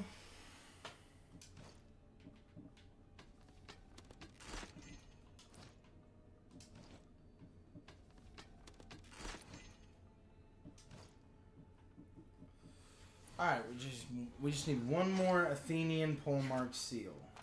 And we can turn in both of these fucking quests.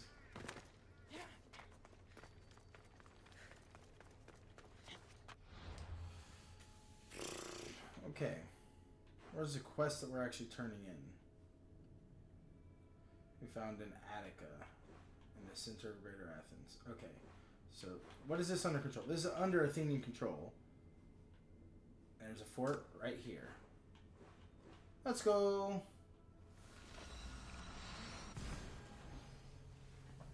All right, this should be a big boon. This is gonna be 2 quests returning at the same time. We're doing it like WoW. Doubling up. Do you have? Of course. How?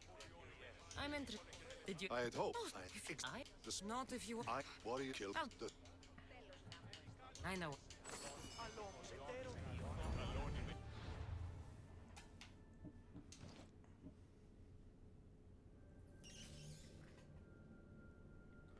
That's pretty good. Why is that better than some fucking legendary gear? Holy shit. I don't want to wear it though because it's not legendary. Dusted. I'm pretty sure he just gave me more pole marks. This drip ain't clean enough. Get it off me. Yeah, he wants me to kill 3 more. Okay. Let's go do this real quick. Oh, it's already marked. I have a faster way of getting there. This is faster. Fast travel here.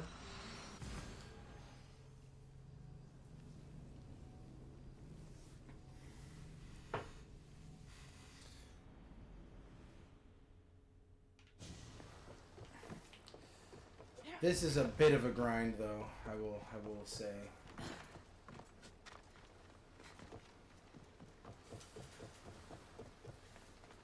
But I don't think this is something I should be like actually grinding out and trying to do for levels. This should be something that as I'm doing other quests and I have to go to a fort, I'm like, oh, I get extra stuff for killing the polemark, basically. Like this is another quest thing. That's probably how I should be doing it, and I won't be spamming these multiple times like I'm doing now. This is gonna be the only time I do that because I'm pretty sure this will get me close to level 33. But I'm at level 32. I should be able to do some level 34 quests with mid difficulty or no difficulty, hopefully. How many decks are y'all making? I'm probably Right just now, gonna make. I'm just making the one right now. And wow, and you're. It's gonna take me like. The reason I'm like not worried about it, and I'm gonna wait for you guys to tell me you're about ready, is because I can probably get a deck in like 35 seconds. Probably. I'm kind of cooking. I'm cooking dog shit currently, but. Are you building the whole deck yourself, like all 100 cards? You're putting them in yourself? That's insane. I would never do that. I've already made other decks. If this one's a fun deck. If it's too low power for what you guys bring, then I'll bring a good deck. I'll bring the Fool. Yeah, I'm gonna try to make 5 decks. I already have 3 right now. Or not making. I mean, I don't know how much EDH we're gonna be able to play with Izzy, because they're gonna have to go to bed at some point. I'm like trying to be not a dick about that. I don't want Izzy to like not to miss work or whatever. I mean, it is already almost 2 a.m. I mean, whenever they're ready. I'm gonna at least play one game tonight, and we can play more later. I was about to say I have 3 decks ready right now. Wow, that was the first time I've ever just one tapped the like. I went looking for the pole mark. First guy I found.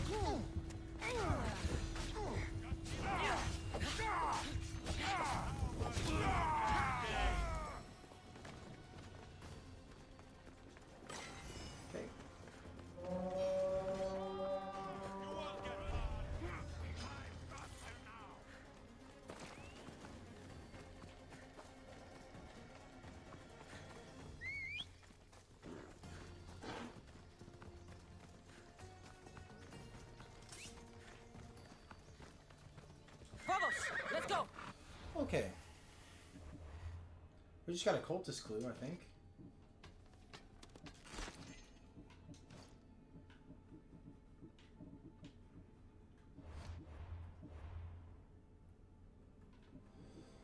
Alright, he's level 49, he's level 35, he's level 45, he's level 30. He's only level 35?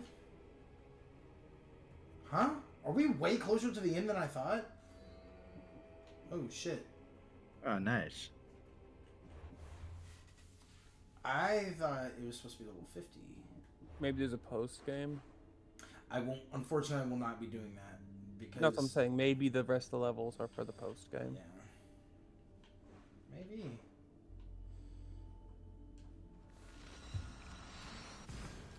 Alright, we'll do this, and then we will fast travel to the area we're supposed to go, because this either gets us a level up or gets us really close, and just doing one of those quests will get us the rest of the way.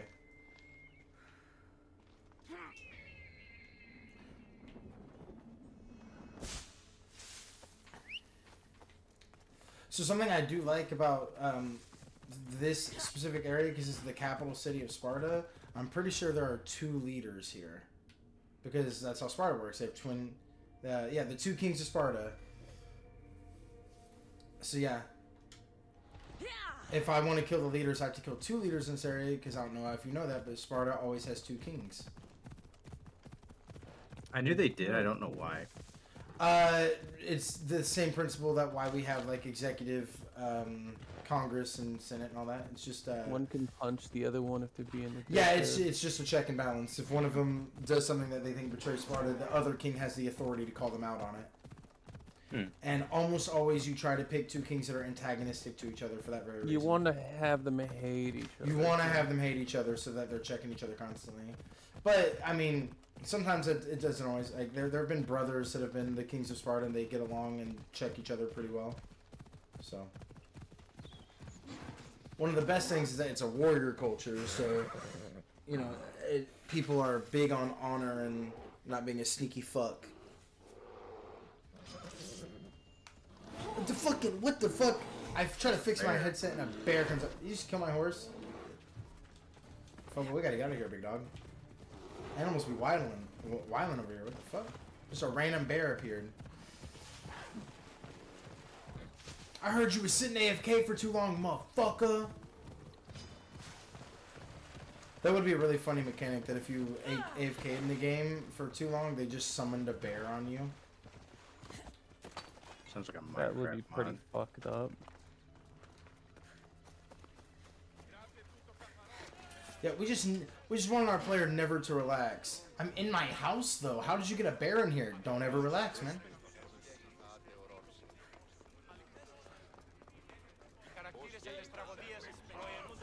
Look at the Spartan drip, by the way. Look at this area. People say that Sparta has no aesthetics. What the fuck, dude? Look at this Yeah, shit. it looks fucking cool. I like the statues of the first two kings, I'm pretty sure.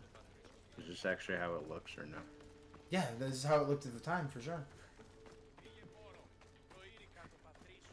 During our campaign, it would have looked a little bit more modern, because we're about 100 years from this period.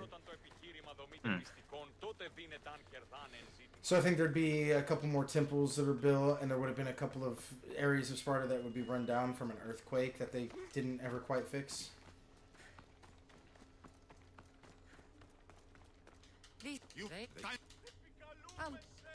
Good news, but Wait. hear it.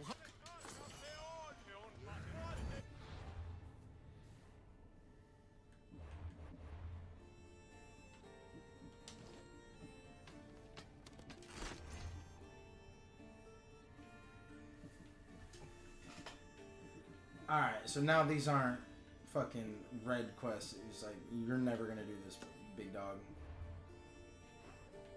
Alright, so where are we going? Over here.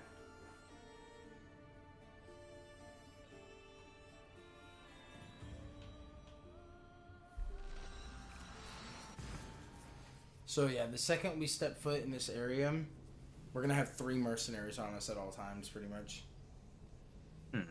Because the head boss of this area put a bounty on our head, and we can't pay it off because he's way richer than us.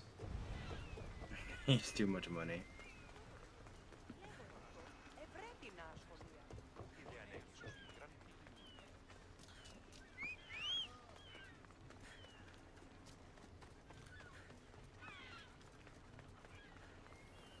Izzy, let me know when you're like 95% done, and then I'll end stream and I'll build a deck real quick. I'll probably say I'm 80. I've almost put enough cards in to make it at 100, and then I'm gonna go through and just cut a few. Okay, so yeah, let me know when you're about 95% done.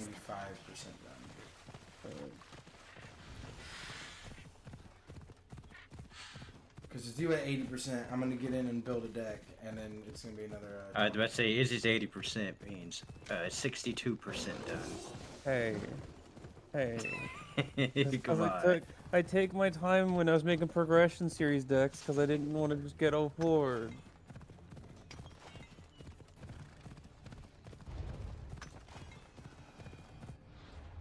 Okay, I'm not supposed to have 4 skulls. Let me get just like 3 skulls, please. Alright, I will make one more, and I want this one to be a real good one.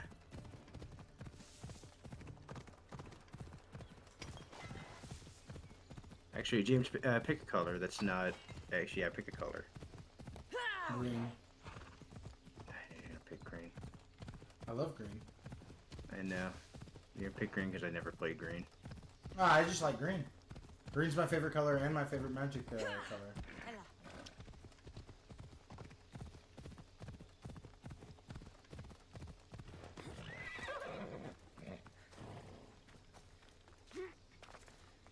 Alright, we need to explore this cave quickly, because yes, mercenaries for some fucking reason will follow me down here, and it makes this quest goddamn impossible.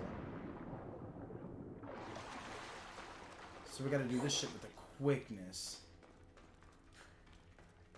Fortunately, I know the layout of this cave like it's my fucking birthplace, because I've had to do it so many times, and I just gave up, because it's like, I was like 2 lower levels than I am now. And yeah, just had like level 34 mercenaries just trying to fight me all the fucking time. It was annoying as piss.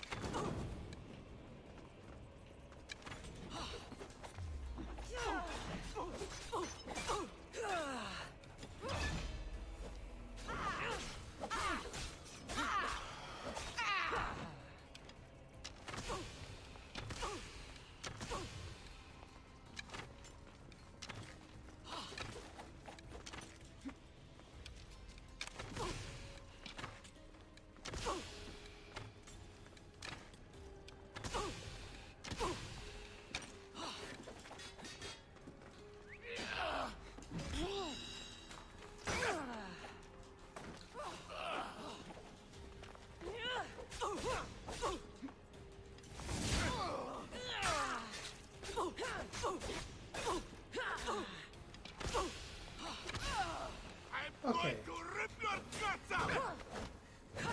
This isn't a captain, it's a normal guy, it's a street, it's a lot easier. Fuck.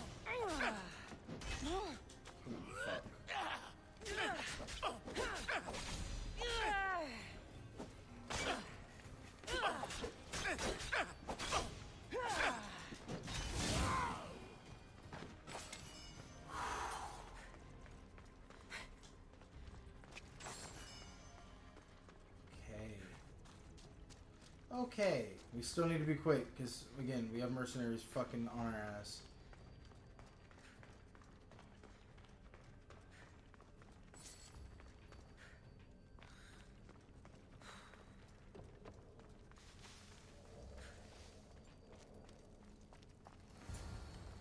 Hey! Help! Help me! Let me out! Please! Thank you. My life was forfeit. I'll talk to the wife, okay?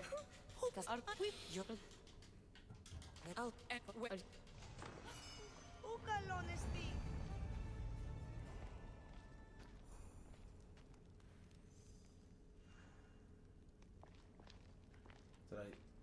Oh, okay. Inventory.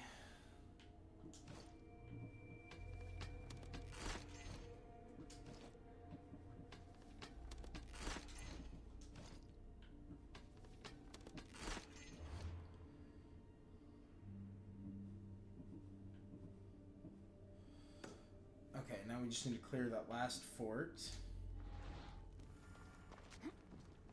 So yeah, I know you're watching this, and or maybe you're not, but like you're looking at that and you're like, well, why was that so hard? Why was that something you had to try multiple times? Imagine fighting those same hard enemies. Also add in 3 more fucking harder enemies that just follow you around and know where you are at all times. Shit was mad frustrating, huh? And they were just like, so the guys that just follow you around all the time, they're just like, they can just spawn randomly to come track you down, right? Like, it was really weird because at first they were following me, but then I died on this mission, and then the mercenaries spawned in the cave with me, and it made it impossible, so I just had to fucking leave. Because it would basically, like, they would just add those enemies as if they were supposed to be in that cave, just patrolling in there with He the was rest just of them.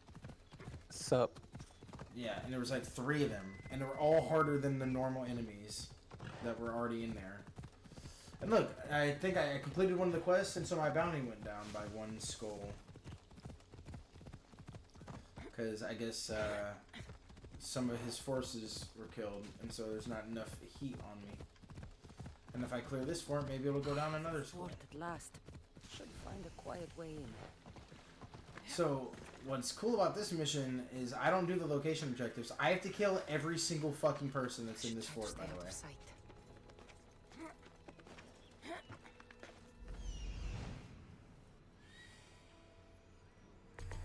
Oh, shit. Wait, can I do this?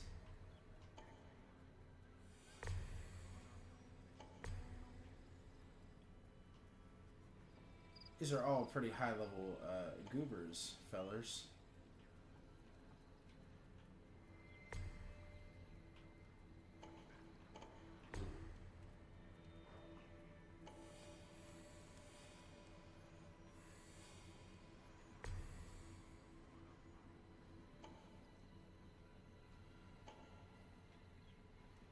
I don't know. Wait, hold on. Are we supposed to kill everyone?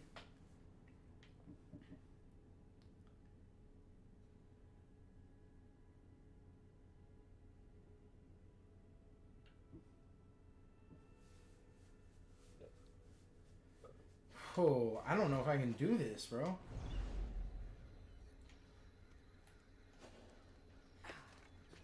Okay. I think the way we test it...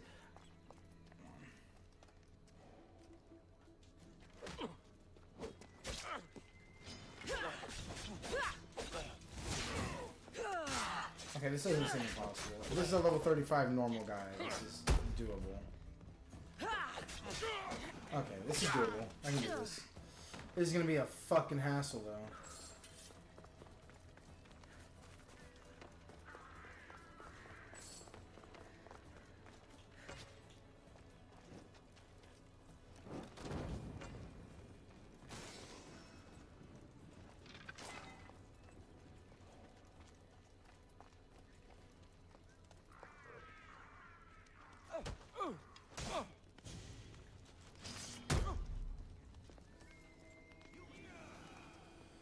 Okay.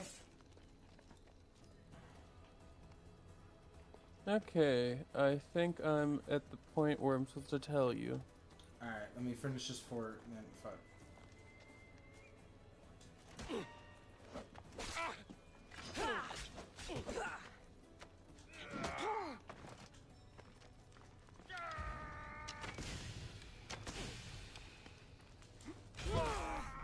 Fuck.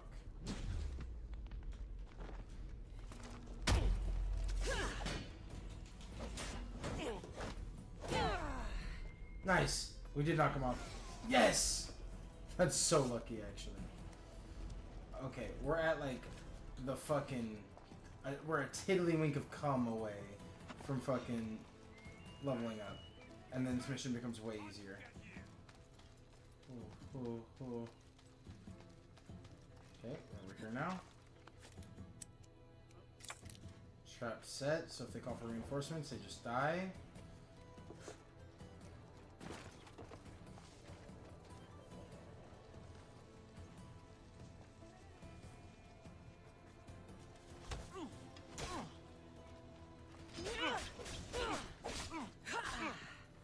I like the brazier!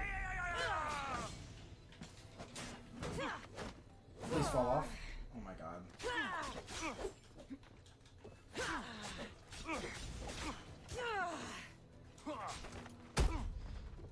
Yes. And then he'll die when he lights that. Don't worry, guys, I've got it. Yeah, you see that guy go up to light the fucking thing and just kill Yeah. himself? That's appreciated, my dog. You got any loot for me? Thank you.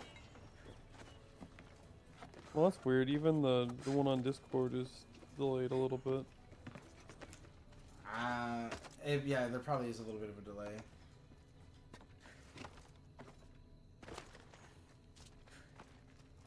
But I'm not getting any warnings of frame drops on the, No, on the it's stream. smooth looking. It's just delayed from what you're seeing, I'm pretty sure. Yeah. Because I didn't see you loot anybody. Yeah, you will in a second, or you already have, I'm sure. Are you walking up to stab another guy? I am right now, yeah. Okay, then I guess it's not that bad. Yeah, you just stabbed him in the ass. In You're the probably face. like a couple seconds behind me. Oh, goodness, I'm sorry. But yeah, it was really easy to import it, actually. I thought it would be a lot harder to import. It maybe got better since we last dealt with it. Because I was able to just copy paste the URL from the deck site I used. Oh yeah, we have not been able to do that before. It never works for some reason, but I guess I'm glad it worked. Maybe Yeah, it's like that I've been doing his work now. Nice. God damn, I'm so glad I will never buy magic cards. Yeah, so all you gotta do is find a website that has the deck list and bam. How much would your deck cost? All mine. Yeah, because I'm looking at mine on the top of my deck. It says how Yeah, much it would cost. all my decks would be in like the $600 range. The one I just built is $1,000. I'm gonna put a black rose. No, none of these Black cards are Lotus. good. They're just all like all the I chose a bunch of weird arts. So a lot of the arts used in some of the cards I picked are very non-common. Okay, what's funny? Oh, no, there's still seen as like red bars. You know, I'm only 2 levels below now. Surely these shouldn't be like red bars for me now. Look at that guy. Later, dude. I'll see you later, bro. I love kicking people off of high things in this game. It's probably like easily my most favorite thing.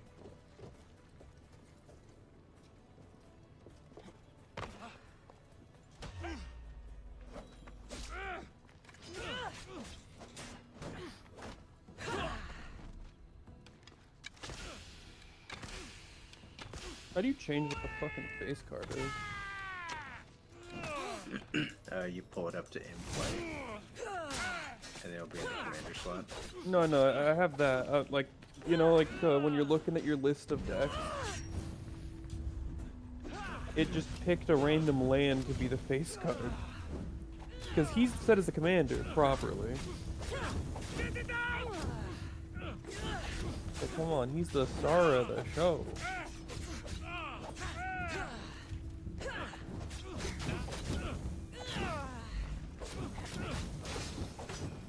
Okay, that's the captain. Alright, see, yeah, now they're not red anymore. That's weird. Yeah, but I leveled up. No, you should die with one stab. Nice.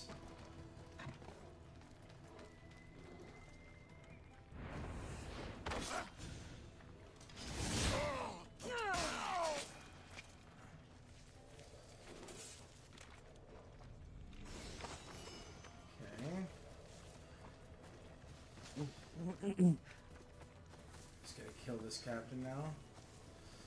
I do think it illustrates like kind of the artificialness of the difficulty. When you see me level up by 1 level while doing the fort, it's like being one-shotted. Might as well no longer exist. It's just, it's so silly. I don't mind there being like actual level things, but it almost looks artificial when you do it like that. Like, oh, I hit 1 level up, now everyone dies. It's like, oh, that 1 level up was really a big spike, huh? Okay. Yeah, I mean, if they're gonna do that, it might as well at least maintain difficulty throughout the mission, and then update it once you leave. I don't even know about that, because then, like, don't even reward me for the level up? Like, if I come up here with, like, just a smidge of level, this is now forever, like a really, oh god. I'm not a big fan of the leveling, I don't think. Or I prefer it to be, the level gives you those stats, and that's all it does, so it's not like some artificial, oh, you hit this thing, now it's a lot, oh god. Oh no! Oh no! No! No! No! No! No! Let me lock in. Before this guy kills me and ruins all my progress. No. I fucking said the thing that did it. I'm gonna be a level down again. That's so annoying. Alright, if it... I mean, I'm not gonna redo all of that right now. We'll end the stream there, unfortunately. And, we'll pick it up. I'll probably do this off screen. I'm not even gonna lie. Yeah, I have to do it all over again. Yeah, I'll do this off screen. I won't make people rewatch all that. So it's 99 cards and then the commander. Yeah, 100 total. To be careful. Okay.